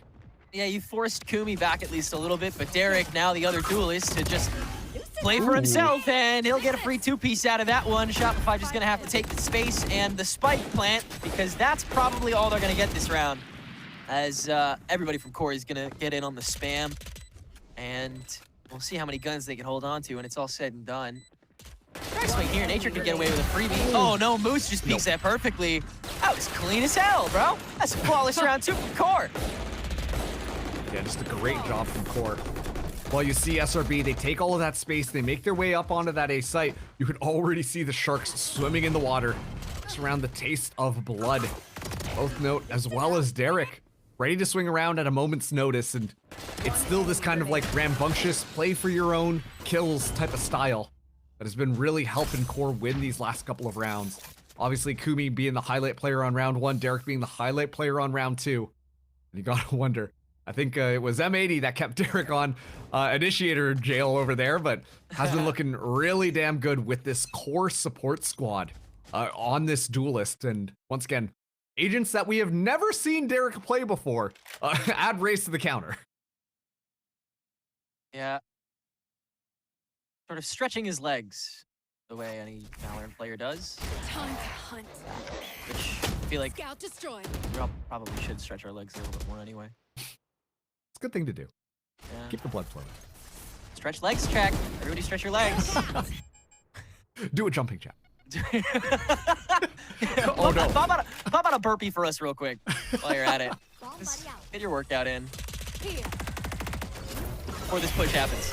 Toxic screen gone. Shopify's in. Smoke on the high ground. Pervading that presence.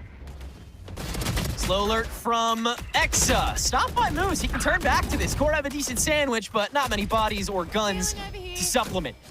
Shopify keeping 4 standing. Pre-plant. Kumi has gotten a Phantom for himself, but tough to justify fully taking this. I imagine at this point, it's just going to be looking for those exits. You see Moose as well wrapping around there, but SRB showcasing why you bring these 2 duelists in. You get to see, well, it's going to be smoke. Fly it up top. Oh my god, throw your crosshairs up there. And oh no, Satellite is now zipping across the ground. It's so difficult for them to kind of track where these 2 duelists go when they engage in onto this B site. And obviously, in this Shopify Rebellion structure, Effie's being the coach now for SRB, a lot of these hits are a lot more rehearsed and a lot more precise as to where everyone is going and who's doing what. And I think that last engagement in onto that B site, just overwhelming Core, was an excellent example of what this SRB squad are capable of. A chock full of potential. Able to turn it up to 110 in a moment's notice, and that's necessary in this meta and on this map. Go, go. Coming into Satellite's overdrive. That's the closest thing we're to. But it seems like Core want to play a little closer to the issue, take over some of that early attack space. B long and A showers seem to be the barricade hoppers. Go, go, go. Just throw a bird out, try to control this early with Kumi, who has yet to die. They'll toss out the dog first, though, so you've got to have the secondary there. No clear yet. Now it is. Oh, Note caught smoke, trying to jump through the TP, going for the check. Note gonna be the biggest thorn inside of SRB here, but finally X is able to take that one out, so Derek alone on the site. Yeah, once again, playing self-sufficient. A little bit of spray through this poison orb, providing him a lot of space, actually. Second bird out, just to try to get a little bit further forward, but Flya is a little stuck, and Satellite turning to both of those. Derek gets choked out. Spike planted. And now it's just Moose and Kumi on this retake here. I wonder if the call is being made to save it. Their economy isn't in the best of positions, so maybe it's best just to GG go next. Just keep that rifle alive for that next round, but the big thing I wanted to highlight at the start of this was just the util protocol coming in from Nature, making sure that Kumi did not get any value whatsoever. They had an inkling that that operator might be on the table, and they need to make sure, based off of potentially the last time SRB faced Core, and realized how much that operator could be such a pain, Let's make sure absolutely 100% that there is no free value done. That's because of that Trailblazer, because of the Guiding Light that flushes Kumi off that angle and guarantees that SRB are able to escape without really engaging into something that they don't want to do, which honestly was the big reason that SRB struggled against QOR in the finals of Stage 1.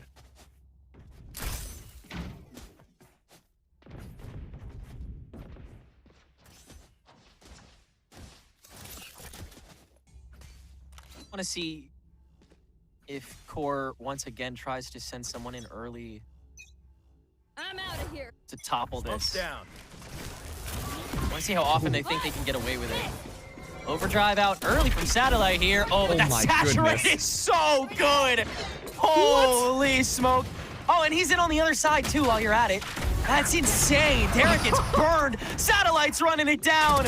4 now done. Moose traded back after the spray through, but it is done here surely. Flya revealing himself after the opening frag from the shower. Bird in, covered by smoke, and Shopify quickly take their third. What a crazy round to witness. Satellite just flying in completely unhinged, finding so many kills. I'm just waiting for the scoreboard to pop up here because I'm pretty sure that's up to, yeah, double digits in the number of kills that Satellite has gotten. But man, it's just like the Neon's just sprinting in and the utility is falling perfectly timed so that even though Neon is full sprint, it's going to be landing front and center. That was just an unbelievable play coming through from SRB just to really shut down that last round. And yeah, QOR, they are able to buy up this one, but at this point, you just might be feeling so burnt out on just how badly that last round went. Satellite has just been off the leash so far. And really, this is looking very much like confidence is just building and building on the Shopify Rebellion Black side. It's already getting tough for Derek to justify using the showstopper reactively, which could be one of the key things to make sure Shopify can't just door jam. There. Flya managing to catch smoke from a distance on the B lurk. I wonder if that poison orb timing was just a bit off or if they were just trying to find the swing onto the site. But either way, Exa now has to go it alone on the B insert, but could be used as a tool to escort a pinch if need be. And on the other hand, you could probably just TP back over when Shopify execute short, which they will. Derek's still choked up hard. I thought he would move a little farther back here, but come on. Note holding the same spot he's been holding, and that's 3. The showstopper falls on empty ears. That's a little disappointing, but QOR is going to take what they can get when they can get it. As Exa will be left alone, just do a little bit of juggling to get that operator out of harm's way. And probably head back to spawn. Oh, if he's allowed. Doesn't look like he will be, but this will be a QOR round for sure. And with this as well, Alexa's able to actually get the pit online here. You know, I know you said that the showstopper didn't find that much value at all, but I'm pretty sure it did ping up Note, actually. So that might have been the reason why Note was low HP in the midst of all of this chaos here, but Note just so good, so consistent for QOR. If you've watched any of the previous matches that QOR has had, you know that Note can stand alone, solo anchor a site, usually playing that Viper, and just find multi-kills. And that was just another round where we get to see that mechanical prowess just completely just dominate things through. SRB didn't even have a chance to get the door open before Note finds that triple kill. And yeah, it was all said and done so quick with an orbital strike online for that Brimstone. A couple ways for QOR to be able to reset the space. Comes down to the timing that Shopify want to set. Bird sent into the octagon, Flya just holding cold. Kumi gonna try and sell the run back. Snakebite used anyway. Kumi takes a heavy hit. The rest of Shopify still kind of teasing this B entry. Both birds for Flya, one back in 15. Shopify have a gap to be able to take over now that the screen is going to go, but Exa is gone. So this is kind of all they have. Convergent Pats in on the elbow. Satellite rushing down. Caught by these Seekers, though. It's a little bit awkward. Even so, Shopify have inched up. Now as the screen reactivates, Kumi holding close on the box, gets a free. Moose grabbing the 2, Smoke dropping back down. Satellite now in front as Smoke trying to hold the plant. Satellite gets 1 down with the shorty, brings this rifle back out to try to take the 2v1. Notes again early to this, but feels like Shopify have just made too much headway this time around. Smoke trying to get even more on the board here, but it's Satellite. These two duelists just going neck and neck in the kill feed to get Shopify back in the lead. And it just, once again, was just so well executed, so confusing in the midst of all of that. But in that chaos, you can kind of see the army of 2, Satellite and Smoke, clearing their way through. And thanks to the backbone of all the other members, make sure that they're able to check things out. Satellite, so good with the shorty as well. Previously has been spotted playing Yoru before being swapped onto that Sentinel role on Qbert last year. But once again, just so good with those timings and just knows how to play it. And so SRB, they secure the lead yet again here, only by a single round, as it is going to be Moose immediately deploying the Viper Spit just outside of A here. And so that will deny one of the single lanes as Smoke backs off, allowing Exa to shoot out the Trailblazer to give that additional denial of information that SRB had already plotted on moving up towards B. This always feels like step 1 of their plan on this attack. First of many things to ward off the crowd on top of this poison orb. Bird will be the next, but Fly is just going to take a couple shots in with the Sherrod first. Kumi given away. Now the relay bolt will cause him to duck back, but how far? Another bird tossed in now by Shopify. Satellite will attempt to excavate. Shopify yet again, just thinking of taking over from the Octagon. Conventional. Double duelist in. Note, shot down by the Seekers. And Kumi's the only one available to be able to get a frag here. And that is a pretty clean rifle round for the most part so far. Moose, yeah, I think we're playing for exits again. He's not gonna give this a thought. And yeah, Derek and Moose just have to kind of back off and save that rifle for the next one. They only had a single rifle trying to hold down that B site, but like you just watch the engagements and like Effie's obviously stepping into the coaching role. I mentioned that one earlier, but it just feels so apparent with the level of preparation, the level of strats coming through with all this utility to really secure so much room. And then the players on SRB are just more than comfortable with their own mechanical ability to be able to close out some of those. I've just been so impressed with how these engagements have been coming through for Shopify Rebellion Black. And QOR, once again, just don't really have an answer to it. And we see on that last round that, you know, they use a bit of stuff to try and slow down that craziness. But Shopify Rebellion Black just absolutely shows zero sign of slowing down at the moment.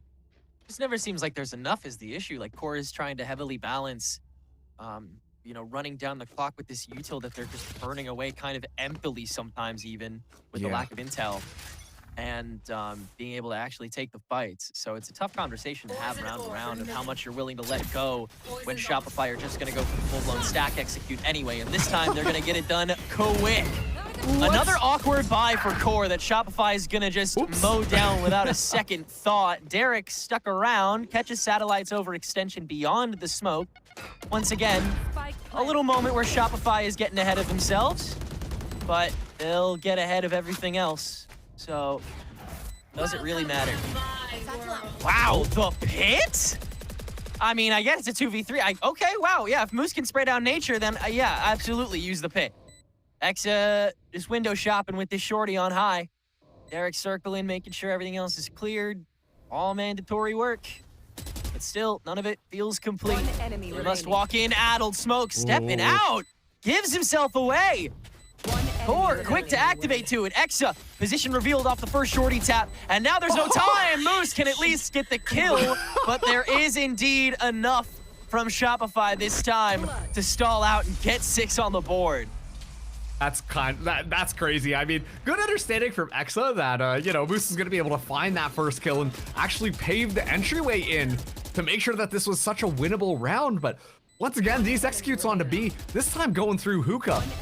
Still as coordinated as ever. We've seen them kind of go through long multiple times, but you just see the fly in on a different, it's a different flavor of B, and it still looks very precise, allowing for Shopify to get themselves set up so ready for that post plant.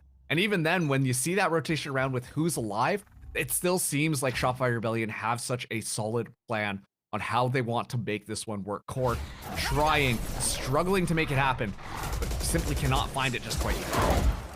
Finding the exec off the Stimmy satellite. Really just trying to scare him.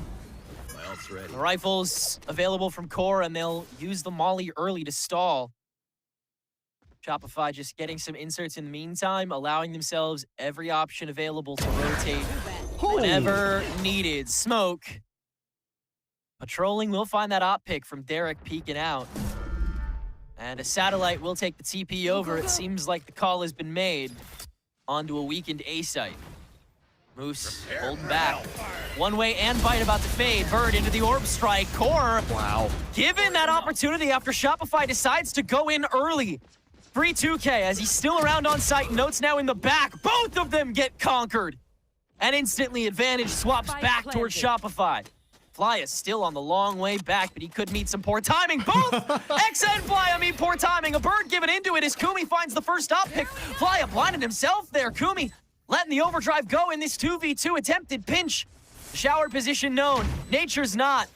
Bird unorthodox. But Kumi clears away with the overdrive. First tap. Nature's not inching. Oh, the shots miss out, but Nature still adjusts. And the Seeker back out. The Kumi has to burn. The tap back on the spike. And staring down the lamp entry, but that's not where Nature's coming from! He runs out of bullets though! Kumi doesn't get the kill, Nature recovers it! And Shopify just keeps on winning!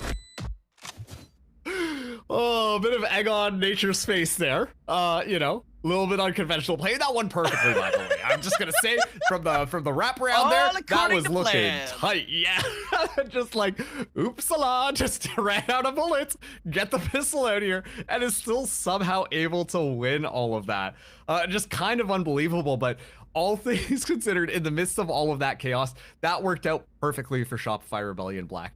Most importantly, they're able to drop the operator out of Kumi's hands and burn the overdrive as well. Such a strong combination when it comes to that neon. On the flip side though, Smoke starts us out with a single pick onto that sorry, I'm losing my mind after how that went, but Smoke's able to find that first kill with the operator opening up the door. And remember, that is Smoke's specialty. As soon as Smoke starts feeling confident with that sniper rifle in hand, that opens up a whole new strategy book for Shopify Rebellion Black to work off of. We've commented on how it's that double duelist initiation that always looks so clean, but then if one of them has an operator, they are going to adapt their playstyle around it. And still, I can't emphasize enough how strong this backbone of Shopify Rebellion Black are. Obviously, the two duelists kind of stealing the show, stealing the spotlight, but those three members as well, making sure to swing out, find those kills to clean up that A site. It was looking so good from Shopify. It came down to a little bit of shenanigans just at the end there, but they're still able to walk away with that round, making that scoreline 7-3. Yeah. Yeah, it should be said, this is still a team effort through and through. Like, Xander's putting on one of the best one-kill Brimstone performances on this map I've ever seen in my life. All right. Okay. Sorry there. Bird in to assist the TP, so Smoke is going to duck out after Kumi kind of posts up, but doesn't hit the door knowing that there's a lot of coverage available. Bird number 2 early on, and Kumi's just going to give it a whirl. That is ballsy, but your eco, that's, you know, we let it slide, I guess. And well, you can see Core, it's not feeling as cohesive as you would want it to. Things being a little bit stuck out in the wrong location. Derek, though, still able to find Smoke after I just hyped up Smoke about being that sniper player. And, well, it's Derek with a stinger in hand. The best Mr. Duelist here, able to find that kill.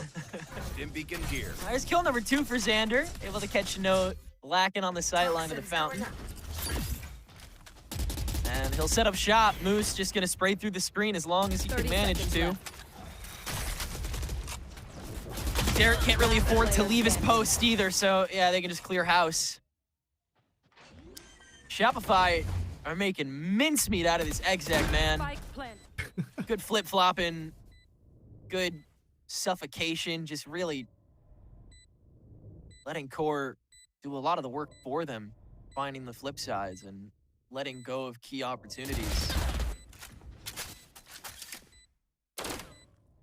Derek, position given away now, so gonna be near impossible.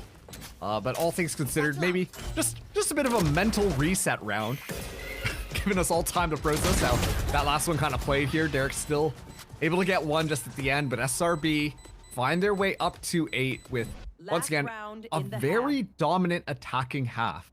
Obviously, we've complemented their execs in onto this site, but like really, it seems like somehow all these players are just able to play off of one another so well.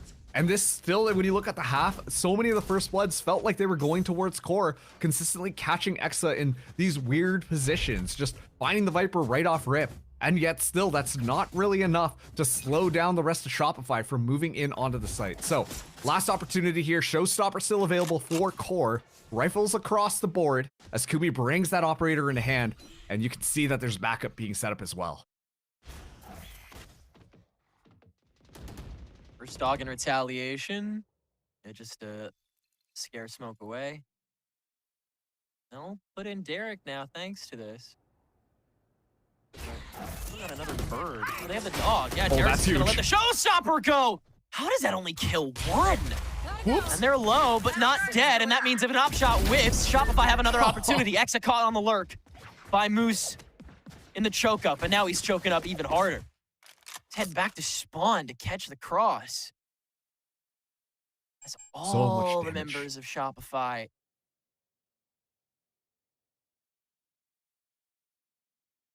Might just give him the slip, but once again, this is going to put Moose in an excellent position unless Moose is caught off guard, but I don't think that's going to be the case. Shopify Rebellion Black should be able to take this A site with the information given away. Yeah, Moose activates. Yeah, they'll get there a little early. No screen to help. Just the poison orb. That does do a lot, though, for the anti. Oh. They can reset from the showers, completely avoid that POV. There's the bird to get in, and they found the pinch. Moose taken out here. Kumi with the double. A satellite will let this overdrive go to try to clutch in the 1v3 for the last round of the half. With that operator, QOR can take their sweet time until it's gone. And it is. Full-blown 1v3 fight. No util in the bank. It's got to be all contact off the bird. First turn, and Note can handle it. So an 8-4 half as we exit Shopify's attack. QOR have to show out with this double duelist if they want to get a handle on this series. Yeah, they really do, and like, yeah, sure, it was just one kill, but one thing I wanted to mention was Derek found a lot of splash damage there. I was sure Derek was going to get a little bit more. The timing was immaculate coming through from that showstopper. But still, a weakened Shopify Rebellion enough that single bullets were going to be more than enough to find those kills. And so, Moose, the solo player who really just does such a great job of walking things around, playing the map, finding the avenue, finding the spacing, is able to make sure that he was always going to keep SRB guessing. And exactly like you said, now that we are swapping sides, I'm so curious to see how Derek and Kumi, that synergy is going to start to build itself together. Is this going to be one of those situations that you let the double duelist kind of take space on those different sides? Or do you stick to more of a Shopify Rebellion Black plan and really anchor them together, go for that double swing in?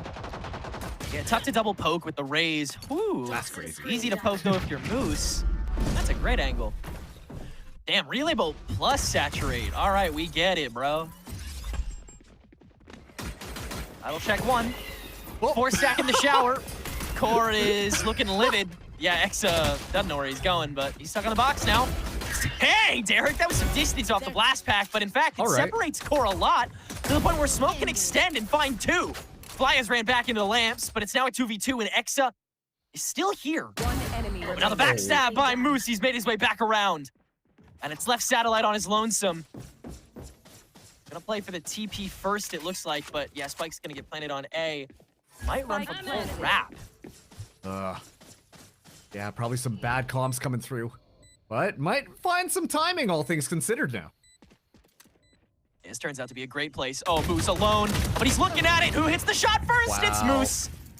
Barely in time. And TTK's been a little awkward for this first game between the two guys who played in the grand finals last stage. I'm just putting this out there. I'm just saying.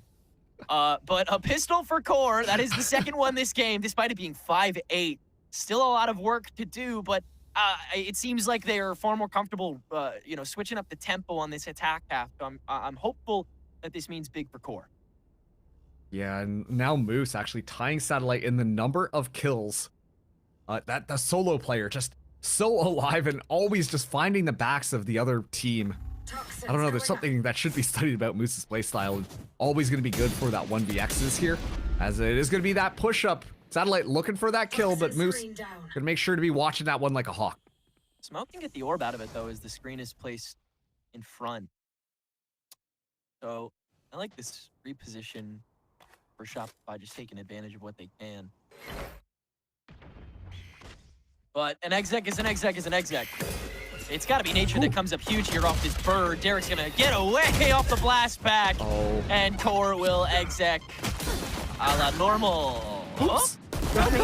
Well, that's not the best weapon to bring into this, and the rest of QOR's got it wrapped up. So 3 weapons remain standing. I'm sure you're fine with that. Yeah, that's pretty much all you could have asked for. Obviously, a flawless would have been nice there, but that's all good. They're able to carry enough into this next round. And yeah, this is going to be SRB, their first opportunity to buy up here after yielding the pistol and the bonus. And I'm curious to see how they want to play this defense now that they've got a chance at doing it. It looks like that kind of combination between Xander and Satellite will be the first push through, but they're going to be met with heavy resistance. You can see the pings on the minimap already happening. QOR are going to be poised to just attack A very aggressively. Yeah, a lot of noise already being made in the showers here by Shopify. Smoke's that fragged, man. Wow, Smoke already repositioning, but it could not bode well for them as QOR have stacked up an A, so it'll actually be a lesser stack to receive. Satellite caught by the dog, but still gets one on the way down, and now has help from Smoke. Wow. Not for long. Flya clears the crowd, and already a major bonus in the works here for QOR. Yeah, and in the midst of all of that, you see Moose get that timing just in case things start to go wrong against those double duelists. Moose would have had the backstab, and QOR actually make the call to back out of this one. They're just trying to play the mind games, trying to get SRB to guess where they are going. And that's exactly going to be the case. It is going to be the Seekers, guaranteeing that they are split up right now. And so QOR, they're going to have their pie and eat it too. They're going to be moving in on B. Let's see what Exit can do. Yeah, it has the bite, but nothing more. And that is a really good one to stall. It will get Nature back in time. But he doesn't have any birds now. Had to use one to clear. Okay, he's back. He's got one refreshed. He ran back over after the first exec. Flya with his own bird. Now that tank is drained. And QOR has, in fact, had this Sky to sell. Rotation to A. So it's Nature who's correct. And good for the 2! Saving this round. Unless Flya can come up with both in time. He sure as hell ain't getting that spike down in time, right? I don't think so, there's buddy. no chance. Yeah, it's cooked. Dude. Okay, all right. So it'll be a Shopify round indeed, with Flya holding onto a Phantom, getting an orb back in progress for the Seekers. A strange round all around here that Shopify almost had in their clutch, if not for that intercept. All I'm going to say is maybe that was a bit of an overcook from QOR. They started out the round so well. And then they spent a little bit too much time marionetting the puppet and didn't realize that the puppet was upside down the entire time. As soon as they decide to just go for that A split, knives are out, Nature's up top, ready to just spray them down. Every single avenue denied as QOR just completely fall apart at the very end. A bit of an interesting call coming through, and as a result of that one, it's unfortunately gonna go to Shopify Rebellion's favor. So what should have been a very easy QOR round falls apart in their hands. QOR now is looking to take some individual fights with the extenders. Derek once again fishing in hookah, continuing to be a consistent, dangerous, mobile presence there.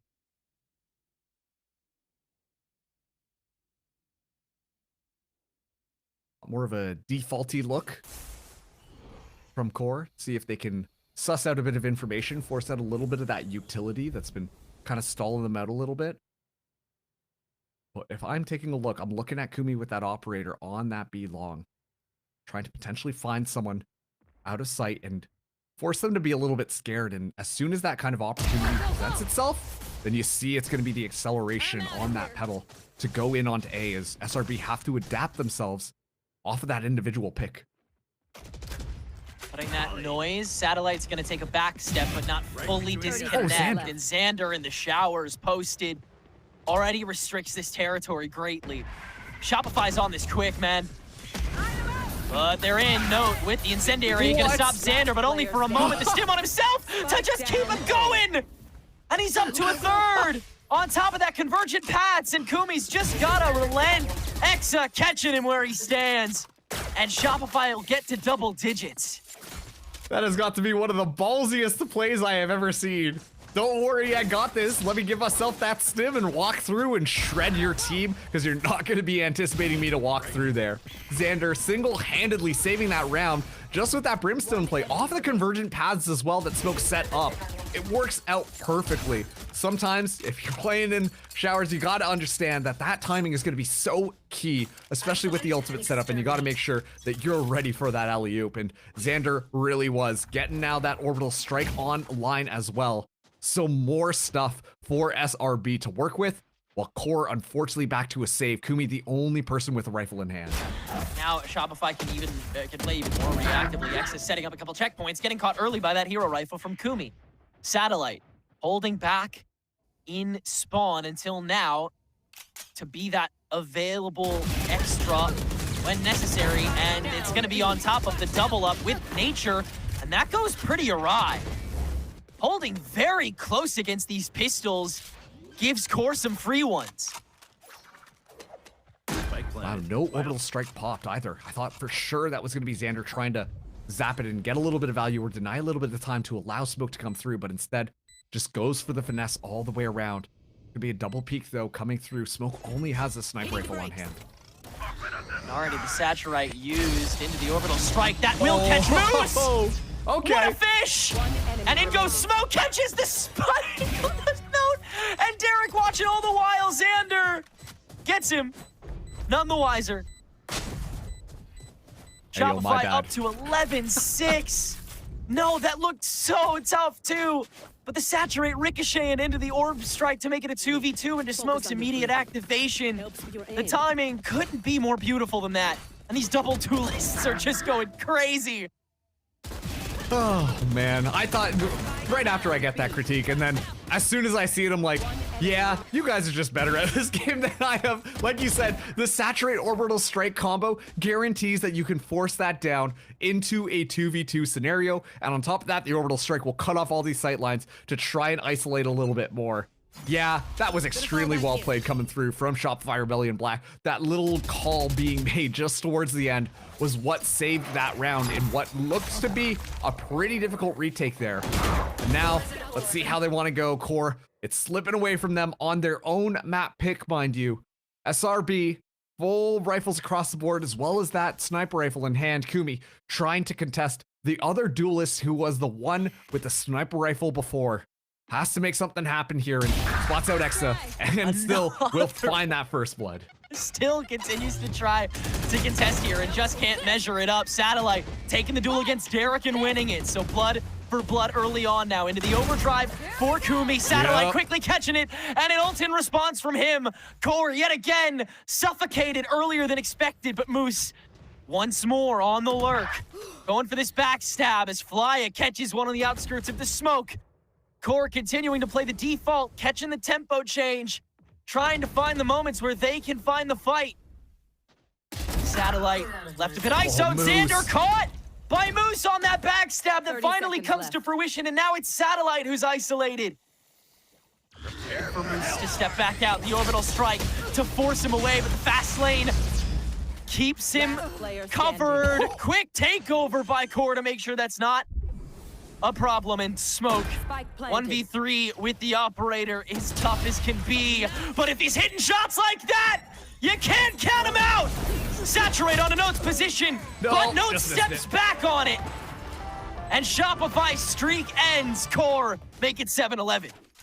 Wow, that's kind of crazy plays coming through, but Moose, once again, the hero of spacing, of timing, of knowing exactly when to find SRB.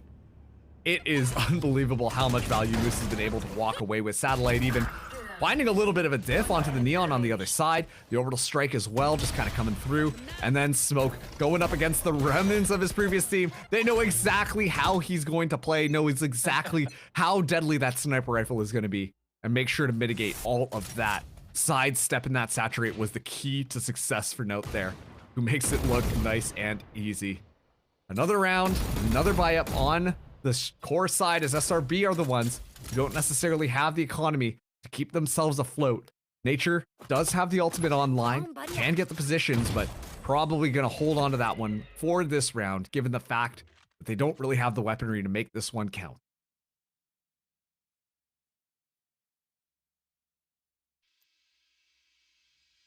Found the weak points so easily in previous rounds.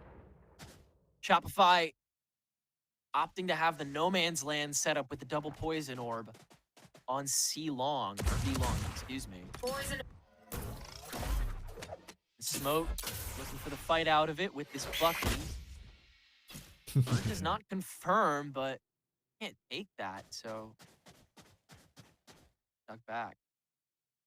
I got the spike. You know what? At least Exa is still alive so far. Right. Saw the position readjustment just to make sure the Viper can get a bit more value.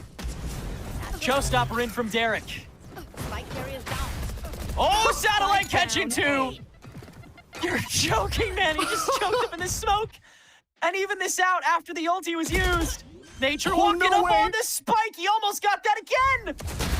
Moose. Oh, he catches the spike. 10 seconds. And the bite on top of the plant. Derek's got to take the fight, but X is avoiding. Derek has to stick this. Excellent the shot. How does Core lose a round like that? Oh, no. Oh, my God. Match point. Oh, a series of ultimate redemption events. for Exa. Holy. Lemony Snicket wrote that last round. That's crazy. How does I don't even know where to begin when it comes down to it, but it just felt like it was a bit. You felt like Core were like, yeah, we're gonna get this one for free anyways, and just decided to kind of walk through. And well, SRB, well, they're still able to shoot, and they're gonna make sure to make that so much more difficult. And then Exa as well, being so intelligent to just kind of walk things around, make sure to not to give up that space, make sure the plant gets denied yet again. Aggressive as always. We'll be backing out here. Satellite gets taken down outside of showers. That is going to be the alpha threat to take him down. Yeah, trying to receive a lot there early on. Once again, Shopify going for the overheat, but they're not going to stop now. Not with the Seekers in tow. They'll use it to chase down all of Core and flip this site till it's folded hot dog style. Welcome to my world. A site fully Shopify's, B site fully Cores, into the pit on the back hall. Who gets the stab? TP in from Nature will pressure Note back. Now the two stack, bringing members of Core forward as the spike will get committed. Spike planted. Very awkward. Feels like the tables have completely flipped, but Kumi at least understands where Xander is. It's Hookah that I'm so worried about. It feels like the most vulnerable point for Shopify's defense this whole map. No way. Wow. They'll just go next. That's crazy. That is kind of nuts. Yeah, I mean, the eco is not the most favorable for Shopify, so I kind of get it. That's really conservative, though, coming from a team that is just so balls to the wall. Oh, good jump over the bite to try to get this in, but okay, yeah, Shopify's just gonna get all the kills on the exits anyway, so I mean, Core are not gonna be able to bring much into this round now, especially after the pit's been used. Shopify just wanted to find an even easier round to win, I guess. Yeah, I guess so, and all things considered, great job at kind of farming up some of those ultimate orbs as well. So, you know, it was a little interesting going for the 4-man rifle save, but given the margin of error that Shopify Rebellion are working with, it could be more than just that. And like you said, kind of messes up the eco on the side of Core. And so Fly will be coming into this one just with an SMG in hand. It's gonna be Derek and Noted coming in, not with rifles either. So It's going to be an interesting one, but this could work out well for Shopify. Satellite daring to still fight this a little bit. After QOR is still selling the presence here. Spike is here though, so making the right call. How much more is Nature willing to use to try to force him forward here? Oh, the dog, I guess, is all he needs. Yep, there he goes. Now the bird gets used so Satellite can confirm the 2-stack, but the slide is a little oopsie, so Kumi gets the free frag back. Okay. Next up is Nature. First, a little bit of spray through the wall. Xander has not given himself away just yet. Barely misses some crucial shots. QOR still have to make their way up here, at least to feign the TP presence, if nothing else. To maybe get around that Viper's Pit that's been set up on A short. Still going to try and force this one out, but good. Holding onto that Molly, and now Xander uses the right time. Oh, Nature, how does he get two? I'm stunned! One enemy remaining. Oh my god. 30 seconds left. Wow. It is Moose, though. Don't count him out yet. He is right in front of the door. They're running right into him, and he's stunned, and he's slowed, and he gets two. And Moose attempted plant Exa. Spike planted. You're not gonna peek it until the conversion pass is let go. Moose escapes into it, turn back, and smokes. All right, okay. Got it. Shopify's grip on this game is just about as chalked as this game was for QOR, I think. A lot of mistakes to rectify, and you better do it quick or else you're gonna be 2-2 in the Swiss. Shopify take bind. Yeah, I'm just such a big fan of Shopify Rebellion Black. I mean, I was gushing about them on their attack there. I thought that they were just doing such a good job of coordinating their attacks, playing off of each other's utility, and all of the stuff that you would expect, really, for a good practiced Valorant team to bring to the table. And of course, my highlight player, it's always just so fun watching Satellite. I was a little sad when Satellite got kind of mitigated onto just that Sentinel role, but I'm so happy that Shopify are putting him back onto that double duelist, and he looks so damn good on that Neon. Like you said, QOR, there were those moments, you know, Derek, this may work out. But as more time went on, I think some of those gaps became a little bit more apparent and were capitalized upon, truthfully, by Shopify Rebellion Black to make sure that they could continue to find those opportunities. And even Exa, who was given a little bit of a hard time getting scoped out all the time by Kumi, had a couple of redeeming rounds as well. So, wow, just what an entertaining first map to start out this series on, Henry. Yeah, it's been a joy to see how these teams have evolved across the year so far. The record at the moment for matches, by the way, is QOR up 2-1 over Shopify. The score maybe evened in more ways than one when we return from the break. Don't go anywhere.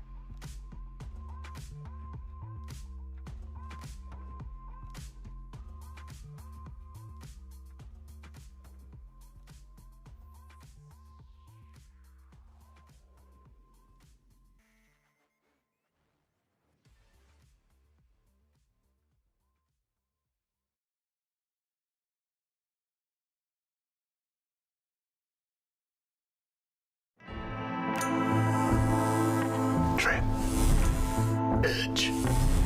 Shave.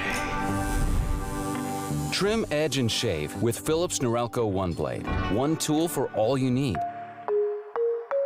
Philips Norelco One Blade presents Shave All Things.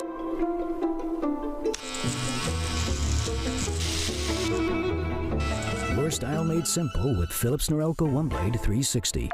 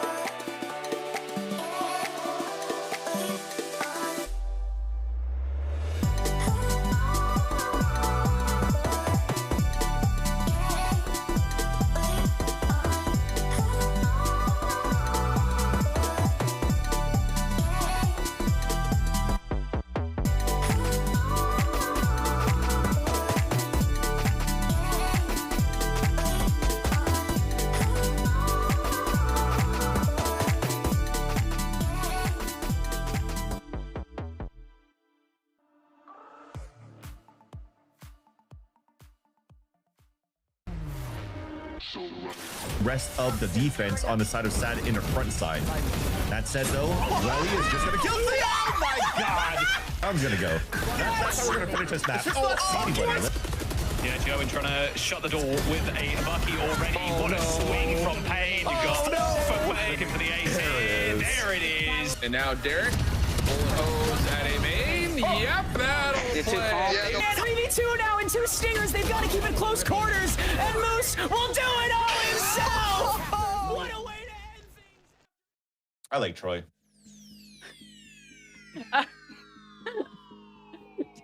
I don't even know. I think that's it. My analysts are just unhinged today, guys. Apologies. But bring it down for a second, guys, all right? Because we just have a banger of a first game, all right? It's a rematch of our grand finals. Yo, what's so funny? This game was serious, man. This is a big all right, matchup. Vans, then break it down, Vans. Vans, how is it serious then? Break it down for us in this SRB win. I think we prefaced it when we were going to this game, right? Troy was mentioning that you had on one side Smoke joining SRB, and then for the side of core, they wanted to get their revenge and let Smoke know that he made the wrong decision.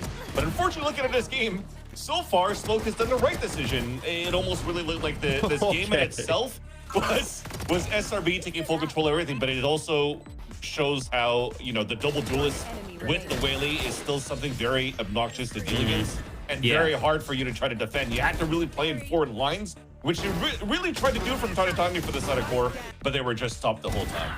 And I think kind of touching more a little bit on the double duelist and the difference between the two. I mean, it's very clear that Neon Waylay is still super strong on this map, and you can just tell on the attack side the way that SRB was utilizing it, their ability to break through the chokes, and just how explosive the composition was, despite the Waylay nerfs, is obviously very impressive. And I feel like you have Satellite rifling, and he's putting up such insane performances, and you also have the Waylay operating and kind of both of them rifling as well, and just their ability to get in, whether it's on the retakes or whether it's on the attack side, coming through chokes. There's just so much pressure and positional pressure coming out from the SRB side, and of course you have the rest of the players following up as well. Nature and Xander both had their moments, and of course Exa having some serious clutch kills for the squad as well. I mean, it kind of just spells doom for Core at that point. Yeah, SRB prepared this double duelist comp very well for this map. On defense, we were looking at how you could even double stall between the Neon and the Waylay on short A side, or even with the Waylay nurses you're mentioning, Roy.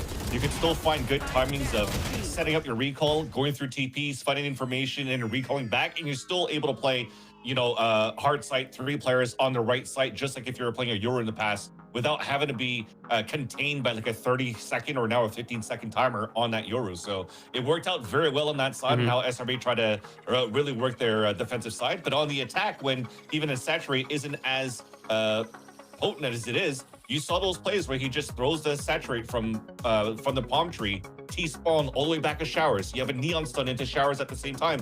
The defenders have no choice but to fall back and to get saturated and then just picked off by Satellite running it down. So again, preparation was key when it comes down to, people overreacting around agent changes. You find teams like SRB still finding true value out of it. I think the really interesting thing as well when we talk about like the round openings is, I mean, you see the 13A scoreline, you think SRB probably demolished on the first kills, but it's actually reversed. It's Core that has the 13 first kills, and it's SRB that has the 8, and completely reversal of the scoreline, which is kind of interesting as well, because it feels like they were finding success, but when it came down to a lot of those mid rounds and a lot of those late rounds, there were so many multi-kills that were coming out from the SRB side that was clawing a lot of these advantages that Core was working so hard to build up throughout the rounds. And I mean, you just end up in a situation where it kind of feels out of control, because the rounds that you should have been winning, you weren't winning. And then on top of that, you have Smoke and Satellite in your faces the whole time. So yeah. And I mean, that's exactly the two people we need to be talking about more for Philips Norelco head-to-head is Smoke and Satellite, and just that difference maker that we got to see in that very first map. Because even if maybe they're not getting the most amount of first kills, you talk about that, like, multi-frags they're getting, you're talking about the space they're getting, and Roy, oh my God. I love it. Let's keep it. Why do you have to ruin yourself? You called it perfectly. And Roy, the amount of impact these two are able to have. Yeah, no, so Troy here, ready to give a cool hard-hitting analysis. Yes, I think Neon's Neon has been a hugely discussed agent, even on Twitter, even on kind of by a lot of the pros about how strong she is, and I think Satellite is in such a good position to capitalize on this meta because he is such an insanely mechanical player. And I feel like some of the Neon presence gets eliminated a little bit when she's forced to op. And you have Smoke, who's on the Waylay, who's such a good op agent, and I feel like it relieves a lot of the pressure and it opens up Satellite to kind of be free flowing with the way that he wants to play and kind of his intuitive understanding of how he wants to find gaps and find kills. And I feel like that dynamic and kind of the sort of I guess the dynamic between Satellite and Smoke is so complementary, and even if Smoke isn't putting up crazy numbers, he's still relieving and kind of allowing Satellite to have a lot of kills, and then vice versa, where Satellite's putting up a lot of numbers, so Smoke can focus more on like the high impact kills and less on like multi-fragging and being very flashy with the rifle. That's the thing. Smoke was basically playing almost like an assist to the opener and to the space that Satellite had to create. And the good part about it too is that when that space is actually given for Satellite, he even overtook it. The overdrive rounds that he had pushing out towards the spawn was super good as well. And not only do you have the support from Smoke, but you have the flashes coming out from Nature. So they have really, again, good protocols around the whole system that really excels or allows somebody like Satellite to excel, and it's really nice to see. One thing that actually brings the big question mark for me for that previous map, though, was that if you look at QOR, they've already played with Derek on this map in the past with the roster changes when Derek was playing a Fade. And then you also had Kumi that plays the Waylay, and he had great numbers on a Waylay in the past. So it's quite interesting to see here a Neon and a Raze combination coming out for that side of QOR when they're trying something different. And fair game to them as well, because it feels like they almost have nothing to lose at that point, because you're not like in a position where it's like, oh, well, we're still testing things out. We can still move into the playoffs. We still have great protocols going to later games where it matters the most technically right now for them if their backs against the wall. So to try things out and to test it, I'll give them respect for that. Yeah, test it out, but maybe not working quite to what they would want. And now we have to stare down the second map of the series. Where we're going has been familiar for QOR. This is where we got to see the debut of the Duelist, but it's going to be SRB picking it up. So speaking of that confidence heading into it, up in the series, now going to their map. Roy, I'm curious with how this one's going to be shaking out. I'm also, because it's basically a mirror comp. I think the only real difference is the Omen versus the Astra for both of these rosters. They're running the Neon Jet for the Duelist options. I mean, bar for bar, I think the Omen provides a lot of the elevation that we saw come into play, but I think Astra provides a lot of cross-map utility and a lot of stopping power and kind of just instant smokes that can come up in mid and kind of allow the elbow control. So I think there are differences in the mechanics of how both of these controllers impact the game. But I think for me, the focus point is going to be the double Duelist versus the other double Duelist, right? Because Satellite and Smoke are, in my opinion, two of the best in this league. They're so good. They've been so good at almost every iteration of their agents and of their roles. And I feel like this map really opens up a lot of those duels and kind of allows these duelists to take fights that they're very comfortable with. So I feel like it's going to have to be a huge mechanical answer by QOR. Yes, they have the calling. Yes, they have a lot of, the other stuff that they can work with as well. But I think ultimately it's going to resolve, yes, strategically in some capacity, but mostly mechanically when it comes down to where these duelists want to fight and how they want to be approaching the map overall. Ooh, okay. I mean, Vance, elaborate. A little excited over there from you. Yeah, because I think this has already changed in the past when Derek was already playing that Jet, but I was still keeping an eye on like Moose, because if he wasn't playing Omen previously, he's playing it now. And I was going to mention like the responsibility you have for somebody like an Omen player to really try to shut down Satellite, because just as you mentioned verticality here, Roy, I think that is probably the best recipe that QOR could have to go into the top of these boxes and fight over the Neon walls to hopefully get these continuous first bloods that he's getting for the team. He was the one that was very activated on that first map of Bind, and you want that continuation for Moose so that the rest of the team could help out and push us to a third map. I mean, Moose was definitely in that first map, but time to see if the rest of the team can step up as well, heading into the second map of the series, or going to Breeze if it's going to be an SRB to just close this out into. Let's find out and head to your casters, Henrik and Marks, to find out. And try the Thanks, Sierra, and thanks, Vans, for spreading the right kind of propaganda. Oh no, that's what we're doing now? But coming into what is Shopify's pick of Breeze, the comps remaining unchanged from when we previously saw them, Marcus. Xander on this Astra versus Moose on the Omen is the only difference we see. Otherwise, the Neon, the Jet, the Viper, and the Sova. And both of these teams very confident on this map previously after Core showcased that duelist debut from Derek. That was oh so exciting. Now, Derek having to prove himself after that Raze performance on Bind was unable to get Core over the line. Yeah, I mean, the last time we got to see Core on this map, it was looking so clean coming out from them. We even got to see Derek kind of go for a highlight play to kind of close out the match, too. Very flashy stuff, but one player who will always just be a highlight to me is going to be Nope. Satellite, okay. 2 duelists less for Core here, as it's just going to be absolute demolishing coming through, as Satellite single-handedly will win out this pistol round. Couple inch-ups, couple fights. One more for the road. Let's get an overdrive round 3.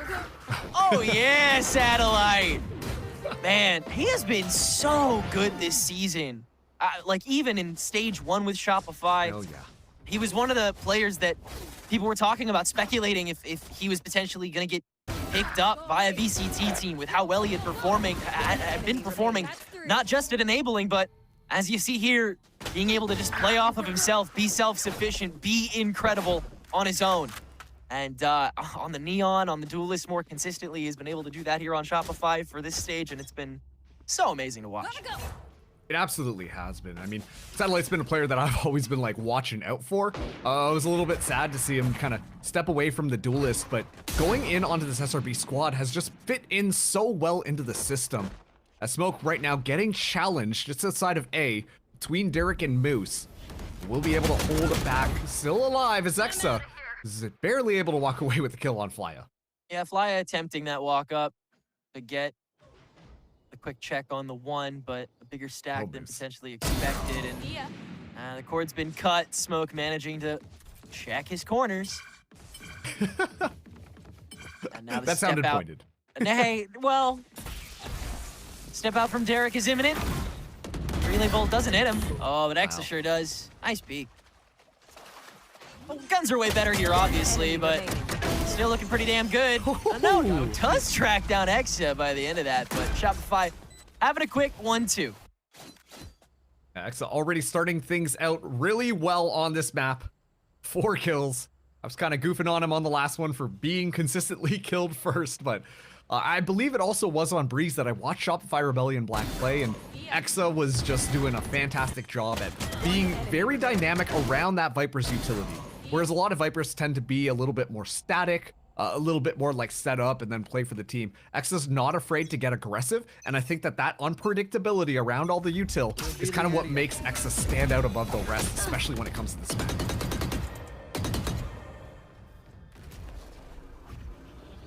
And we'll be receiving this takeover. Shopify getting aggressive already. Wow. Moose caught early. And Shopify storm in. This looks almost too easy. I mean, that's a save, no? Hey man, if I'm in this game, I'm already saving. Like as soon as that entry happens, I see that and I'm like, I'm good. Like we talk about how strong their entries were on that last map, and yet we're treated to the exact same thing. This time, a different pathing on that A site, a different flavor to the exact same attack.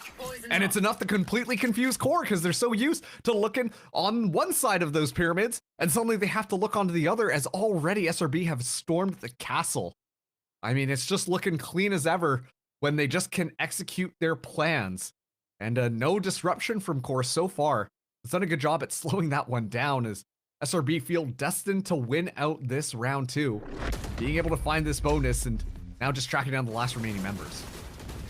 Seeing the peaks get more aggressive towards Orange, especially in the first bits of that execution, I'm wondering if that's just a product of Shopify honing this take, or if it's just them being so confident in this matchup in this moment that they feel like peaking more aggressively.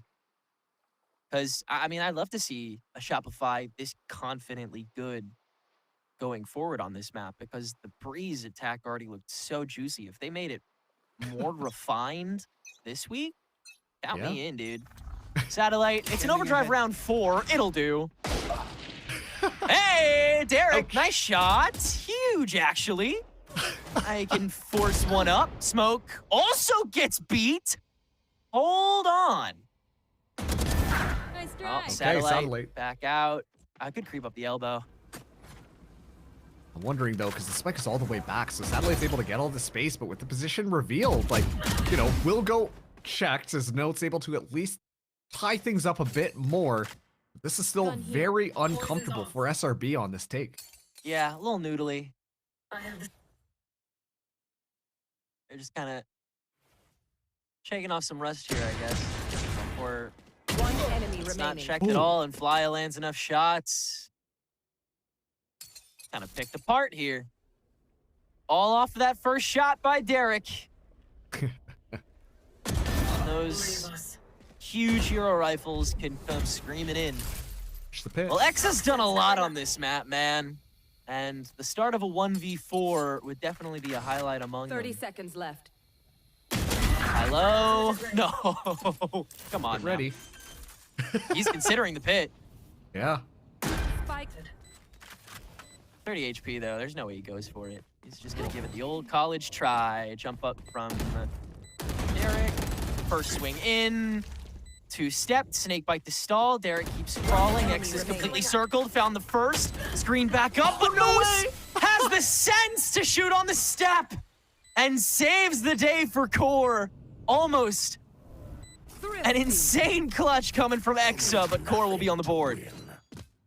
I was wondering for a second. I'm like, okay, if you get this down to a 1v2, maybe you do pop the pit here, but I think the team was probably like, nah. You don't do that just quite yet. Given your HP pool, it's not kind of worth it there. And, you know, what a way for that round to start out. Like you said, Derek finds that first kill, kind of calls the rest of the gang too. Is just like, hey guys, check this out. Gets the kill and everyone's like, oh, and then they disappear back through those double doors.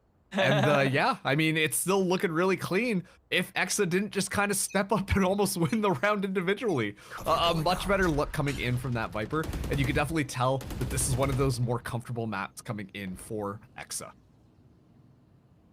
Most definitely.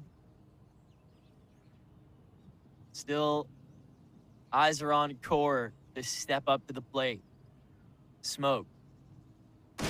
Tank. Yep. God damn. And in we go. Kumi trying to go up for up. Nothing doing. It's Exa again. And Shopify, yeah, this time you can use the pit. And I think we save again, straight up. Yeah. It's literally like, hey, check out this card I've got in my hand, and as soon as you play it, you're guaranteeing the round. Like, it's just like, well, okay, then we're just simply not going to try and retake this. So, excellent stuff coming out from Shopify Rebellion Black, but most importantly, Smoke, just good intuition, probably coming from the core roster, understanding how they like to play things, understanding the positioning, has Note clocked immediately on where that Viper might be hanging out there. It's just so clean and so... It's one of those moments, right, where it's just like, oh yeah, like Smoke just knows that's where the Viper's gonna be hanging out, and it just guarantees the kill. None of those shenanigans are gonna work against SRB right now, because they kind of picked up one of the top players on core from stage 1. And so those little tactics aren't just gonna get away for free. Core have to try and change things up now, because they've kind of got a double agent working for Shopify Rebellion Black now. Yeah, Smoke, it does come with so much of a knowledge base on how Core plays as a unit. Shopify definitely tuning themselves to that. You can see it in how much they've condensed their aggression and how explosive they try to be once they find an excuse to. So we'll see if they can do that again, as Core will still have the rifles for the most part and start getting those ults on the board, get into this second quarter of regulation. Smoke still doing Smoke things. And he's gonna give it another try, I bet. Derek out of time on the tailwind and caught by the drone. And what? Smoke has the excuse. Now looking again.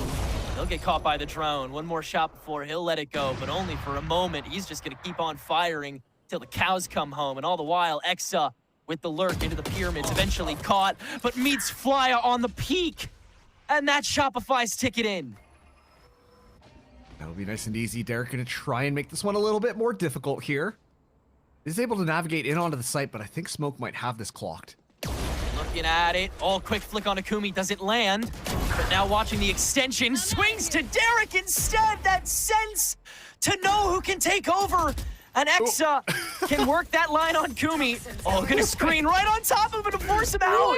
That's so good. Shopify just continuing to evolve round by round, sticking the knife in deeper. Flawless round 6. And does it just only get better from here? Yo, you have to take in that Exa did not use the screen at all until that moment, that entire round on Breeze. Like, that's unbelievable when you just think about it. That is like the #1 thing every single Viper is going to be deploying up first. You condition the screen so you know exactly where it's going to go. But no, Shopify Rebellion Black simply don't need that one. The devs talked about how Moose has to use that verticality to try and stall out SRB. But even then, Smoke is just so aware, just knows exactly where all these players are going to be hanging out.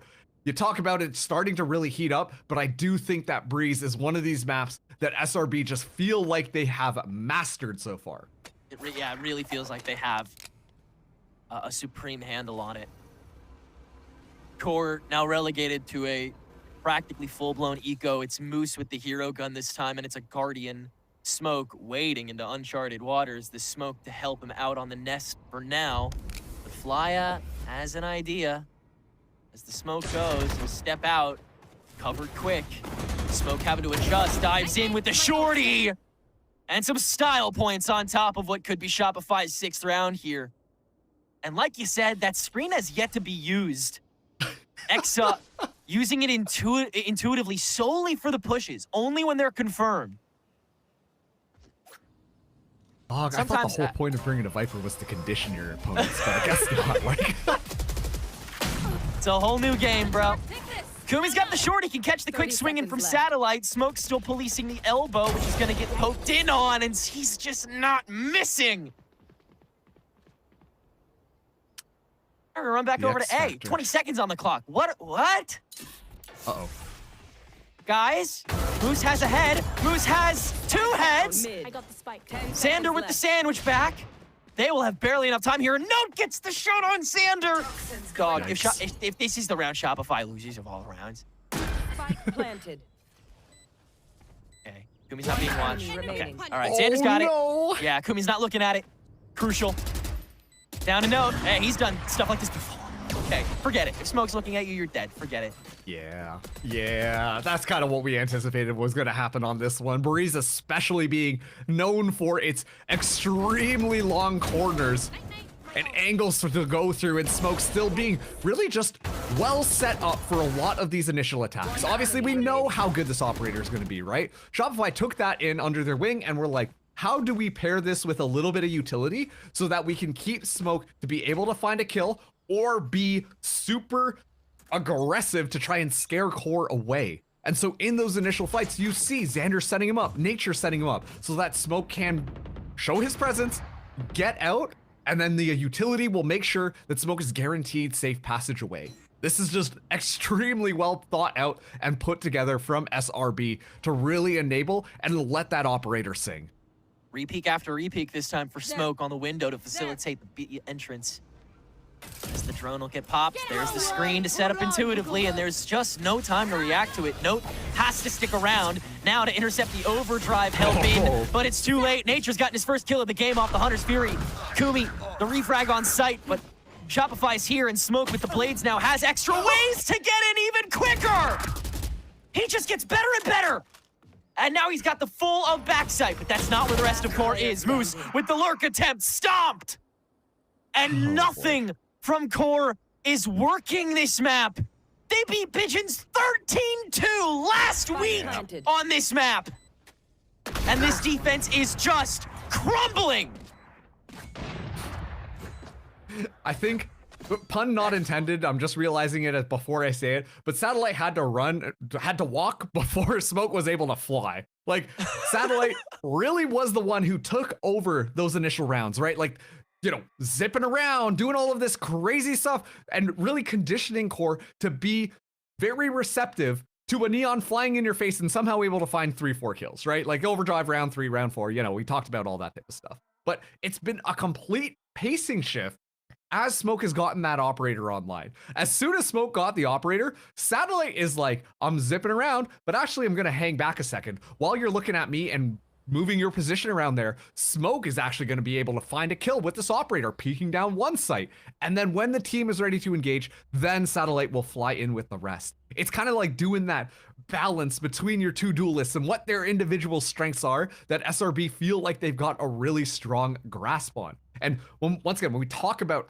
Shopify Rebellion in general, how this organization works, especially with Effie's being the coach, there's layers upon layers upon layers of different protocol on how to work off of one another. And SRB, once again, it feels like they're consistently drawing new ideas out of a hat and just running them against Core, and Core just simply don't know how to adapt against it, as they're really struggling to find anything. Note is the top player on their kill feed right now with only 5 kills, while Satellite's gotten 10, and Smoke, just off the last couple of rounds, has gotten up to 9.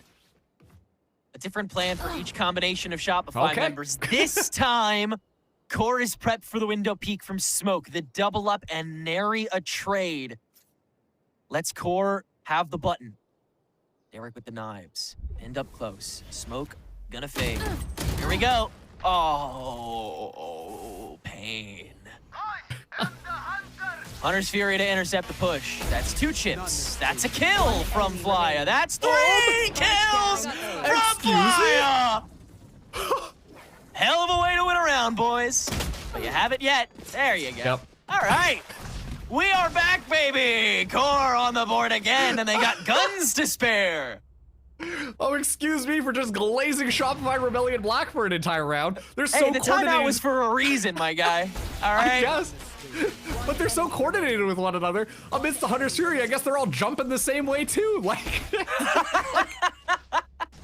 oh no, it's okay. It's okay. You know, 7-2. It's still solid. A very good momentum boost though for Core here, because you know they didn't even have to get into the engagement. They just simply ran the round down with an ultimate, which is a great way to kind of pull things back into your favor, especially off that timeout. Like you said, you know, reset the mental, reset the economy, make it so it's nice and even. All right, Derek sprays down with the wall bangs after the drone chases him down. Not going to stick around for the first arc of redemption. Second, though, he will. Getting close up on this toxic screen. Finds the first, steps out, grabs the second. Smoke opts it back down. Rest of Core distances themselves, avoiding the sight lines, and that lets Satellite extend onto Moose. Kumi, with his own operator from the doors, catches Smoke unawares on the outskirts. And as the spike gets planted, the Shock Dart and Snakebite make things reclusive for Shopify. Jump peek from Note lets the rest of Core start to circle the waters. Double step up. Now Kumi posted up with the operator, making that a dangerous choke. Satellite gonna try and challenge that in the meanwhile. Steps up to Note. Kumi with the frag back onto Nature as he steps in through and now guarding the spike defusal. And an Opta performance, all Core's own to get their 3rd round here. Yeah, wow, that timeout was really necessary. Is kind of what I'm gathering from Core on that last time. I mean, doing a good job. You can see SRB are leading a little bit away from that operator, understanding that that thing has kind of been red now. As a result of that, I mean, Core do a good job of claiming things back. And wow, this is actually going to force out the timeout from Shopify Rebellion Black. Just off of those 2 pretty dominant rounds on that A site, with Shopify Rebellion Black fighting tooth and nail to even get that spike down. And then as well, like Shock Darts from Flya, it's a lot of Sova utility that really just was making it a lot more difficult, with Core trying to play a little bit more aggressively, trying to get up in their face when SRB are moving in for that round. SRB, they're trying their best to kind of, you know, section things off so it's a little bit easier for them to be able to clear out and secure the site. But Core just simply aren't giving them the opportunity these last couple of rounds, and things are really starting to flip around based on that momentum. Yeah, feels justified to call it at this point, so you can secure these last 2 very crucial rounds. In the last one where everybody would still have the guns for the most part. Still probably be fine, but it'd be touchy. Nice last shot. Yeah, Kumi, now that he has the operator, definitely a reason to call that timeout. Gonna be as consistent a factor as Smoke, no doubt will be on the defense with the operator once he gets it. So You are divided. oh, Cosmic Divide out the gate. Jeez, bro. Oh yeah, for a reason. Satellite wants to get active. Relay Bolt's a little dodgy though, so they gotta be a little slowed down still though. Xander facilitating it all, walked up to Xander gets both of those! What? Oh, and Shopify lay waste. Fly finds timing on Exa. As a temporary 1v1, Xander's on the skirt back, and right now apparently he's invincible. Oh, Fly ducking out, ducking out. He's gonna take the reset, no idea where Xander could be.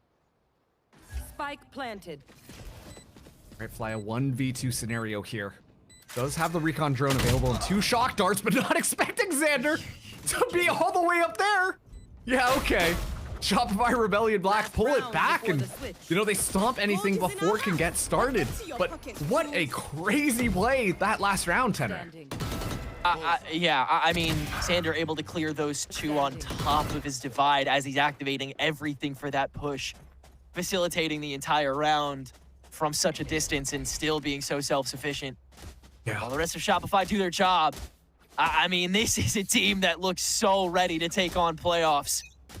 The mechanics, the consistency, the ideas, they're all there. QOR, again, they know how to react, they know how to respond, they know how to fight back. It's gonna take so much though. And these post-ups early on have at the very least stalled to let the rest of the cavalry come crawling back, and that has meant so much for these receptions. The recon drone gets utilized by Flya to try and clear out that space, so QOR at least having a better idea that there's nobody mid, and look at this, they're funneling so many of their agents towards that middle site. Once again, the screen not deployed, so there will be an ample opportunity now to kind of section things off and get that plant nice and easy. Yeah, more than enough.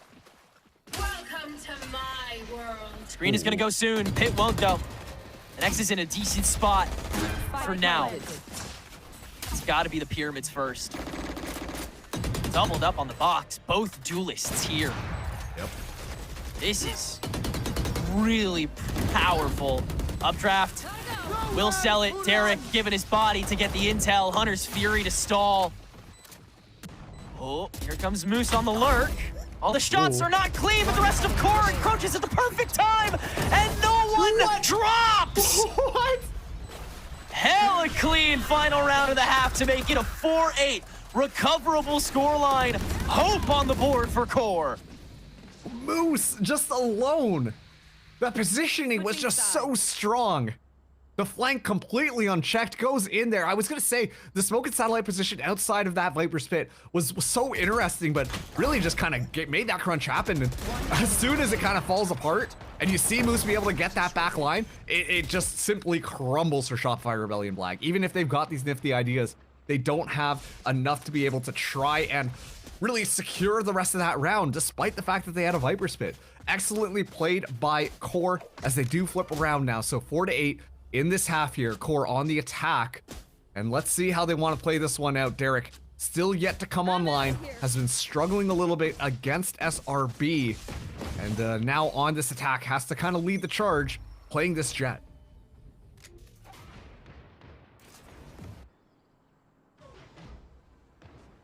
Resting on this pistol.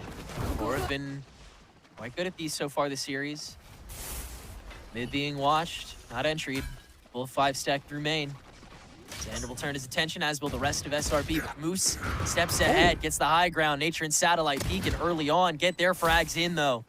And Shopify is here to fight as the spike starts to tick. QOR is way out right now. Note, in a bit of an odd spot that hasn't been sussed. Oh, now it has. Satellite chasing it down. And the rest will follow, no doubt. Making their way around the pyramids. Derek tries to turn it back close with this ghost. That's one gone, and the rest of the health pool can be dealt with just these 2 attackers. Derek first peek. Decent trade away, but Shopify have better targeting. And now a 9th on the board.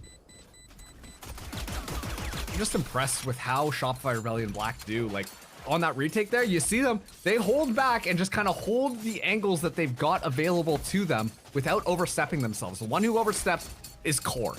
And then they just find a couple of kills, make it nice and easy. Suddenly you've got the advantage, and then they push in together and play together. So it goes from this chaotic, hey, let's just hold our individual angles, try and win our ones, and then immediately, okay, we've got the advantage, now let's use that to our advantage and just play together to secure the rest of the kills, despite the fact that they've got a lower health pool. So once again, I'm still left impressed here about Shopify Rebellion Black and how they want to play this one.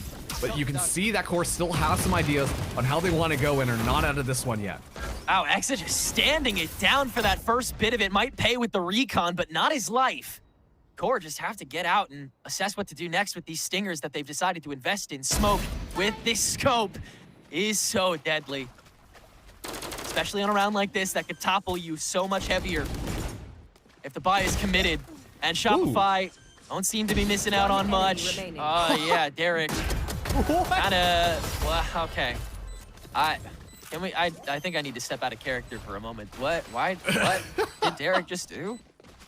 Just completely turned his back without anybody watching his peek and just walking through the, without retaking the, I'm just. All right, Henry, shake it off. Get back into 10 rec mode. You got this. Put the character back in. Oh, here we go. I got it. Yeah, I mean. I'm back. I'm back. There we go. There's our screaming king. Guys, it's me. Yeah, sure. But yeah, you can see once again, like there's a bit of a force up from QOR. You can feel the urgency starting to come through from them on how they want to be able to play this one. And still Shopify Rebellion Black, you can see how coordinated they're playing. Smoke gets a single tap and Satellite zipping in to clean up that kill immediately. Like, it almost feels like these should be in some sort of montage or promotional videos for Valorant and how coordinated some of these hits have been.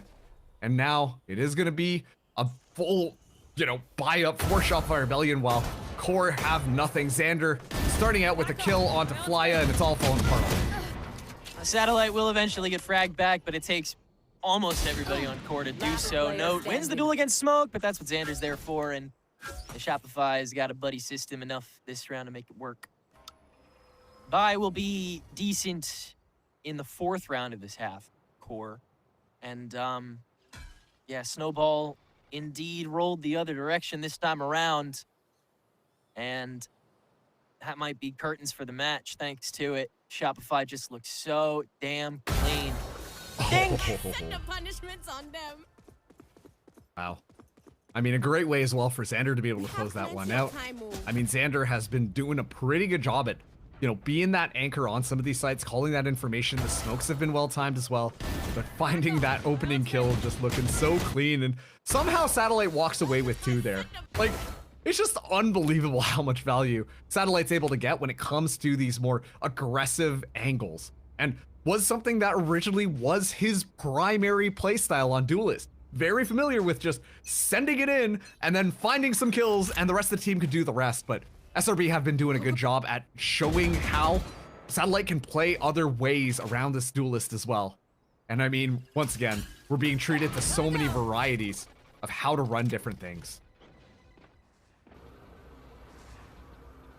Got to fully come to fruition here. Otherwise, QOR do have proof of concept that they can come back this half.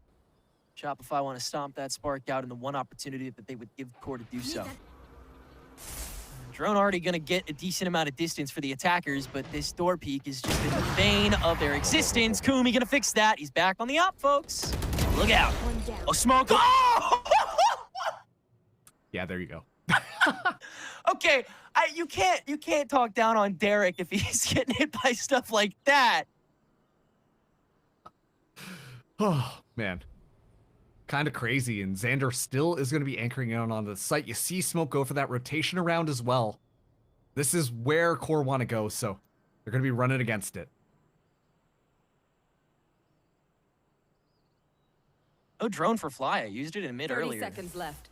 So they've just got to go in off contact with the screen. Shopify's just going to let him have it. Not shooting down the dart. Oh, but that's all to give Smoke the open season! Planted. He just steals the show every time, dude. Now Xander can extend, and he's just gonna find his Fly had his number there, I thought. And in goes Shopify, completely fearless in the 4v2. Kumi down to a crisp. Note's got to hold his own. X is back on the lurk through the cavern. And Shopify, oh, rare miss from Smoke, but Xander's got it covered because he's lit too. Everything you can do, Shopify can do better. And they have 8 rounds of match point. Yeah, 12-4 here. With, I think QOR feeling very confident on Breeze in their matchup against Pigeons, right? Like, we talked about how Derek got some flashy kill to end things off.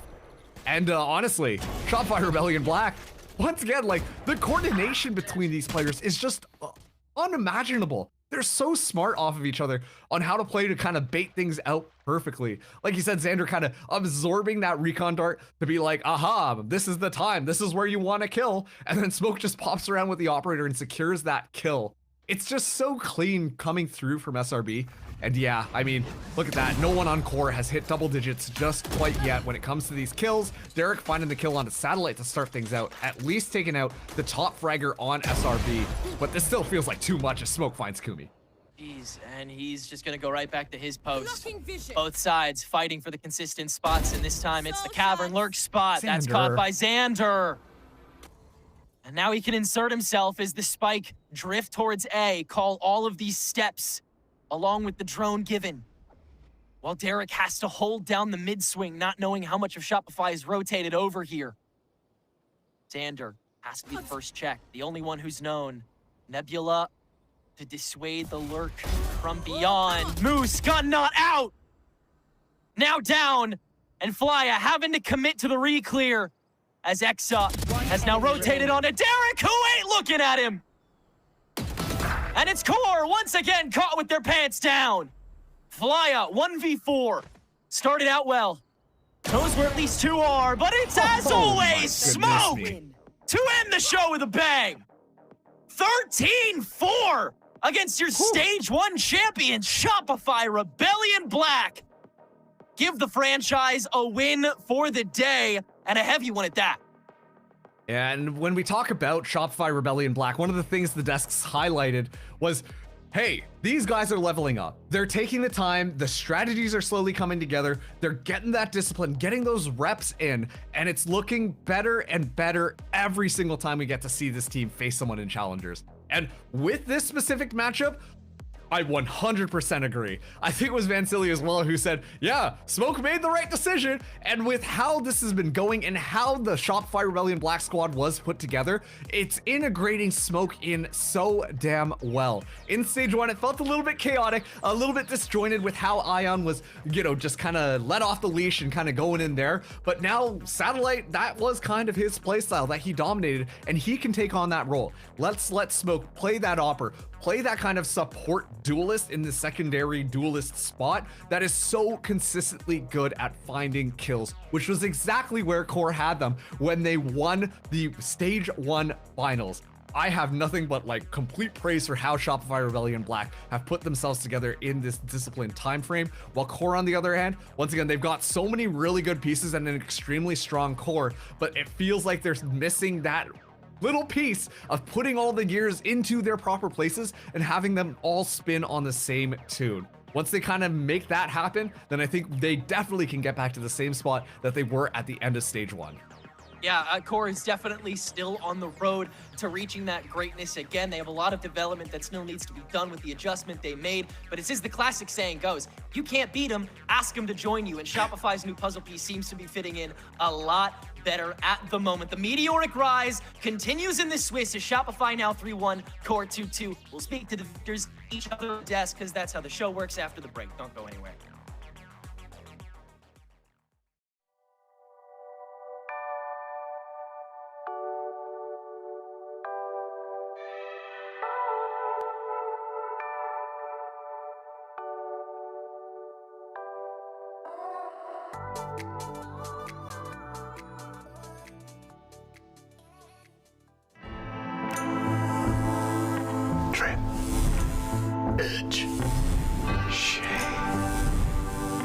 Trim, edge, and shave with Philips Norelco One Blade. One tool for all you need.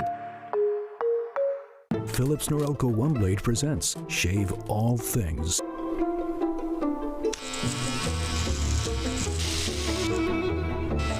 style made simple with Philips Norelco One Blade 360. Go away. Kill. Go. One enemy remaining. That's 3.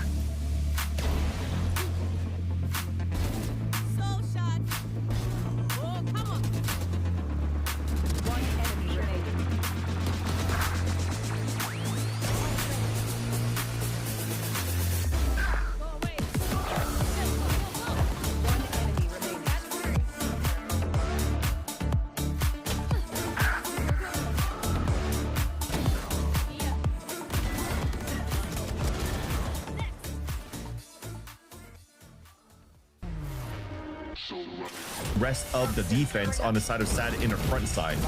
That said, though, Wally is just gonna kill me. Oh my god! I'm gonna go. That's how we're gonna finish this match.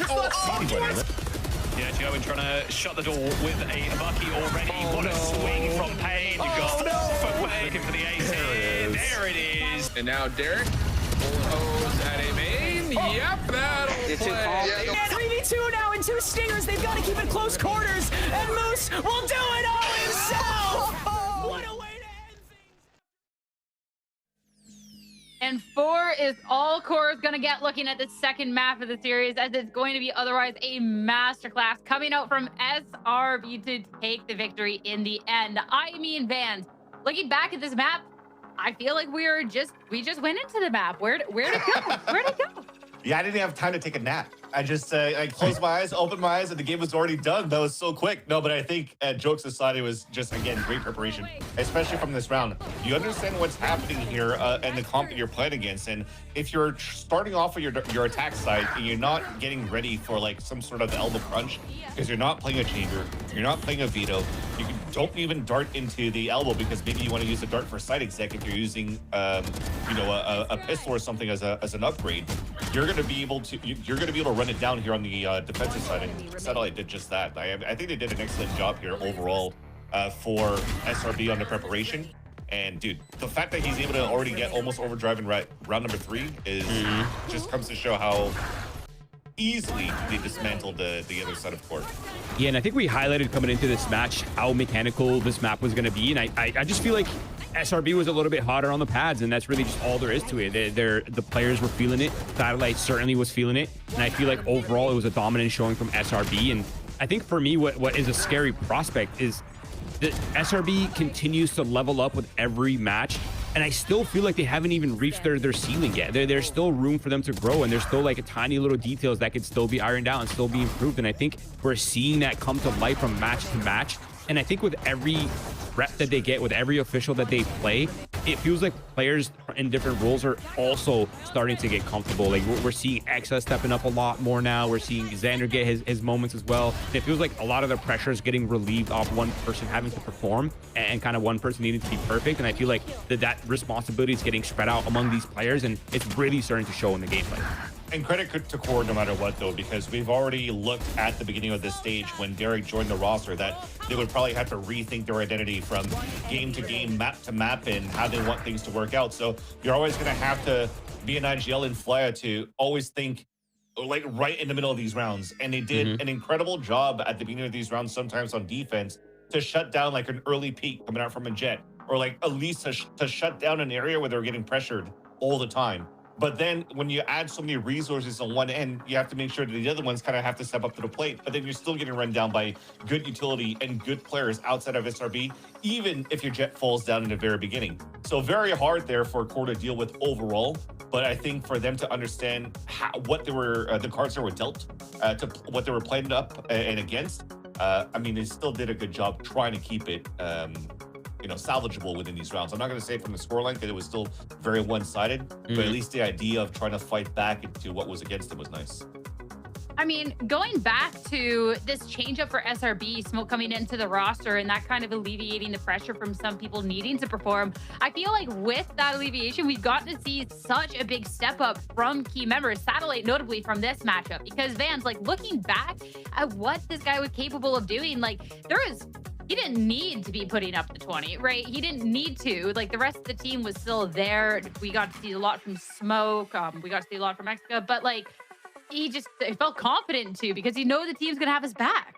Yeah, I think it comes down to, like, organizations and team in the past, not just on QBird Academy, but just in general. If teams already understood how good Neon was already in the past, even if like her double relay bolts was nerfed down to 1, she's still so good and she's still be very proficient without needing a breach, right? So as you start realizing that, and you're like, oh wait, we have a masterclass player in that agent in her hands. Let's just take advantage of that until potentially the Neon nerfs that comes out might not be as groundbreaking or nerfing her to the ground as much. That still gives you a chance here for Satellite to still shine for this roster. So SRB, with this change of Smoke coming into the roster, it's added firepower, but also adds the identity of this team, and they look really good. It looked so strong coming out from SRB. And if this is a team still not even at their full potential, that is a terrifying prospect for every other team here within this stage. But this is a team that's only had a level up because of one big change. It's not Roy's cat. It's in fact the newest player to the roster, Smoke, who is here for a Philips Norelco interview. So let's head on over to that, get some good insight. Hello, Smoke. Last time we spoke... How's it going? Good, thank you. Last time we spoke, you were the Stage 1 champion. Now you're on a new team, facing off against your old team. So how was that for you? Like a little friendly rivalry? Anything else? I didn't want to play him.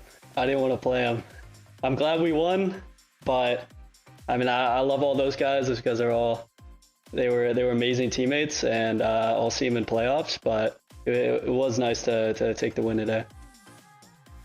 I mean, it was a matchup that had to happen eventually at some point. You knew that when you signed on to this SRB roster, but talk to me about this change for you, because I was kind of surprised to see you go after QOR had won out, but you seem to slot in really well with this new team as well.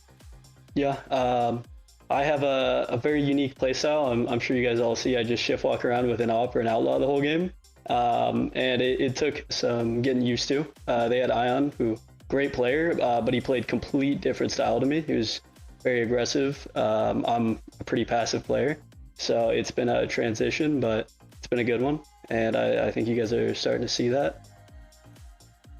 We definitely are. The conversation that we've had on the desk too is we've seen a lot of great things from SRB, but we don't necessarily feel like this is the team at the 100% yet. Do you still feel like there is still a lot more for you and the team to be able to show us in the upcoming weeks? Oh, of course. Yeah. I mean, the waylay changes that just happened, that obviously affected things.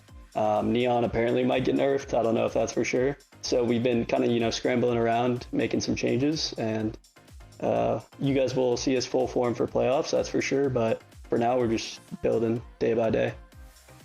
In full form for playoffs, does that mean we're going to see back-to-back victories here for Smoke? I would hope so. Fingers crossed. I mean, you guys had a pretty quick game, so I'll let you go and enjoy the rest of your night. But Smoke, thanks for chatting. Yep, thank you. Have a good night. Thank you. You as well. Back over to the desk. I love that he talked about like his own play style in that too. That's kind of like the big conversation when we've seen him with this team. And also we will see the full form for playoffs, Roy. I think that's a very exciting prospect because the team's already looking so good now. Oh, they're looking phenomenal, but honestly, he should sue you if they lose out from here because you guys keep baiting these players to say that they're going to win and they're the best. And every time you and Liz force these players to say these things during interviews, their luck just seems to vanish. Never. It's only been Liz, and NRG lost their last map, so Liz wouldn't do that again to them. I don't know what you guys are talking about. Come on. Nice knowing you, SRB. Crazy. Not only did you predict against SRG, but now you're also baiting out from SRB. Dude, you already had social media account from Shopify calling you out, not invited to the party. Now you're not even invited to the baby shower. What is this? What is this? We just gotta get it as much in at the rest of the day. I can't. What's happening with my desk? Well, hold on. I'm bringing it back down. All right. Well, I think our analysts need some, they're getting cranky without their nap. So we're going to wrap this one up. Thank you all so much for tuning in. From myself, Troy, and Van Stinky, we hope you have a great rest of your nights, and we'll see you all tomorrow. Donut really hasn't had those opportunities to shine, but now it looks like might have a few more. They're trying to aggress that weak point that was Noya, but she's not there anymore. She's at the pinch point outside of the roadway, and the flash in from Alexis is perfect to let her run. And that is the macro we were talking about from Shopify Rebellion Gold. Consistently one step ahead of so not. Will we see in that third map here? Bit of a faster play through. Retro going in, finds a kill. Off the paranoia, he finds a second, keeps walking down, gets three, into the smoke, gets Sarah. Retro finishing with it. Overdrive out early for Satellite here. Oh, that saturate is so good. Holy smoke. Oh, and he's in on the other side too while you're at it. That's insane. Eric gets burned. Satellite's running it down. 4 now done. Moose traded back after the spray through, but it is done here, surely. Flya revealing himself after the opening frag from the shower. Bird in. Come close out the match, too. Very flashy stuff, but one player who will always just be the highlights me is going to be Nope. Satellite, okay. 2 duelists less for QOR here, as it's just going to be absolute demolishing coming through. As Satellite single-handedly will win on a Donut.